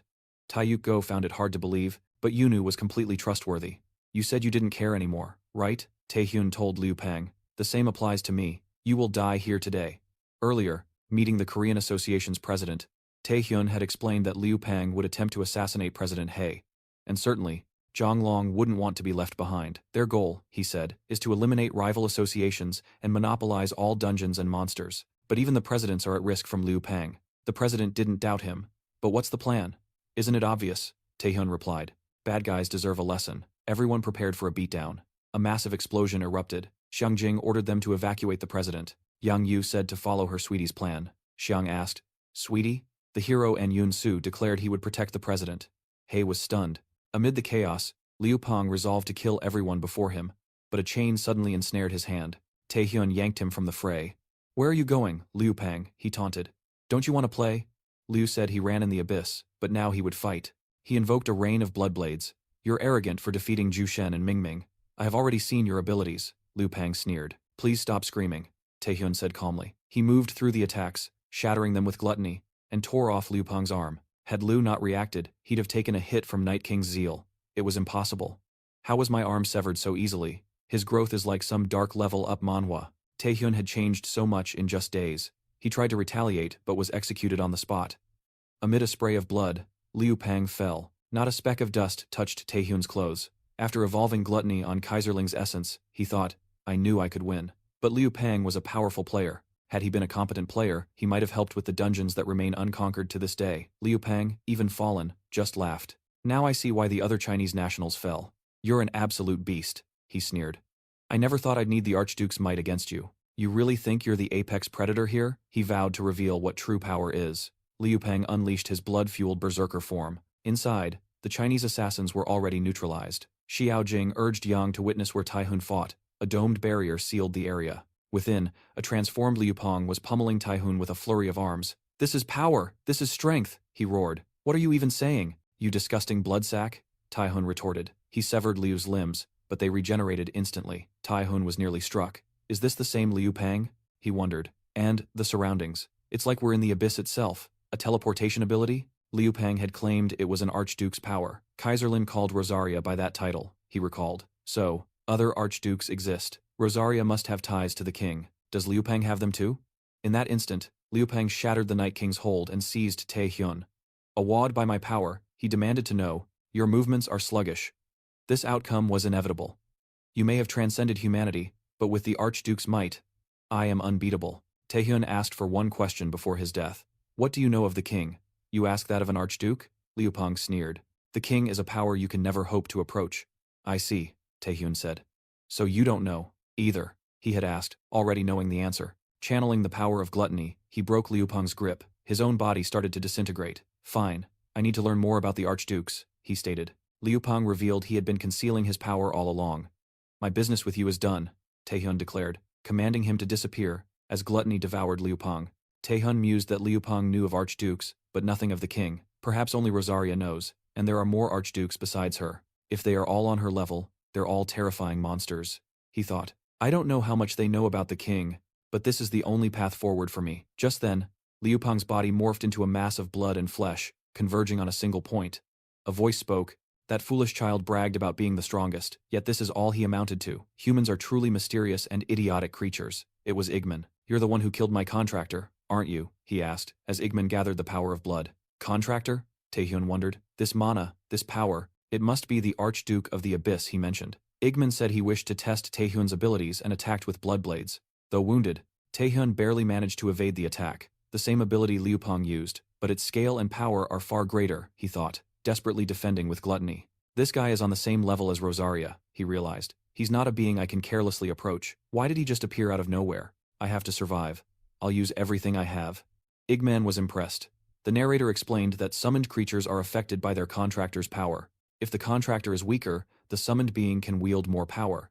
If they are stronger, the contractor's body might fail to contain it, causing the summon to be cancelled. That confirms Liu Peng is dead, Taihun thought. Igman must have used his body as a catalyst, but there must be a limit to this summoning. I just need to hold out until then. Igman stated. Taihun was far better than the old contractor who only talked. He shattered the Death Knight's fist. Trying to survive against me is futile, he said. Before Taihun could react, he was trapped in a hurricane of blood. Even with power, you must learn your place.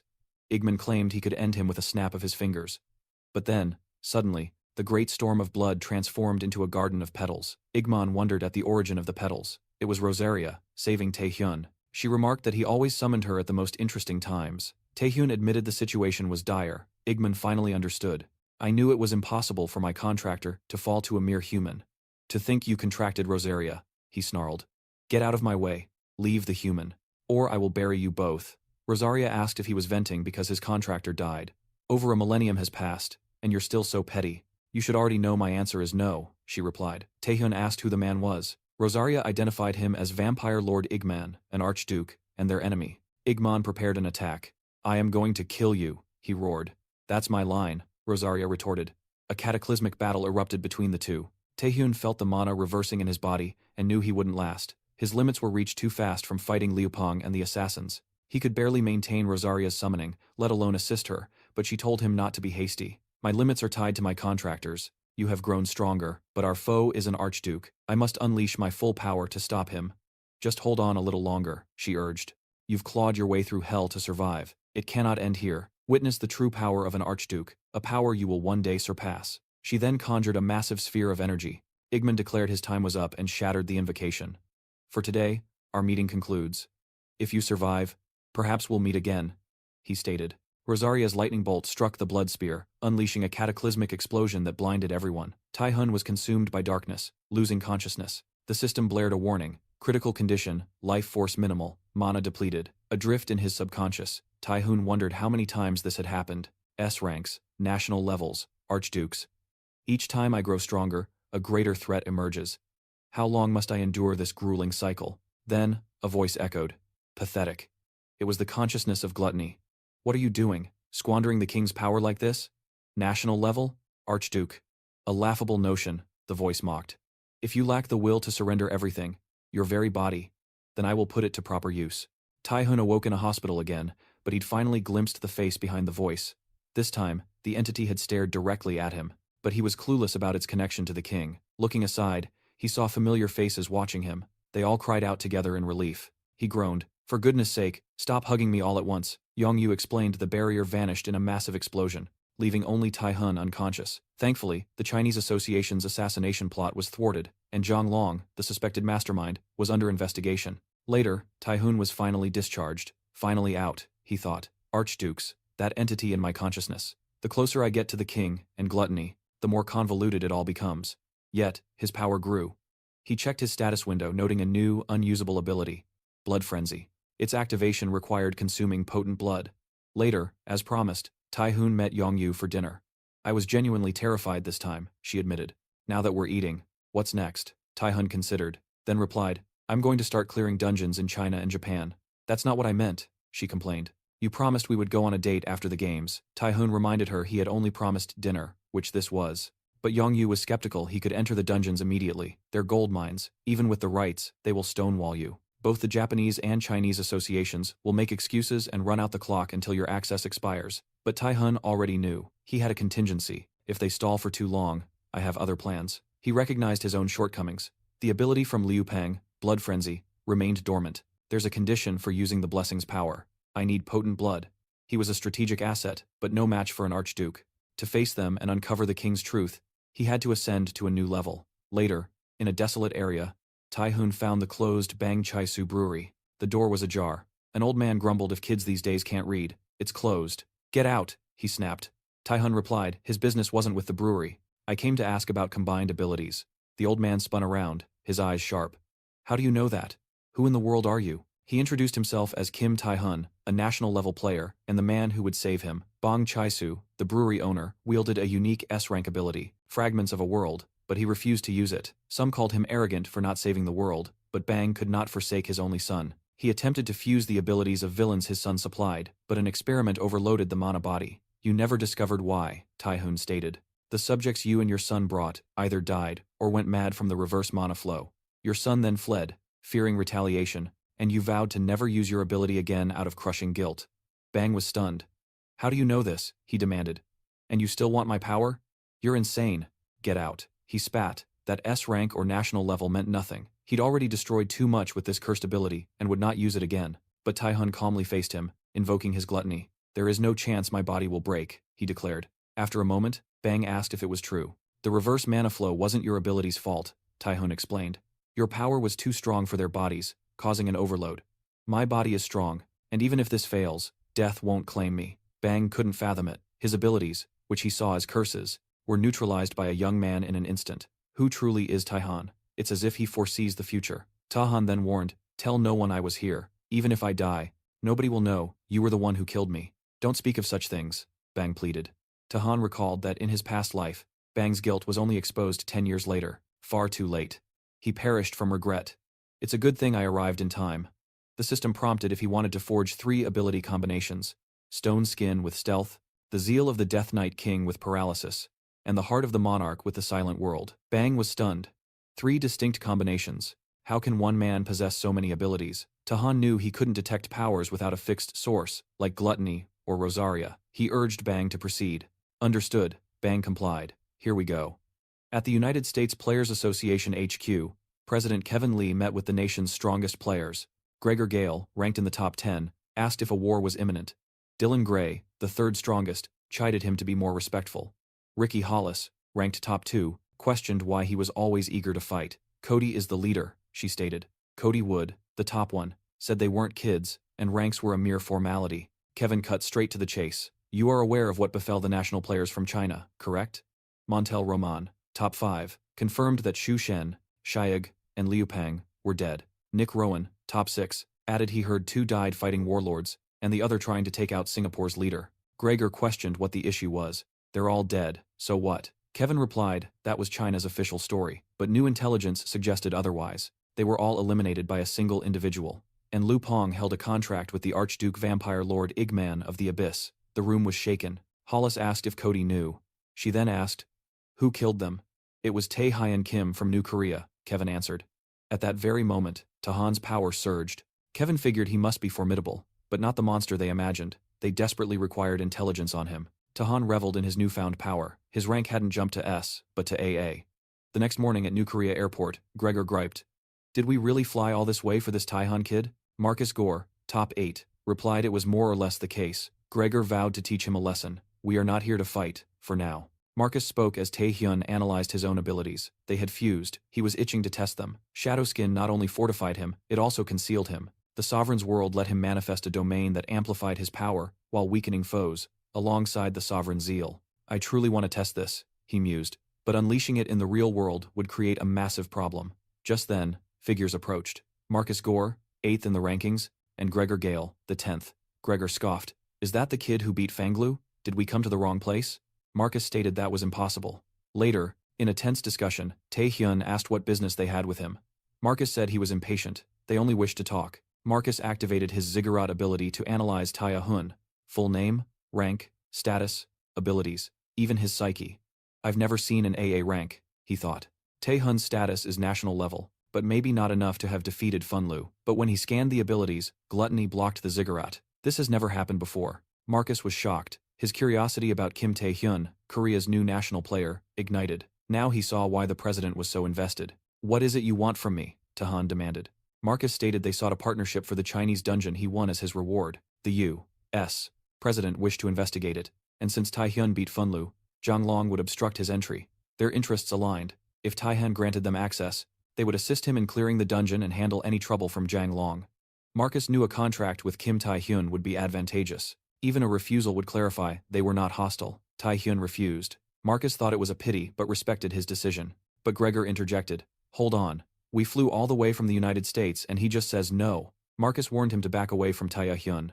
Gregor said he doesn't negotiate with kids like him. "Look how weak these monsters are." He provoked him. Taihun found it strange. Marcus wanted a friendly relationship, but Gregor was destroying everything. However, Taihun recognized the look in his eyes. He had seen that gaze many times. Gregor didn't need a specific reason to fight. He just refused to believe Taihun was on the same level as him. "All right," Taihun said.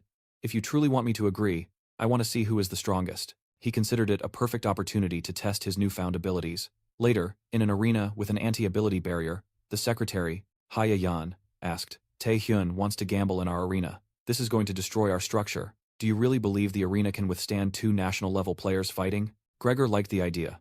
"I like the way you think," he said. Taehyun replied that he hoped he would also like the ending. "Don't worry," Gregor snarled. "I always love a good hunt." He then transformed into a massive beast. A single blow decimated part of the arena. Hyan was desperate. Gon asked, "What the hell is that? A giant werewolf?" Marcus explained. "That's his ability. The heart of the wolf. He transforms into a lycanthrope, further amplifying his physical abilities." Marcus thought it was a shame they couldn't establish a friendly relationship with Taehyun, but now he would witness the true power of the man who had defeated Lim Pang. Gregor lunged after Taehyun. He thought Taehyun was a fool. "Marcus told me everything with the ziggurat. His stats are below mine, and I transformed into a werewolf, boosting my abilities even further. A brat like him could never reach my level." Taehyun let himself be caught. "It's no wonder you're ranked number 10 in the United States," he said. "I hope you're strong enough not to die while I test my abilities." Taehyun then simply swallowed Gregor and the entire arena with his next ability, creating a black ooze. This was the Sovereign's world, the fusion of World of Insensitivity with Heart of the Sovereign. Inside it, the user gains more power, and the enemy loses it. Gregor asked what this place was. "Where is that damn guy?" He then took a fist to the face. His second ability, Shadow Skin, a combination of stealth and stone skin, allowed him to demolish Gregor without being seen. Gregor tried to retaliate with a claw attack, but the only thing he saw was the third and final ability, Sovereign's Zeal. The Death Knight King appeared with a more terrifying presence. "I've confirmed the power of these new abilities. What happens next is obvious, isn't it?" Taehyun declared. He forced him to kneel. The Night King's next attack caused a huge explosion that was seen on the horizon. Marcus couldn't believe his eyes. What happened in there? He wondered. The black barrier blocked his sight. Gregor rose to his feet. "This isn't over," he snarled, trying to attack Taehyun from behind, but 3 people intervened, Ayan, Sojin, and Gong. Ayan said he took the bet too seriously. Gong told him to accept that he had lost. Sojin told him to stop before things got worse for him. Taehyun asked how long they had been there. The president appeared and said they had been watching from the very beginning. "Things have become dangerous. We will handle it now." Gregor asked if those weaklings thought they could stop him. Marcus ordered him to shut up. If he continued, Cody would have to deal with him. Gregor, at the mention of Cody, froze in terror. Taehyun transformed, turning his back on the wreckage. Marcus then offered a hollow apology. As absurd as it was, he asked, "Are you interested in joining the U.S. Association?" Grior was stunned, and the Korean president even more so. Marcus promised they could offer him absolutely anything he wanted. "Join our expedition in China, and we'll grant you access to the world's most precious dungeon raid." Taehyun considered the suggestion a compliment. "My next destination isn't China, but Japan," he stated. It appeared Sara Yoshikawa, the saint, had awakened once more. She was trapped in gluttony, suffering. "Stop," she pleaded, but Gluttony retorted that she had asked for this. "You began all this, and now you beg to stop?" Incredibly pathetic. It was only a nightmare. After absorbing Gluttony, she was forever marked. The nightmare was always identical. She saw a dark presence, ensnared by shadowy tentacles. "How long must I endure this agony until my death?" she wondered. As the saint rose, she called for the ghost sword. He was confronting Taehyun Kim. "I didn't want to fight here," Shinji seethed. "But you're insisting. You've corrupted the saint's life, and I will make you pay." He summoned the spirit sword against Taehyun, who already recognized its power. It severed the soul. "You're all the same," Taehyun said. "You never listen until you've been beaten down." He blocked the strike with his shadow skin. He disarmed Shinji, kicking him in the face. I am here for 2 reasons, Taihun told the saint. First, I've discovered what you saw in my mind, and second, I must prevent history's largest dungeon break. It hasn't happened yet, but it's coming. At that very moment, on the ocean, a gigantic storm formed a swirling whirlpool. An analyst wondered if it was a dungeon entrance. The other noted it was in the storm's eye, but with no signs of a break. We're just on standard duty, but the first analyst saw something. He thought he was imagining things. But no. A monster was emerging from the dungeon. It was a giant centaur, devouring its own kind. Finally, the blood festival will begin, it bellowed. This was Janus, subordinate of Archduke Orgel, a true triple S rank.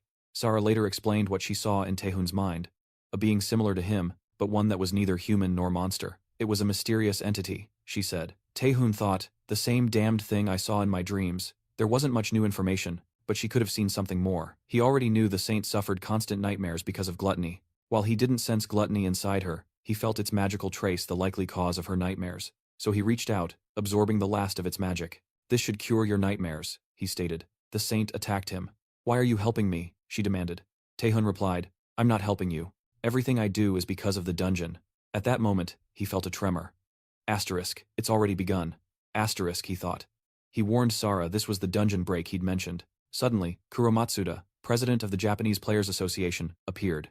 And where do you think you're going? After attacking my players? Kuro Matsuda was a top-ranking national hunter, having defeated countless monsters. He discovered talents like the Saint and the Ghost Sword, a story fit for a heroic level-up manhwa. But Taehun knew the real man. He didn't care about casualties, so long as he got what he wanted. Taehun asked if he knew of the dungeon break, saying he'd come to help. Matsuda confirmed he was informed.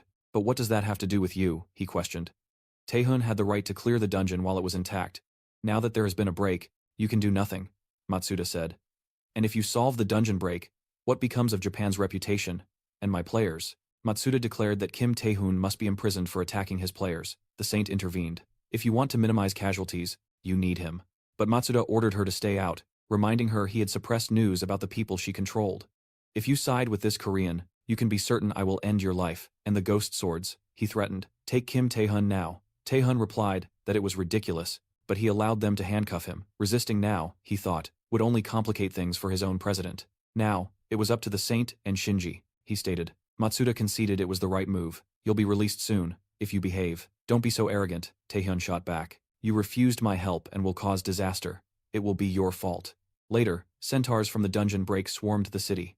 Kimura Ren led the front line, but they were not enough. It was a whole army. Kimura, we must stop these monsters, he yelled, but Centagonus quickly grabbed him, crushing him like an insect. The squad thought it was the end, but someone suddenly severed Centagonus's fingers. It was the ghost sword, Shinji. The saint appeared next, healing the front line's wounds. Shinji asked if she was fine.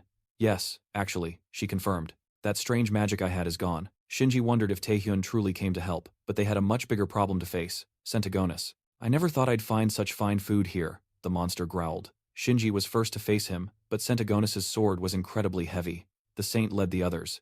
The fight between Shinji and Centagonus was frantic. He was an SSS rank beast. One mistake, and Shinji's arm was severed.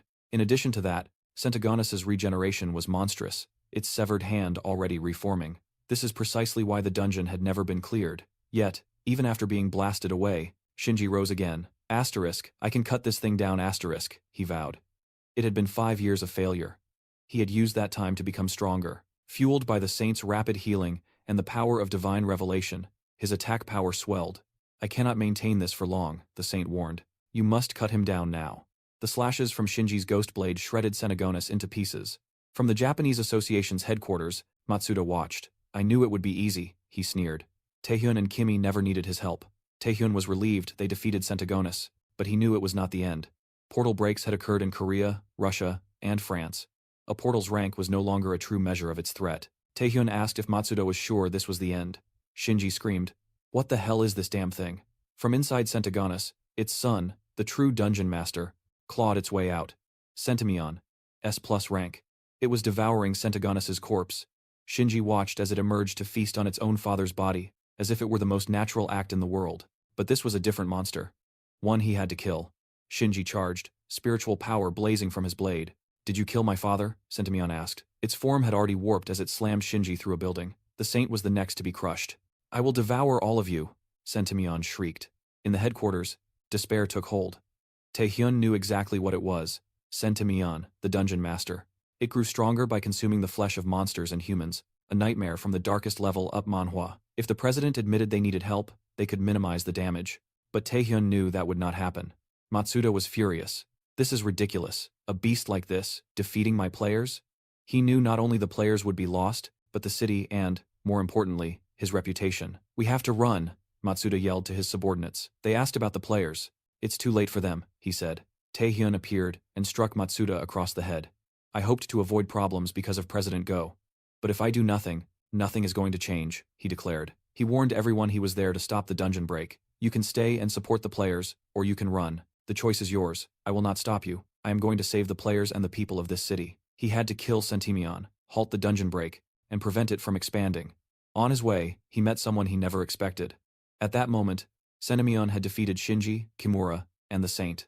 None of them could resist. Centimion asked if they were done struggling. The Saint realized Taehyun was right. He had come to help, not as an enemy. She joined the association to save people, but had lost her way. Maybe it was too late. But Taehyun appeared, pulling her from Centimion's jaws. To be honest, I didn't expect much, but you managed to hold the creature off, he said. He told the people at headquarters that they had done more than enough. They had to get out of there. He would handle the dirty work. Centimion charged at him. The Saint cried out that he wouldn't be able to kill it, but Taehyun called to the person he met, Jung, who created a massive ice arena. Jung asked if he was sure. She had become S-rank, and her mission was to free Taehyun. The president was informed he was there to stop a dungeon break, and had ordered her to bring him back. Taehyun asked, "You aren't here for the dungeon break?" Jung replied that she had already explained. The association refused to help. "Well, you can help now, can't you?" Taehyun stated. Centimion did not understand why this human trapped himself inside with it. "Don't you realize you're just food? Apparently, you are the one who does not understand." Taehyun shot back. "In the end, you will be the one consumed." The Saint worried, even as she ran. Taehyun had used the Sovereign's World again. He dodged Centimion's blows, but only managed superficial cuts that healed instantly. Centimion tracked him even with stealth activated. That's why Taehyun used the Death Knight King to force it to its knees. But the monster blocked the blow. "Indeed. You are strong prey," it said. "But you will be consumed. Look to your other side," Taehyun said. "Can you block that?" A massive maw created by gluttony devoured part of Centimion's body. Taehyun knew he was at a disadvantage, so he needed to channel his magical power into gluttony and end it quickly. But gluttony had warned that the power didn't belong to him. Again, he found himself in front of that mysterious figure. "Who are you?" Taehyun asked. "Why do you keep appearing? What do you want?" Gluttony said it wanted to use Taehyun to get to him. It needed someone who could use their own abilities and not just take advantage of others. "It's a test to determine who you really are," Gluttony said. Taehyun asked, "Who do you think I am?" At that moment, he was hit by his own system. An unknown power was activated inside him, and gluttony was cancelled. He could no longer use gluttony or the abilities he devoured. He would have to face Centimion without abilities. Centimion crushed him with his spear. Ion tried to save him. Taehyun thought, "That bastard blocked all my abilities, but I knew from the beginning that the power wasn't mine. It was the king who gave it to me. I've always been useless, a piece of crap, but I can't lose this power out of nowhere. It's unfair." Centimion continued massacring him. Ion appeared and blocked him with an ice wall. "I'll buy you time. Go to the Saint and heal," she said. "You have no chance against him," Taehyun replied. "That's why I'm going to buy time. You're the only one who can defeat this monster. Didn't you come here to stop the dungeon break? If you die, we're all going to die." Taehyun thought she was right. It wasn't time to bow down. If he didn't defeat Centimion, humanity would be in danger. He needed a way, but he didn't know how. He remembered an ability that he still had available, the blood deluge. The condition was to consume powerful blood. The only alternative was Centagonus's body. Ion was about to be killed by Centimion when he felt the presence of Igman, one of the archdukes, leaving him. The power healed his body and increased his stats by 250. Centimion couldn't believe it. "It's the archduke's magic. Who the hell are you?" The conditions were activated, and he was able to use the blood deluge. Gluttony in his mind said, "I was worried about having left him without any abilities, but I had nothing to worry about. The boy is interesting. He consumed a monster's blood to use IGM Moon's power. It's good that you're getting stronger. You have to realize how complacent you were being, that the power you were using was of a different nature than yours. Only then will you become strong enough." With a punch, Taehyun knocked down Centimion. The monster wondered how that was possible. Can a human use the power of an archduke? But Centimion tried to attack him again, devouring more bodies to get more powerful. Taehyun approached Ion's body, who was alive. He was analyzing IGM Moon's power. His blood was boiling, and his heart felt like it was going to explode. Despite the pain, his body felt lighter.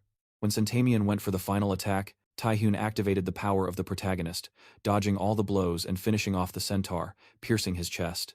The blood deluge not only gave him monstrous stats, but also a red eye. My eye has already looked like this because of gluttony, he thought. But this is different. With the red eye, he saw where the magic flowed in the monster's body. He could know exactly what the creature would do, and where its heart was. What are you doing? Centamion asked. You can know the answer in hell. Taihun exploded the centaur's head. Now I have one more thing to find out, he thought. After he defeated Centamion, the dungeon break incident in Japan was over. The Japanese Association focused on treating the victims and recovering the damage. Kuro Matsuda, who refused to do his part, was detained and placed under investigation. Yan Lim had only minor injuries and was worried about the president's reaction, but he said he was just happy that she was okay. The Saint and the Ghost Sword publicly apologized for the crimes they committed. The Saint promised to become a better player. Meanwhile, at the United States Association, the president said it was impressive. Kim Taihun has talent. He killed an SS plus rank monster alone. I thought only Cody would be capable of that. Marcos said he became even more powerful after the games. That red magic can only be the power of an archduke, he thought. The president said it was a shame he hadn't recruited him. People like him are not controlled by money or state. The only things that move them are their ideals and goals. Marcos asked if he had made a decision. Yes, he replied. We're going to make our move even without him. Everything we do is for humanity's advancement. Before him lay his perfect experiment. Taihun drank a potion, trying to use gluttony's power, but it failed. His abilities were sealed. But a new power from the blood deluge, the monster eye, activated his red eye. Sixo, master of the Alchemist's Guild, admitted he had failed again. He thought the potion he crafted would work. Sango's ability let him mix ingredients to create any potion effect. Sorry, it didn't work, he said. Tahun replied that it was fine. This curse is stronger than we expected. If Sango's power failed, I have only one option left. I may have to talk to that damned person. Sango asked what he would do. I must resort to an outsider, Taihun said. Ricky Harley, the curse removal specialist from the United States. I must see her. At that moment, she faced the Chinese Association's president, Long. As I have informed you multiple times, I am not here as a player, she said. I am an investigator for the World Association, probing your assassination orders. And as expected, that was not the only crime. Unauthorized experiments are happening in China's Shadow Dungeon. She asked if he would cooperate. Long asked. And if I refuse? Tahun thought. I must find her before she vanishes like in my past life. Ricky recalled a talk with Marco, who explained 2 tainted dungeons were offered as rewards. The Storm of Santa Genus, which Tahun cleared, and China's Grey Well, which has annihilated many groups. Marco said they detected unknown magic there. We know Long Jang is conducting experiments. We cannot stand idle. Thus, the mission was given to Ricky Harles. In the present, Ricky had downed the guards. I have no choice but to resolve this by force. Long knew she was strong, but her magic was intriguing. In fact, it fits perfectly into my plan, he mused. I was just joking. I'll cooperate. Of course, I cannot defy the World Association, but it is better you judge with your own eyes. I will invite you to the research laboratory. Later, at a hotel, Ricky pondered the invitation. She didn't expect his easy cooperation. She had to be cautious. You're rather rude, Tiun Kim, she thought.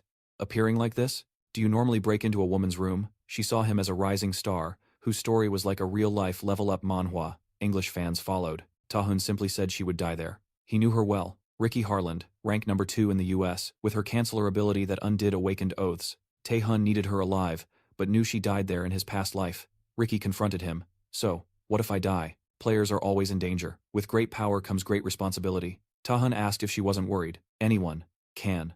Anyone, she interrupted. Do you think anyone can face me? One move can destroy this building. I'm no different from a monster.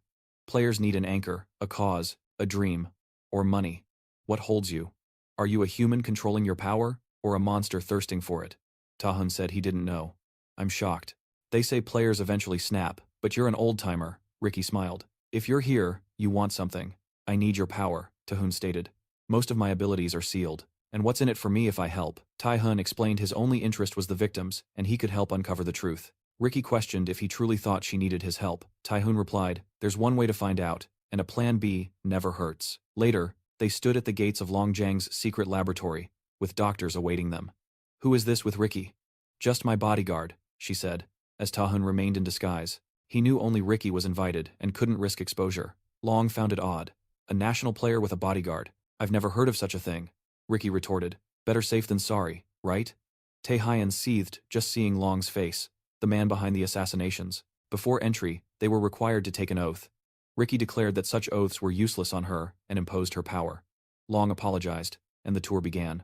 The project was named S-Rank Awakened Experiments. Ricky witnessed people in capsules, monster magic being injected into their bodies. She was enraged. Tahun warned her to restrain herself. Unleashing your power here means casualties. Long declared one of the awakened was on the verge of birth. Consider yourself lucky to witness this. The subject ruptured within the capsule. Oops, a failure, Long mused. Ricky's control shattered.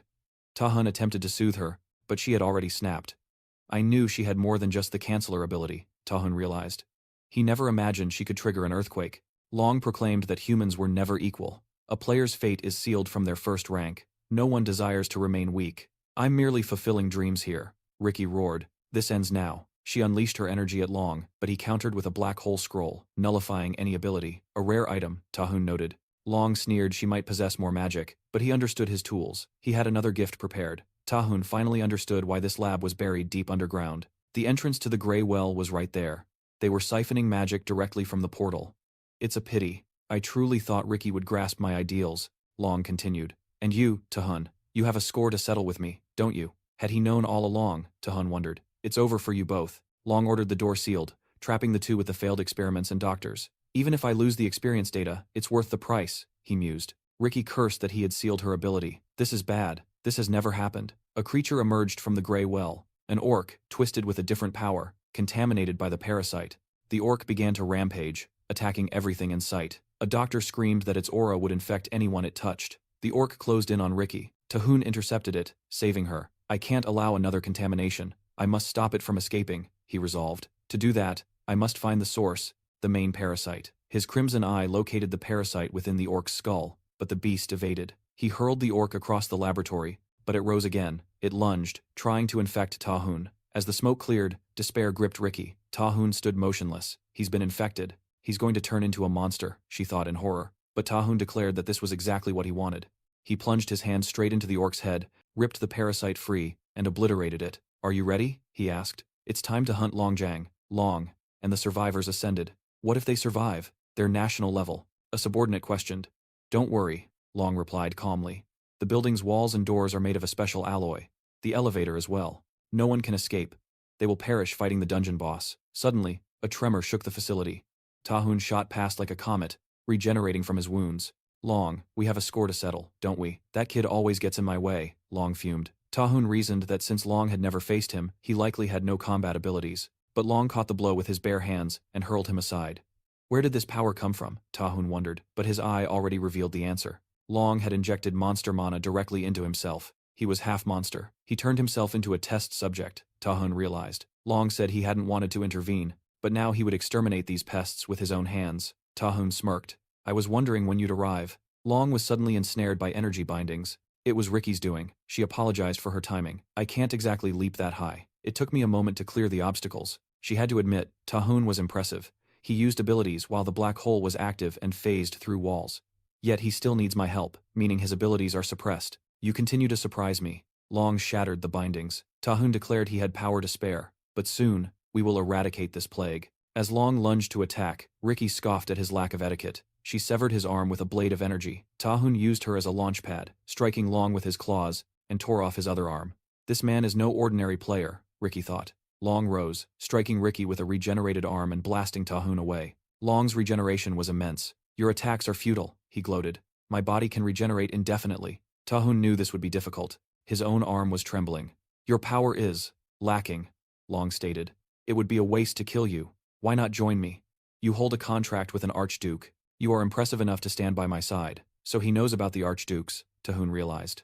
Long continued. National-level players are nothing compared to those with contracts. Join me now. Taihun advanced and told him to be silent. He would never trust someone like him. Ricky declared she would leave it to him, then used the canceller. Taihun's full abilities were now unlocked. He first unleashed sovereign zeal. Long was visibly shaken. You wish to join forces? How pathetic must you be to even ask? Taihun activated gluttony. I will never ally with a failure like you. Long was incredulous that he was about to be devoured. He held the power to pioneer the next evolution. But it wasn't enough. He craved more power. A new entity appeared. Then, sacrifice your body to me. The blow nearly struck Taihun. The winged monstrosity obliterated the elevator, killing the scientists. Ricky thought she'd seen it all, but this was like something from the darkest level-up manhwa. Taihun saved her. I only suspected it, but he truly appeared. This is the master of the Grey Well, the Grey Toxin. In Taihun's previous life, this very dungeon triggered a global catastrophe. The toxin's parasite spread across the entire world. Long injected the creature's blood, and now empowered it further by offering his body. Taihun ordered Ricky to escape. He needed reinforcements. I will buy some time. I am fine alone, Ricky acknowledged, leaving it in his hands. The toxin found it interesting. A human contracted to an archduke, siding with other humans. You should be serving your master. Why waste his power on inferior beings? He declared he would rip the answers from his memories. Taihun retaliated with gluttony. You talk too much for a monster. He had to counter the toxin's incredible speed. Just then, gluttony manifested the monstrous eye, which in turn activated the eye of the superior species. Ricky was escaping, but her thoughts were on Taihun. She was tormented by the thought of leaving him. She prayed he was all right. Toxin had sliced Gluttony's neck, nearly decapitating Taihun. But the eye of the superior species let him predict the movements and counter with gluttony. With these new powers, I can win this. Toxin attempted the same maneuver, but Taihun blocked it. He needed just one more strike to sever Toxin's head. The resulting explosion obliterated the building. Taihun's magic was nearly depleted. He failed to block the Toxin's attack, yet the creature was unharmed. You wield the power of an archduke, but that is all you have, it mocked, hurling Taihun to the ground. It was absorbing magic from the terrestrial atmosphere. An energy, unique to dungeons. This territory was already part of its dungeon. You cannot defeat me in my domain. Now, your body will become my next host. Taihun was paralyzed, but he was no stranger to death. In the blink of an eye, he devoured the toxin's arm. Still resisting, the toxin hissed. Your little red familiar is smaller, your magic is fading. But Taihun was fine. Even as the toxin struck, he realized gluttony was devouring its mana. Thanks for the power-up, he smirked. Merely touching the boss's magic granted him a point in every stat. You have cheap tricks, but you cannot win, Toxin seethed.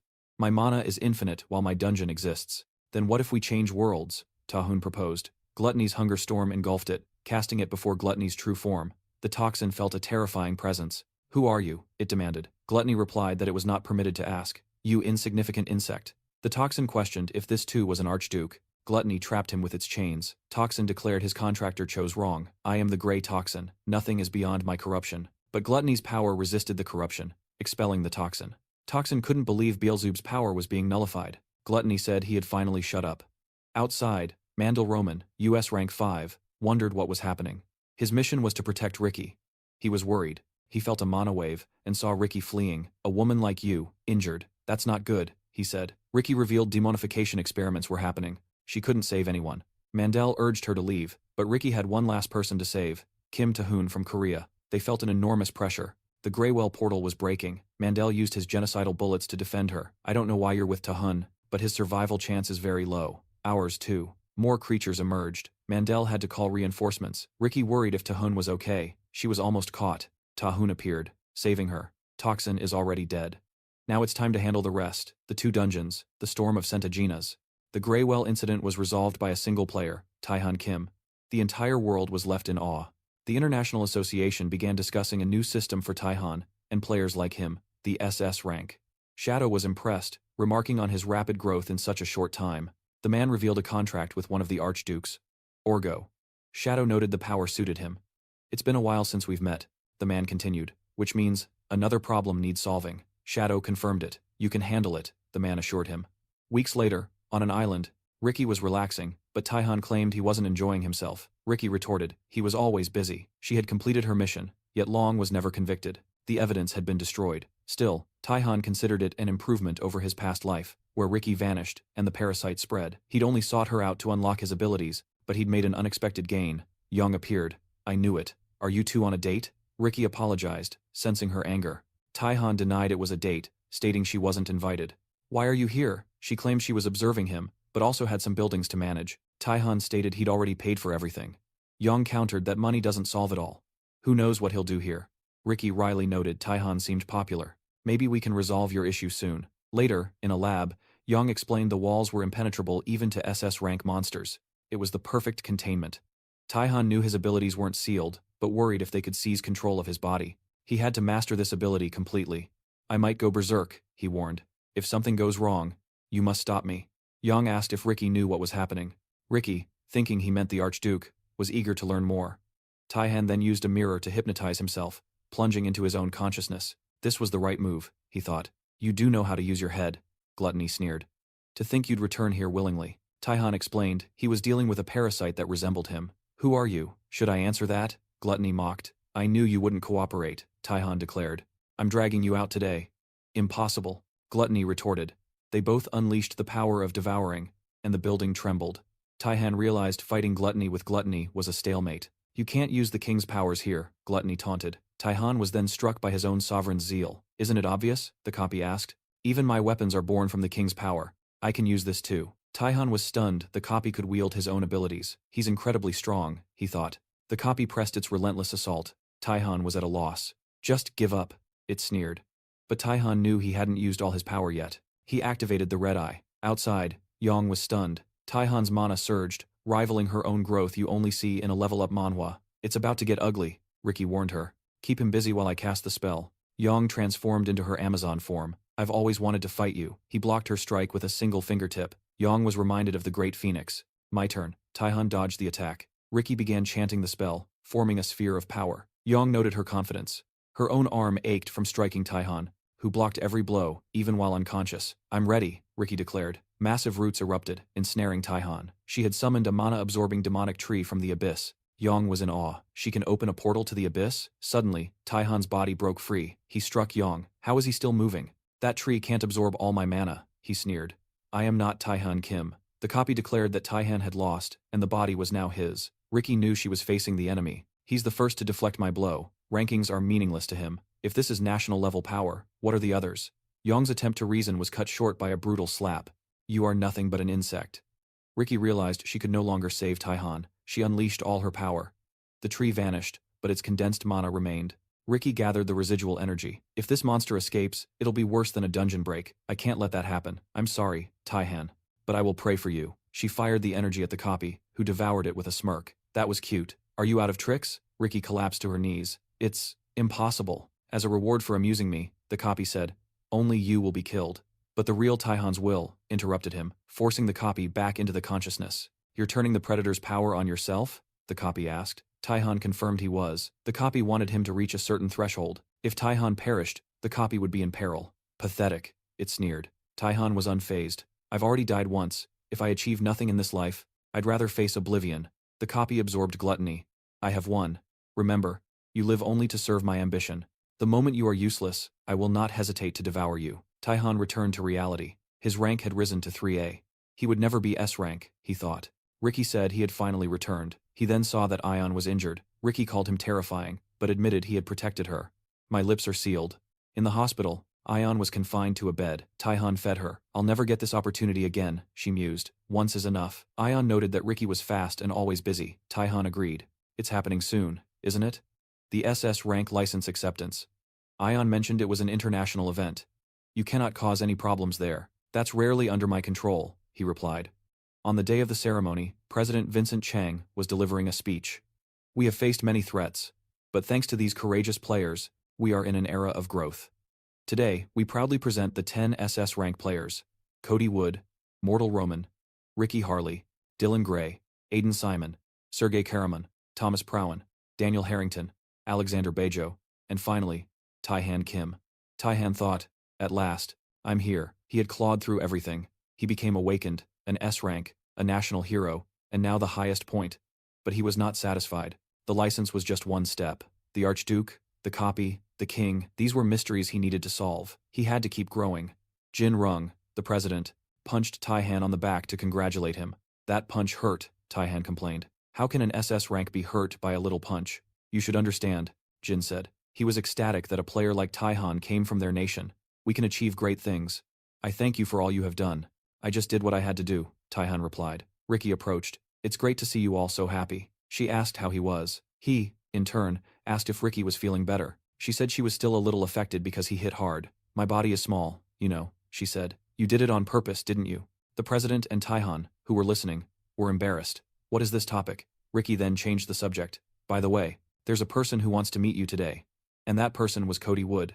He approached and greeted Taihan directly. The situation dawned on him. Now, he was an SS rank, on the same level as Cody Wood, the face of all players worldwide, the man who fought the most on the front line against the Abyss, the most powerful player. Taihan felt intimidated, but managed to shake Cody's hand. It's an honor to meet you, he said. Cody replied that from now on, they would work together often. It will be a great pleasure. Suddenly, the president of the International Association arrived with explosive news. The International Association accepted the United States' offer to create a massive group with the new SS rank licenses to take down every dungeon on the planet. It would be a raid on a scale never before seen. President Vincent said it was time to forge a lasting peace, and this would be the first step. Please consider this request, he urged. But President Jinhui knew something was wrong. Half of the SS ranks were American. They were using their might to control the association. Aside from Taihun Kim, Korea was weak, and they would have no choice but to go along. All the other countries agreed to participate, but Taihun Kim from Korea simply refused the request. First, let's solve our own problems, he said. Everyone was shocked, but inside, Jinhui was overjoyed. Later, on the plane, Ricky commented it was a shame they couldn't bring Taihun into the group. Cody asked if that bothered her. I'm very interested in him, Ricky confessed. She asked what Cody thought of him. The boy seems strong, Cody replied. He understands how I got my position. Ricky mused that if the world's most powerful player was saying that, she was not wrong. Cody revealed that Kim Taihun had a contract with an Archduke of the Abyss. But titles mean nothing to me, he said. Ricky rephrased the question. As someone who also has a contract with an Archduke, is Taihun truly that powerful? Cody's only response was, we will see soon enough. Meanwhile, in China, the new association president, Long Jang, seethed over China's new irrelevance. It's all because of that cursed Taihun Kim, he fumed. He resolved to play his final card, the intel on the Grey Well. Abruptly, screams echoed from outside as the power failed. The door creaked open. You must be the new president, correct? A voice inquired, offering a hollow apology for his tardiness. A bit of jet lag, he explained, introducing himself as Wing Chong, leader of the Malignant Guild. The following day at Nightwalker's base, Ion was baffled. She expected a grand strategy, but Taehyun just wanted to clear dungeons, refusing all foreign aid. Jinhui was torn between laughter and despair at the rejection. Ion stated that Taehyun had placed him in an awkward position. I know you are powerful, but so are the others, she warned. That is precisely the point, Taehyun countered. Korea cannot rely on me indefinitely, and these unexplored dungeons are a prime chance for our nation to strengthen. Ion conceded the point but called him reckless. Yes, I am, Taehyun admitted. We are short on time. He revealed his new focus would be the Abyss. Players would be split into two groups, pioneers charting the Abyss, and guardians battling threats on the surface. For his actions outside the Abyss, Taehyun was promoted to SS rank. Ion then asked, so you're truly going to the Abyss? Immediately after the promotion, Taehyun knew the Abyss held the answers he sought about the copy and the king. His goals were unattainable by remaining on Earth alone. But with me gone, the nation would be vulnerable. That is why I need other powerful players to execute my plan, he declared. Ion admitted she couldn't comprehend him. It is as if you exist in another world. Who are you? Taehyun cut her off. I do not wish to speak of it. She warned him this was no joke. I am serious. Taehyun replied that she wouldn't understand his explanation. But an opportunity was coming soon. She questioned if an Awaken's oath was needed. No, he stated. I never break my word. Ion then confronted him, demanding the reason for this conversation. Taehyun had hoped she would join his group, but you seem occupied with paperwork. Ion replied that she had no other choice. Then you can offer recommendations, Taehyun requested. Ion found this amusing. You want my blessing to form this group? I would recruit you with or without it, he stated. Later, Guan admitted he knew Taehyun would come for him. The first recruit was Guan, now Korea's finest tank after the saint healed his arm. The second was Seo Jin, for self-evident reasons. Hanji, Seo, and Siang Kwok were also brought in. The room held every player representing the new Korea. Ion Lim questioned if she truly belonged there. Just then, Taehyun arrived. He thanked them all. I am certain you already know what is about to happen. All of you will join my group to conquer previously unexplored dungeons, he announced. Seo Jin declared it an honor, but questioned its feasibility. I've heard unexplored dungeons are SS rank or higher, yet we are all merely S rank, Taehyun replied. Only for now. He saw their true potential. He was certain of Ion Lim's power growth, a confidence that unsettled her. Asterisk. I wasn't just saying that to comfort her. Asterisk, Tyizen thought. In my past life, everyone here reached SS rank. It took time, but this timeline is different. I've accelerated the plan slightly. Guan vowed they would give their all, but Tyizen warned, you'll die entering an SS rank dungeon now. We go in 1 month. For now, we're only going to train. The first session is in the Sovereign's world. 1 month later, in a French dungeon, the International Association was raiding, and winning easily. Gregory and Marcus discussed Kim Taihun's group, which appeared to be thriving. Meanwhile, inside a Greek dungeon, the Snake's Nest, Guan was running for his life. They all believed they would die, and it would be Tyizen Kim's fault for killing them. The training was merciless. Hanjin just wanted to go home. Eon was breathless, but Tyizen saw it as a great result. They're getting much stronger. The training is working. Sojin and Guan spotted strange stones. Ion corrected them. They weren't stones, they were players who vanished here. The boss was unmistakable. The SS rank creature, Medusa. Who gets her first? Tyizen asked. That snake's skin would make a beautiful bag. The group questioned if they could win. Their bodies froze in fear, but Tyizen spurred them on. What are you doing? Remember everything you've done this past month. You have to push past your limits. Sojin knew Tyizen was right. Eon felt her own growing strength. Guan said, "There's no other choice, is there?" They would use their practiced formation. Guan on the front line, Sojin as the main attacker, with Quake and Hanjin in the rear. But Medusa found their attacks trivial. "That tickles," she sneered. She struck with her trident. Guan scaled her weapon. "These attacks are nothing," he declared. He unleashed the blessing of the ancient dragon. Sojin neared Medusa's head, as Ion Lin froze her arm.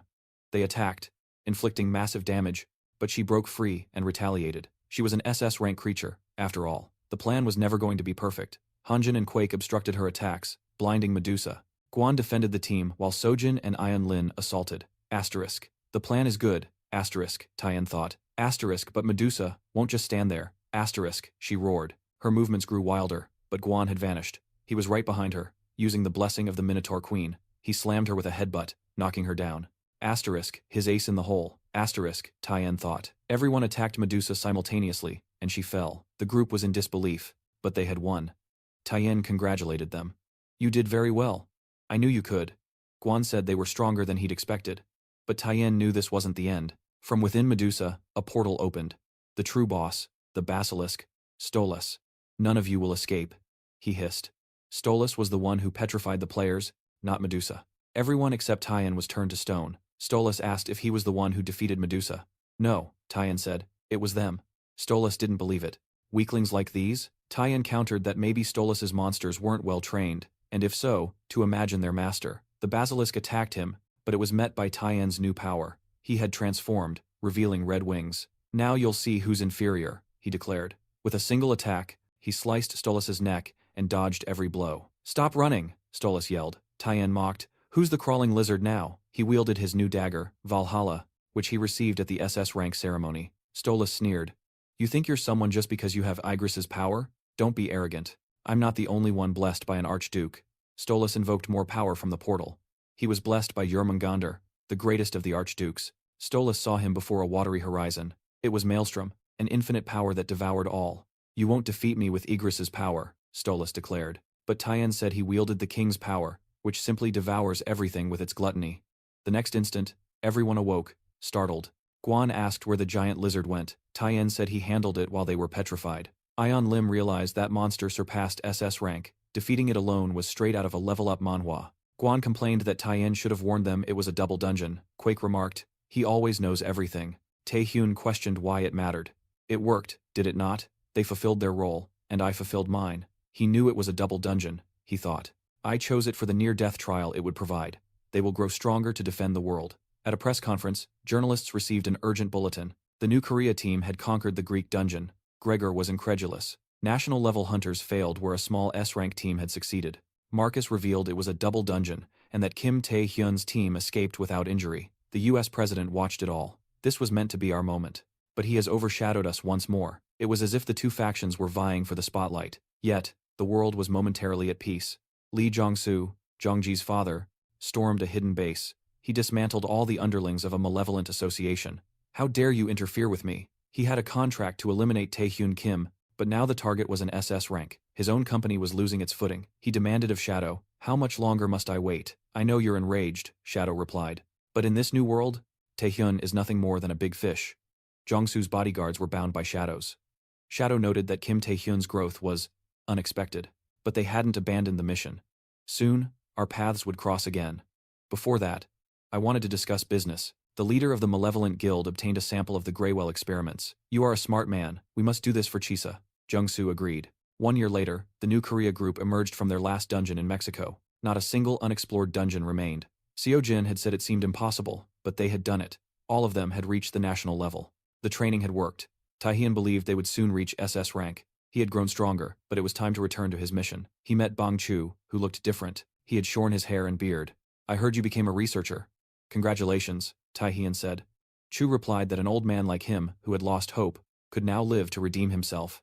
"It's like a dream, all thanks to you." Bang was performing several tests on behalf of the association. Taehyun asked what the world's busiest player was doing there. "I have another favor to ask," he said. He wanted to combine even more abilities. Chu asked how. He had never attempted such a thing. Fusing dual abilities. This could cause a fatal mana reversal. It is too much power for a single body. "I have to do this," Taehyun declared.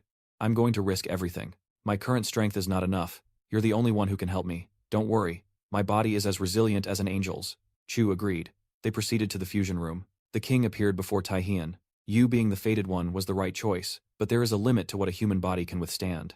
This time, I will aid you. With a single touch, he awakened even greater power. The system announced an unknown force had increased his rank to S. New abilities were registered. He was 20 years old. An S rank with 269 strength, 268 stamina, 269 agility, and 389 mana. He possessed Gluttony of the Predator, Complete Hypnosis, Blood Deluge, Monster Eye, Apocalypse, Dragon's Wrath, and Monstrous Transformation, in addition to his invocations. Taihun asked what that explosion was. Chu said he was fine. You are witnessing a historic feat. He then received a scolding from President Jin Hui. You can do many things, but not destroy the association's property. Were you combining more abilities? Are you insane? Do you feel any different? Jin Hui demanded. Yes, Taihun replied. I feel significantly more power. I want to go to the abyss now to test it. Jin Hui had more questions, but didn't want to waste time. A direct request has come for you. The International Association has invited you to be an examiner for the new SS rank recruitment tests. Taihun accepted. Time flies. It is now the new player's turn. Taihun was the most famous SS rank. Vincent thanked him for his presence. Now the three examiners, Taihun, Thomas Browning, and Cody, could begin. Vincent suggested a point-based system. Why so complicated? Taihun asked, releasing his power. A player needs mental strength, fortitude, and a powerful body. Just apply pressure until they break. Whatever is left is recruited. It is that simple. Cody liked the idea. I'll participate that way too. A desperate Vincent agreed to the method. The recruits were split up. Vincent separated them, explaining what each examiner would do. A recruit named Jeffrey complained that they were arrogant. SS ranks have only existed for 1 year. The difference shouldn't be that large. He told Sarah that they couldn't remain in the shadows. I am going to take them down. Especially Taihun Kim. In Taihun's area, he welcomed the recruits. Today, I am in charge of the tests. The rule is simple. All of you must land 1 blow on me. Easy, is it not? Even so, I believe it will be impossible. Come all at once. He used his aura to provoke them. Jeffrey was utterly furious. He charged forward with everything he had and was sent flying with a slap. That counts as a failure, Taihun said. Jeffrey was unconscious. Sarah told them to form a plan, but everyone attacked without thinking, and was struck down one by one. This is below my expectations, Taihun said. Those who are still standing, be better. Sarah began to lead. She used her ability and walked towards him. Taihun wondered if she was powerful. His first blow was blocked. Sarah was trembling, spitting up blood, but she blocked it. It was to create an opening for the others. He used Apocalypse to trap them. The chains shattered. She was absorbing the mana. She saw her chance, but then fell unconscious. Taihun said she didn't reach him, but she was the only one who passed. Sarah McQueen, the hope of the United States with the terraform ability. Taihun thought that it was just as he expected. She was different. Cody, her master, appeared. Taihun congratulated him. In the control room, the real test was just beginning. Vincent demanded the results. Only one person had passed, Sarah McQueen. A single new SS rank was lost. He seethed. Certain Taihun's actions had stolen all the glory. Now, only one candidate from the US had succeeded. Suddenly, word came that Taihun and Cody were requesting a high-level training room for a duel. Vincent was utterly desperate. The two of them are the world's number 1 and 2. Who could possibly stop them? Let them duel. The exams led nowhere, so their fight will serve as the main attraction. I will take full responsibility. They received permission. Everything would be recorded. Cody didn't care.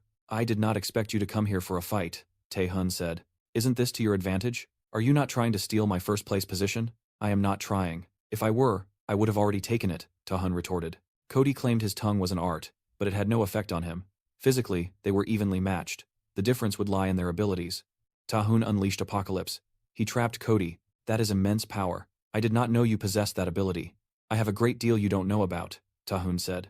Cody replied he would have to use everything to win. He activated Holy Night, severing the chains, and Apocalypse itself. Taihun couldn't believe he cut the ability as if it were nothing. The arena was being destroyed. Taihun felt his heart pound. He was facing the strongest in the world. In the control room, the cameras were destroyed. Vincent had no idea what was happening. I will go there personally. He thought that the training room was designed for dozens of SS ranks, but they had surpassed that level.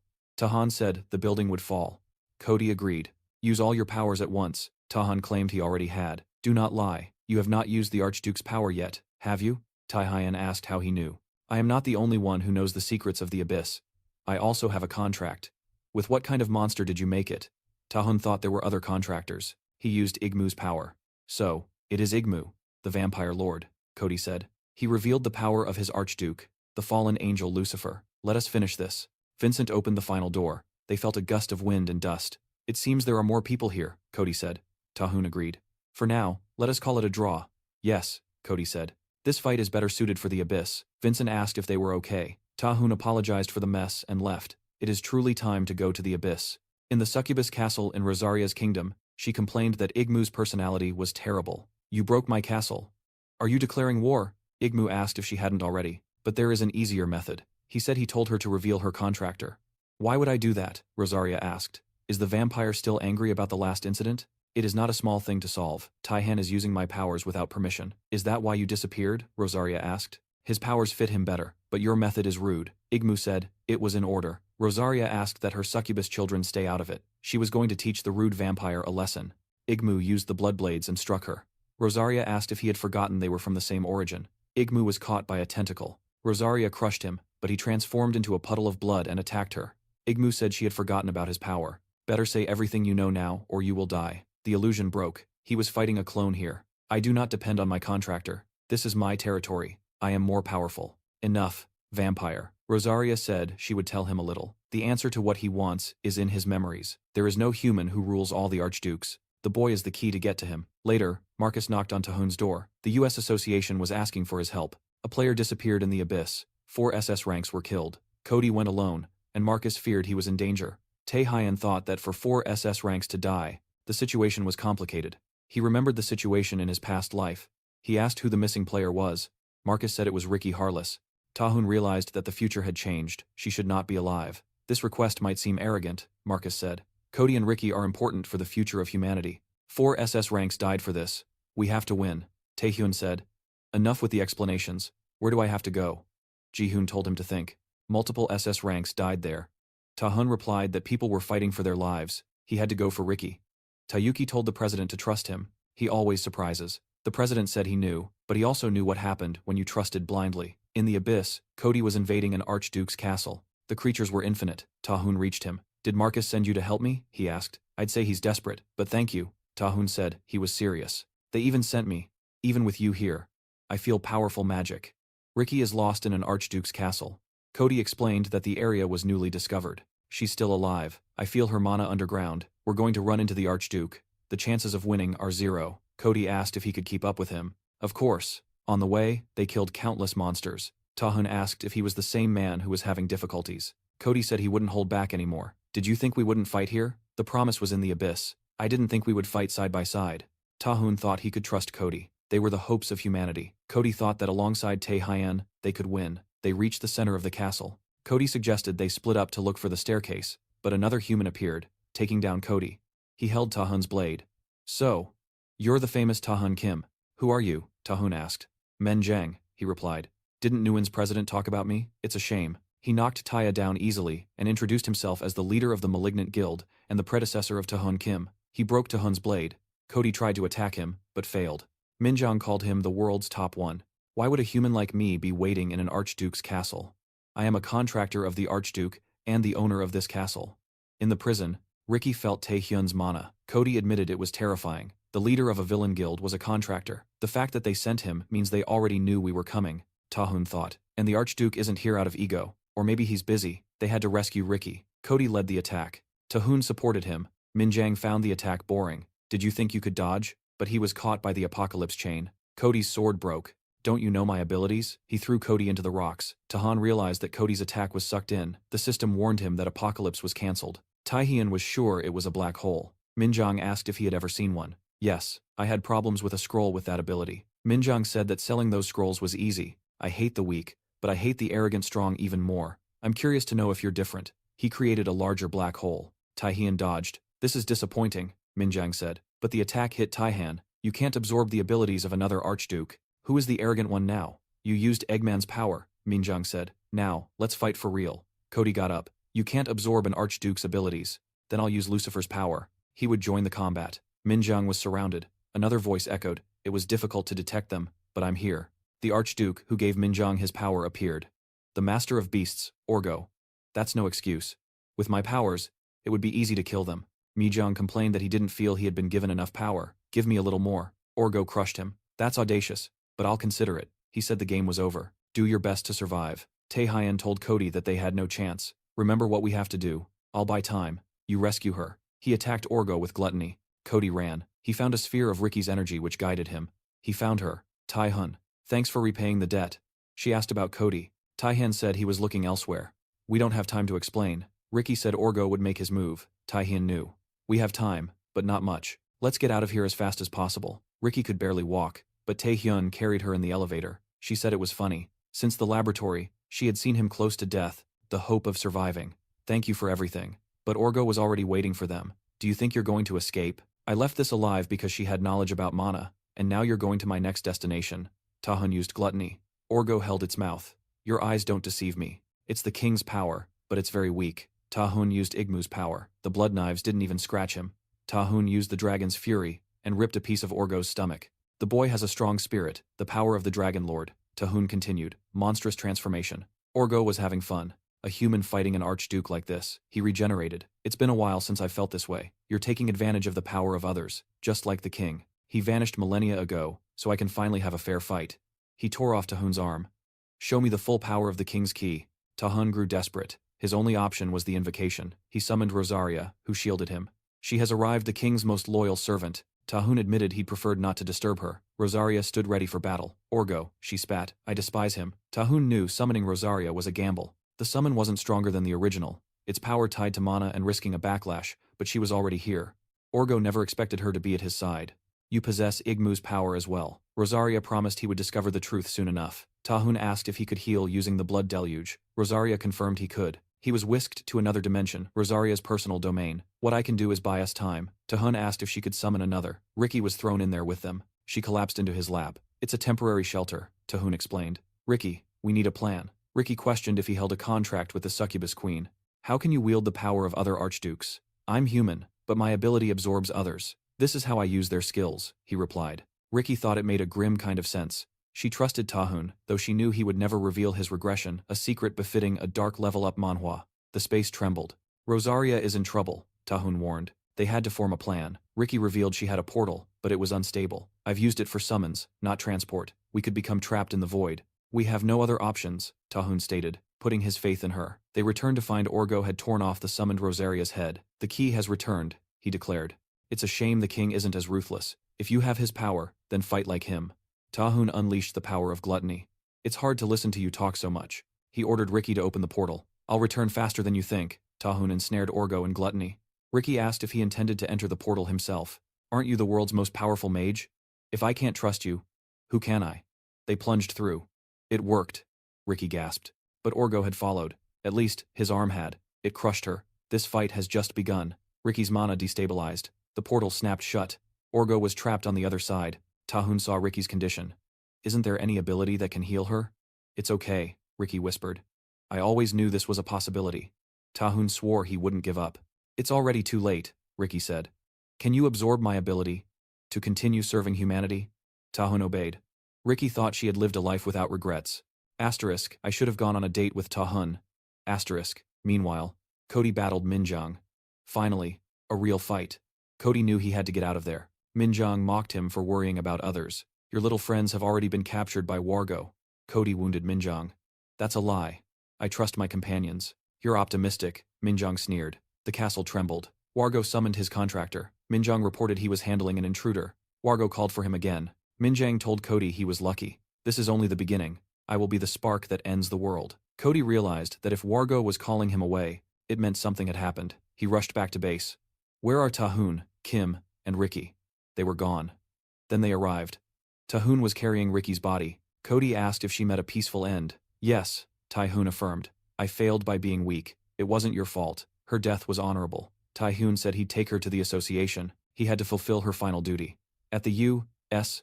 Association, the president thanked him. We lost many invaluable players. I trust this meeting is worth the cost. Taehyun had summoned them. Gregor claimed they were busy. You failed. Cody questioned if he was being addressed. Gregor grew nervous. Taehyun said they would soon learn who deserved to be here. He used Ricky's ability, memorize. Now, you will all hear her final words. Taehyun inherited 3 of Ricky's skills. Monster Heart, allowing him to manipulate mana, portal, and memorize. She became an investigator thanks to this very ability. The president then asked how he used it. Taihun lied, claiming Ricky knew how to transfer her abilities. Cody asked what he would show them. Taihun revealed the information Ricky obtained. She saw statues of the 7 archdukes: Orgel, Rosaria, Igman, Belzebu, Hazard, Joan Gard, and Lucifer. They fought over territory. She never saw who sat on the throne. Orgel caught her. Everyone was stunned. Before, we never knew their true strength. Thanks to her sacrifice, we know a single archduke can destroy the planet. There are 7, and one who reigns over them all. Minjong and Orgel reunited. Minjong couldn't believe an archduke needed help. Orgel's head was still regenerating. It was an accident. I will recover, but I despise waiting. If you speak again, I will crush you. Minjong asked what he'd do with Tai Kim. Orgel said the boy has a special ability from someone even more special, the King of the Abyss. He coordinated the war against the Heavenly Kingdom. He said this king was different. Minjang, you have new orders.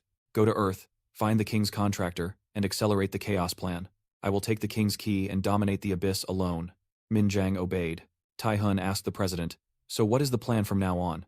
The association president said they would convene a meeting, because honestly, he didn't know how to escape this situation. But Taihun was blunt. This is no longer a matter for the U.S. Association. This concerns all of humanity. Everyone must know about this. The president, worried, feared this could cause uncontrolled chaos. But Taihun insisted, we are giving them the chance to unite. Ricky didn't work for the benefit of just one country. She worked for the good of the entire world. The president finally relented. Very well, I'll share this information with the International Association. That's when Taihun dropped another bombshell. He revealed that within Ricky's memories, he saw something in the association's underground. The president was shocked, but Taihun was now one of their closest allies, so the president had to reveal the secret to him. Later, they descended to the lowest level of the underground. The president commented that if Taihun had studied history, he'd know humanity changed completely after its contact with the Abyss. It all began with the Awakened, who could use resources from there. He explained, but here's the secret. The Awakened and the Abyss did not appear simultaneously. The Abyss was a hell they couldn't handle. It only became a land of opportunity after they took something from the Pacific Ocean. In fact, humans began to awaken after contact with a specific being. The president then presented humanity's savior, the being that granted powers to all the Awakened. To this day, the creature is nameless, but unofficially, we call it God. Taihun was shocked. Doesn't this creature look just like the king who gave me my powers? He asked. You have kept this hidden for so long? The president replied their mentality hadn't changed. A country must consider its own development. But since the first awakening, we have been unable to get anything from it. We are just here, slowly analyzing the signs it gives. I think it just moved, Taihun whispered. And suddenly the Nameless One's eyes opened. Fear gripped everyone. It had never done this. It was staring into their very souls. The president was terrified. This has never happened before. Call the researchers immediately. Taihun felt the Nameless One's gaze fall directly upon him. The creature was communicating with him, saying he was different from the men expected of one who returned with the king's power. Suddenly, the entire building began to shake. Marcos yelled to get out, that something was terribly wrong. The Nameless One, however, asked Taihun if he desired the truth about his mana and about the king's power. Taihun chose to stay. I'm staying here, even with the building collapsing. I must check something. Marcos was desperate, but Cody reassured him. Trust Taihun. They left Taihun alone with the Nameless One. Now, Taihun said, show me the truth about God. Within that space, the collective consciousness, the Nameless One stated that Taihun was very brave and it would give him the answers. Taihun had many questions. The first was the source of the information, and if it truly was a god. The Nameless One explained there was no better word to describe it, but it was just a fragment of God. Now, no longer part of the entity. It only had a general direction, the place where its being was. So, there is a God somewhere, Taihun tried to understand. And you are a path to him. Precisely, the Nameless One replied. The reason humans awakened was to seek God, and the reason I awakened was after meeting the king. Taihun asked if the king's power was God's power, why the king did this, and where he was now. Taihun was then pulled into a vision of a portal break in South Korea. But it was not the Korea of his dimension, it was the king's place of origin, the one about to die awakened at the last moment, thanks to the fragments of God. He defeated his enemies, and became king of the Abyss. The Nameless One explained that, after the territorial war, the king met the condition to fight against the heavenly kingdom to face the true God. But the superior kingdom was occupied by more powerful beings. The king could not win, and even after several regressions, his mind fractured until he realized he was not the right person for the task. He needed a person, the king's key. That is the meaning of being his key, the Nameless One explained. The one who has the job of winning the war and reaching God. And you, Taihun, are the king's key. Taihun still had questions. Why did God spread the fragments? Why did the king seek him? And why was he selected? The Nameless One said, these answers were beyond its capacity. You receive the king's powers, not God's, it explained. You can just enjoy your life. If it is not a duty you want to fulfill, the mission is up to you. After all, after you, another key may or may not appear.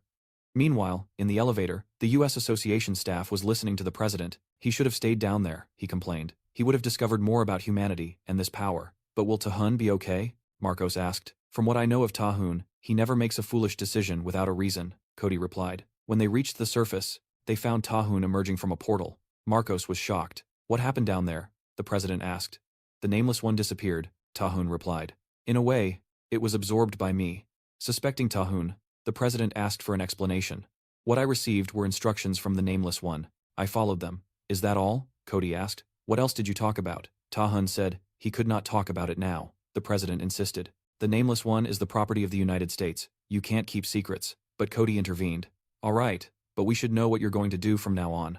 I'm still going to figure out what I can do, Taihun said. I did my job. I delivered Rick's last words. Now, I am leaving. The president ordered Cody to stop him, but Cody replied, You still don't get it. Kim Taihun has already surpassed me. There is nothing on this planet that can stop him. We tried several times to make contact with the Nameless One, but Taihun was the only one who succeeded. In fact, it chose Taihun. We shouldn't be mad at the man chosen by God. What we should do is trust him. After that, the International Association released the information. Now, everyone knew about the Abyss and the 7 Archdukes. And of course, everyone was in mourning and fear. Later, in a meeting with Din Rui, Taihun replied that he was fine after facing the Archduke. But of course, it's a worrying situation, he admitted.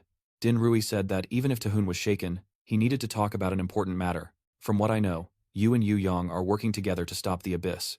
Do these plans have anything to do with the Archdukes? No, Taihun said. It's because the Abyss needs my presence now more than ever. Taewook tried to intervene, but Din Rui calmed him. Taihun then asked if Taewook had any important matters to discuss. Yes, he replied. The president wanted to hide this from you, but since you'll be operating in the Abyss, you must know. While you were occupied, a mysterious disease began spreading across Earth.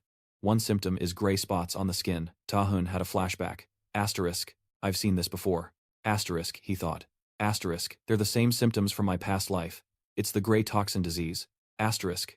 But hadn't it ended when I killed the gray toxin? Taewook explained, the disease isn't natural. It seems man-made by humans in South Korea with ties to the Malignant Guild.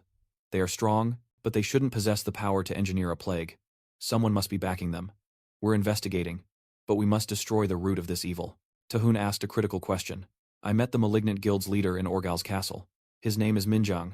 Do you know him? Ginrian was enraged. That damn traitor is now siding with the monsters. Should we tell him? Taewook asked. No, Ginrian commanded. This is his burden to bear. He had to tell him. It was never a secret, just a truth too dangerous to share. But now, Taehyun needed to know what happened. It began 20 years ago, when I was still active. Ginrian started. A dungeon break occurred. I responded, but it was too late. The beasts had already escaped. And there I found a child, Minjang, only 7 years old, who had lost his parents and eliminated every monster alone. He stopped a B-rank break. That was my first encounter with Minjang. I saw his potential and felt the weight of failing to save his family. So, I adopted him, training him to be Korea's next savior, but his talent far exceeded my expectations. He was already one of Korea's strongest, while still a teen. But looking back, I regret it. I pushed him too hard. No child should endure that. Taehun asked where it all went wrong. Taewook explained that back then, there were no restrictions for entering the Abyss. Though incredibly young, Minjang went, but his entire party was annihilated. He constantly faced casualties and loss. The association investigated and found he was leading people to their end on purpose. All Minjang said during questioning was, how could I fight monsters alongside such weaklings? Had they survived, they would be strong like me. If they perished, it was because they deserved it. The association, fearing the fallout, tried to eliminate him, but he escaped, Ginrian continued. That is how he became a global fugitive. His mind endured too much. He believes tragedy forges strength and wants to inflict that on others. This is his twisted way of saving the world. And the one who guided him here was me, President Jin Hyuk. Taehyun stood up. I can't say you're without blame, Jin Hyuk. Perhaps you share the blame. You should have done the one thing a parent must. Discipline their child when they stray from the right path. I'm going into the Abyss to get Minjang, Taehyun promised. I'll bring him back for a second chance with his father. Taehyun despised Minjang's view of the weak, but he understood his pain. I know exactly what it's like to lose everything. So, you're going to confront him? Taewook asked. Yes, but not yet. I have things to handle first. A new status window appeared for Taehyun, with a new mission. The war between races was about to start. Later, Taehyun went to see Rosaria. You're already here. I knew you would be, she said. Why? That look, is it because I'm in this terrible, deplorable state? Taehyun wondered if it was his fault. It has nothing to do with you, Rosaria guaranteed. Before the fight with Org, Igmu appeared here. But don't worry, before you arrived, the archdukes were not on friendly terms. I will make sure you are never treated that way again, Taehyun promised. Those were beautiful words, Rosaria said, feeling stronger. But something in you has changed. What was it? I met God, Taehyun revealed. And I learned the truth about the king. The war of the races is approaching. What did you say? You met God? Rosaria was stunned. To be precise, a fragment of God, Taehyun explained. I learned everything about the king. Now things are very different in my mind. Rosaria said he reached this state faster than she expected. Is it fate? Or coincidence? Everything is proceeding according to the divine plan. If you know the truth, you must know your destiny, and since you are here, you must have an answer. Taehyun remembered his talk with the nameless god. He could enjoy life or fulfill his duty. He thought of the years of frustration, of how he became powerful, but now he knew he was always a tool of the king, meant to carry a heavy burden. Even so, he decided to walk the same path. He will protect his world. I will take the reins to fight this war, he declared. That is why I ask for your support. As the king said, I want to take you to a higher place. Indeed, an impressive speech, Rosaria admitted. But you are not the king. You are the key. To become as powerful as the king, you have a long way to go. Suddenly, the system alerted him. He had advanced to SS rank. An immense power awakened. When did you become so powerful? Rosaria asked. To follow the king's path, I needed a fragment of God. So I absorbed it, Taehyun explained. Do you still not trust me? When the king said he would pass his powers to another, I opposed him, Rosaria confessed. But it seems, fortunately, that I was wrong. I'm feeling something I haven't felt in ages. Later, Rosaria admitted she no longer saw herself as Taehyun's superior. Now, we are equal partners. What do you know of the War of the Races? Only that the king won the territorial war and was then attacked by the superior kingdom. Taehyun claimed the fragment of God wasn't very talkative. You lied to me, Rosaria reprimanded. If I hadn't, you wouldn't cooperate, Taehyun defended. Then I will tell you the rest. But I don't know everything, either. The War of the Races was ignited by the superior kingdom out of fear of the king's power. The superior kingdom has its own leader, a monster who walked the king's path first, Baal, the Dragon King. He has already reached godhood, but he deems the other fragments of God as traitors. The king wanted to restore the old order, and that is why the war began. Then why hasn't the superior kingdom attacked while we are weakened? Taehyun asked. A certain power prevents their movement until specific conditions are met. So until then, I will defeat every archduke and forge a great army, Taehyun declared. That is the key to winning this war, isn't it? You finally grasp why you must battle the other archdukes, Rosaria said, satisfied. To unify, so the entire inferior kingdom can stand against the superior kingdom. After the long meeting, Rosaria was resolved. When do we begin? Taehyun knew he had a score to settle with Orgel for Ricky's murder, but Orgel held the largest territory. A direct fight would be a disadvantage. A succubus burst in, interrupting with an urgent message. Well, it seems the beginning is now, Rosaria said. Weren't you taking me to a superior kingdom? Now you must prove your words weren't empty. At that moment, Igmon was contesting a part of Rosaria's domain, the dry desert, in a clash between succubi and vampires. The vampire Bludia was overwhelming her foe. The succubus Mouserin defended her mistress, but Bludia crushed her. Is this all Rosaria can muster? Bludia mocked. Your mistress is the weakest of the archdukes. Do not insult my mistress, Mouserin retorted. A defeated creature has no right to speak, Bludia replied, grinding her heel on her. This dry desert is now Lord Igman's territory. I like your concept, Taehyun emerged. Survival of the fittest. Very cool. What is a human doing here? Bludia asked, surprised. Nothing more than the queen's mercenary, Taehyun replied. And I came here to deal with you. Most monsters in the abyss operate on instinct, but mutants like Bludia are more cunning, born to be apex predators. She had always survived, killing countless monsters until she met the true predator of the abyss, the Archduke, Igman. He defeated her with ease and made an offer. Serve him and become stronger. She accepted simply to survive. But why was she losing to a boy, to one who served the weakest Archduke? And crucially, why lose to a human? Taehyun's growth was a humiliating, twisted level-up Manhwa, parrying her blows and paralyzing her with the Queen of Nightmares' power.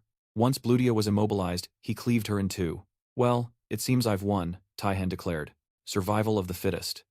Now, you are my prey. You, who trespassed into my territory and spouted such arrogance. I couldn't just let you go.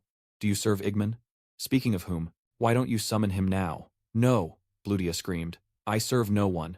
I am a monster who will climb to the top of the abyss. Taehyun simply devoured her. The knights recognized him as Rosaria's contractor. He recalled that S-rank monsters were once a problem, but now they posed no difficulty whatsoever. After synthesizing the fragment of God, he could easily overwhelm creatures like Bludia. He discovered he could now adjust the mana of his abilities, particularly those tied to Igman. With this power, he could defeat an archduke, but he was unaware his gluttony was set to detonate from within. Igman, emerging from the blood, noted that Blutia had accomplished a difficult task. I didn't expect much from her, but at least she led me to you. Strange, Taihun replied. I was looking for you as well. This just made my life easier. Igman proposed a celebration for their reunion. Meanwhile, at the Korean Association, Jinroy was returning home when he saw a photo of the players. We were all so young then, he mused. Godwook interrupted him with urgent news. The association and the Nightwalkers had located the Malignant Guild. Summon all nationals immediately. Taiyuki asked if they could truly manage this without Taihun, who remained in the abyss. Since when does Korea depend on him alone? Jinroy retorted. It would be ideal if we could end this without his aid. He has his own burdens, and this will prove our own strength. Taihun cannot protect Korea forever. He has his own path, and I intend to support those who walk the right one. Godwook remembered what had happened to Jang. We have no time to waste, Jinroy declared. We are going to war. Before the succubi, Igman formally introduced himself. Taihun did as well. I am Rosaria's contractor, and the key to the king. Igman then made a generous offer. Abandon your contract with Rosaria, and join me. I will treat you as an equal, and you will attain a strength you've never imagined. Taihun refused. I'm already going to win this war, with or without your power. Rosaria warned me that if they knew I was the key, every archduke would hunt me to become the king of the abyss. Don't you know I'm lying? Igman was irritated. It would be better if you hadn't realized. If you won't come willingly, you will come by force. You seem deeply connected to the kingdom of nightmares. Of course, Rosaria and I are partners now, Taihun stated. A human and an archduke? Partners? That is ridiculous. In the abyss, there are only the dominators and the dominated. The king knew this. That is why he forced all to kneel beneath his feet. I never said I wouldn't use force, Taihun retorted. I'll be merciful if you beg, but I'll use force to avoid the unnecessary. I'll make an offer too. Serve me now. I will grant you the chance to prove yourself in the war of the races. Now you're just being arrogant, Igman mocked. Have you forgotten you are merely a key? A brat who thinks he's powerful? He launched his bladed swords toward Taihun, but they were all repelled and shattered by a small knife made of blood. It's time for the true awakening, Taihun said. Igman was furious. You're using my authorities as if they were your own. Will this kleptomania of yours only stop when you die? He formed a massive blood arrow. Taihun knew an archduke was far more powerful than a triple S rank. The logical choice was to ask Rosaria for help, but he wanted to test his new power alone. He dodged and sliced Igman's chest. The vampire retaliated, piercing Taihun's chest. You are using a stolen ability. It's not so bad, Igman said. It's too soon to be surprised, Taihun replied. I have much more than just one authority. He used Oral's monstrous transformation to break Igman's blade. The vampire was shocked to see Taihun wielding different authorities. This is vulgar and disrespectful, but as he summoned more swords, they were all annihilated by Taihun. Igman wondered how he had become so powerful. The Knight Musarin watched, barely believing a human was fighting an archduke as an equal. Do you feel like you're losing to a kid? Taihun asked. Don't be arrogant, Igman replied. You only know a fraction of my authority. I don't need only your authority, Taihun said, unleashing the dragon's fury. You're the one who knows nothing. He pierced Igman's arm, using demonic fluids to poison him. Spitting blood, Igman admitted Taihun exceeded expectations, before unleashing the blood field, his ultimate ability. Taihun tried to call to Rosaria for help, but Igman cut him off. Scream all you want. Do you have the mana to survive this? Taihun realized his mana was being drained as he slowly drowned in Igman's blood. As he lost consciousness, the vampire moved in for the kill. But it was only an illusion. Actually, Taihun's voice echoed, you were mistaken. This domain isn't yours. It belongs to me. Welcome to my kingdom. Taihun's copy, born of gluttony, appeared. Who knows, it said. Everyone asks who I am when they arrive, but no one has ever lived to hear the answer. You are in the presence of an archduke, Igman yelled. You will tell me the truth. I honestly don't get why archdukes act so special, Gluttony mocked. There is always someone stronger. I'm no different from the boy outside. And what I created, those weren't swords, they were predators. The copy thanked Igman for the mana supply, and began its brutal assault. Now, I'll show you a real fight, it said. The vampire was pummeled relentlessly, given no time to breathe. You've never known a beating this severe. His spear thrust was useless. The copy was ensnared within Igman's apocalypse. He saw the plan, to drain the king's key of its power. The copy, needing time to reform, urged Taihun to end the vampire now. Taihun finally seized his body, unleashing the predator of gluttony to devour all. Igman's domain began to shatter. How can I, an archduke, lose to a mere ghost? He raged. Just then, a desperate Rosaria arrived. Igman declared a draw, but Taihun refused. No. Next time, I will win.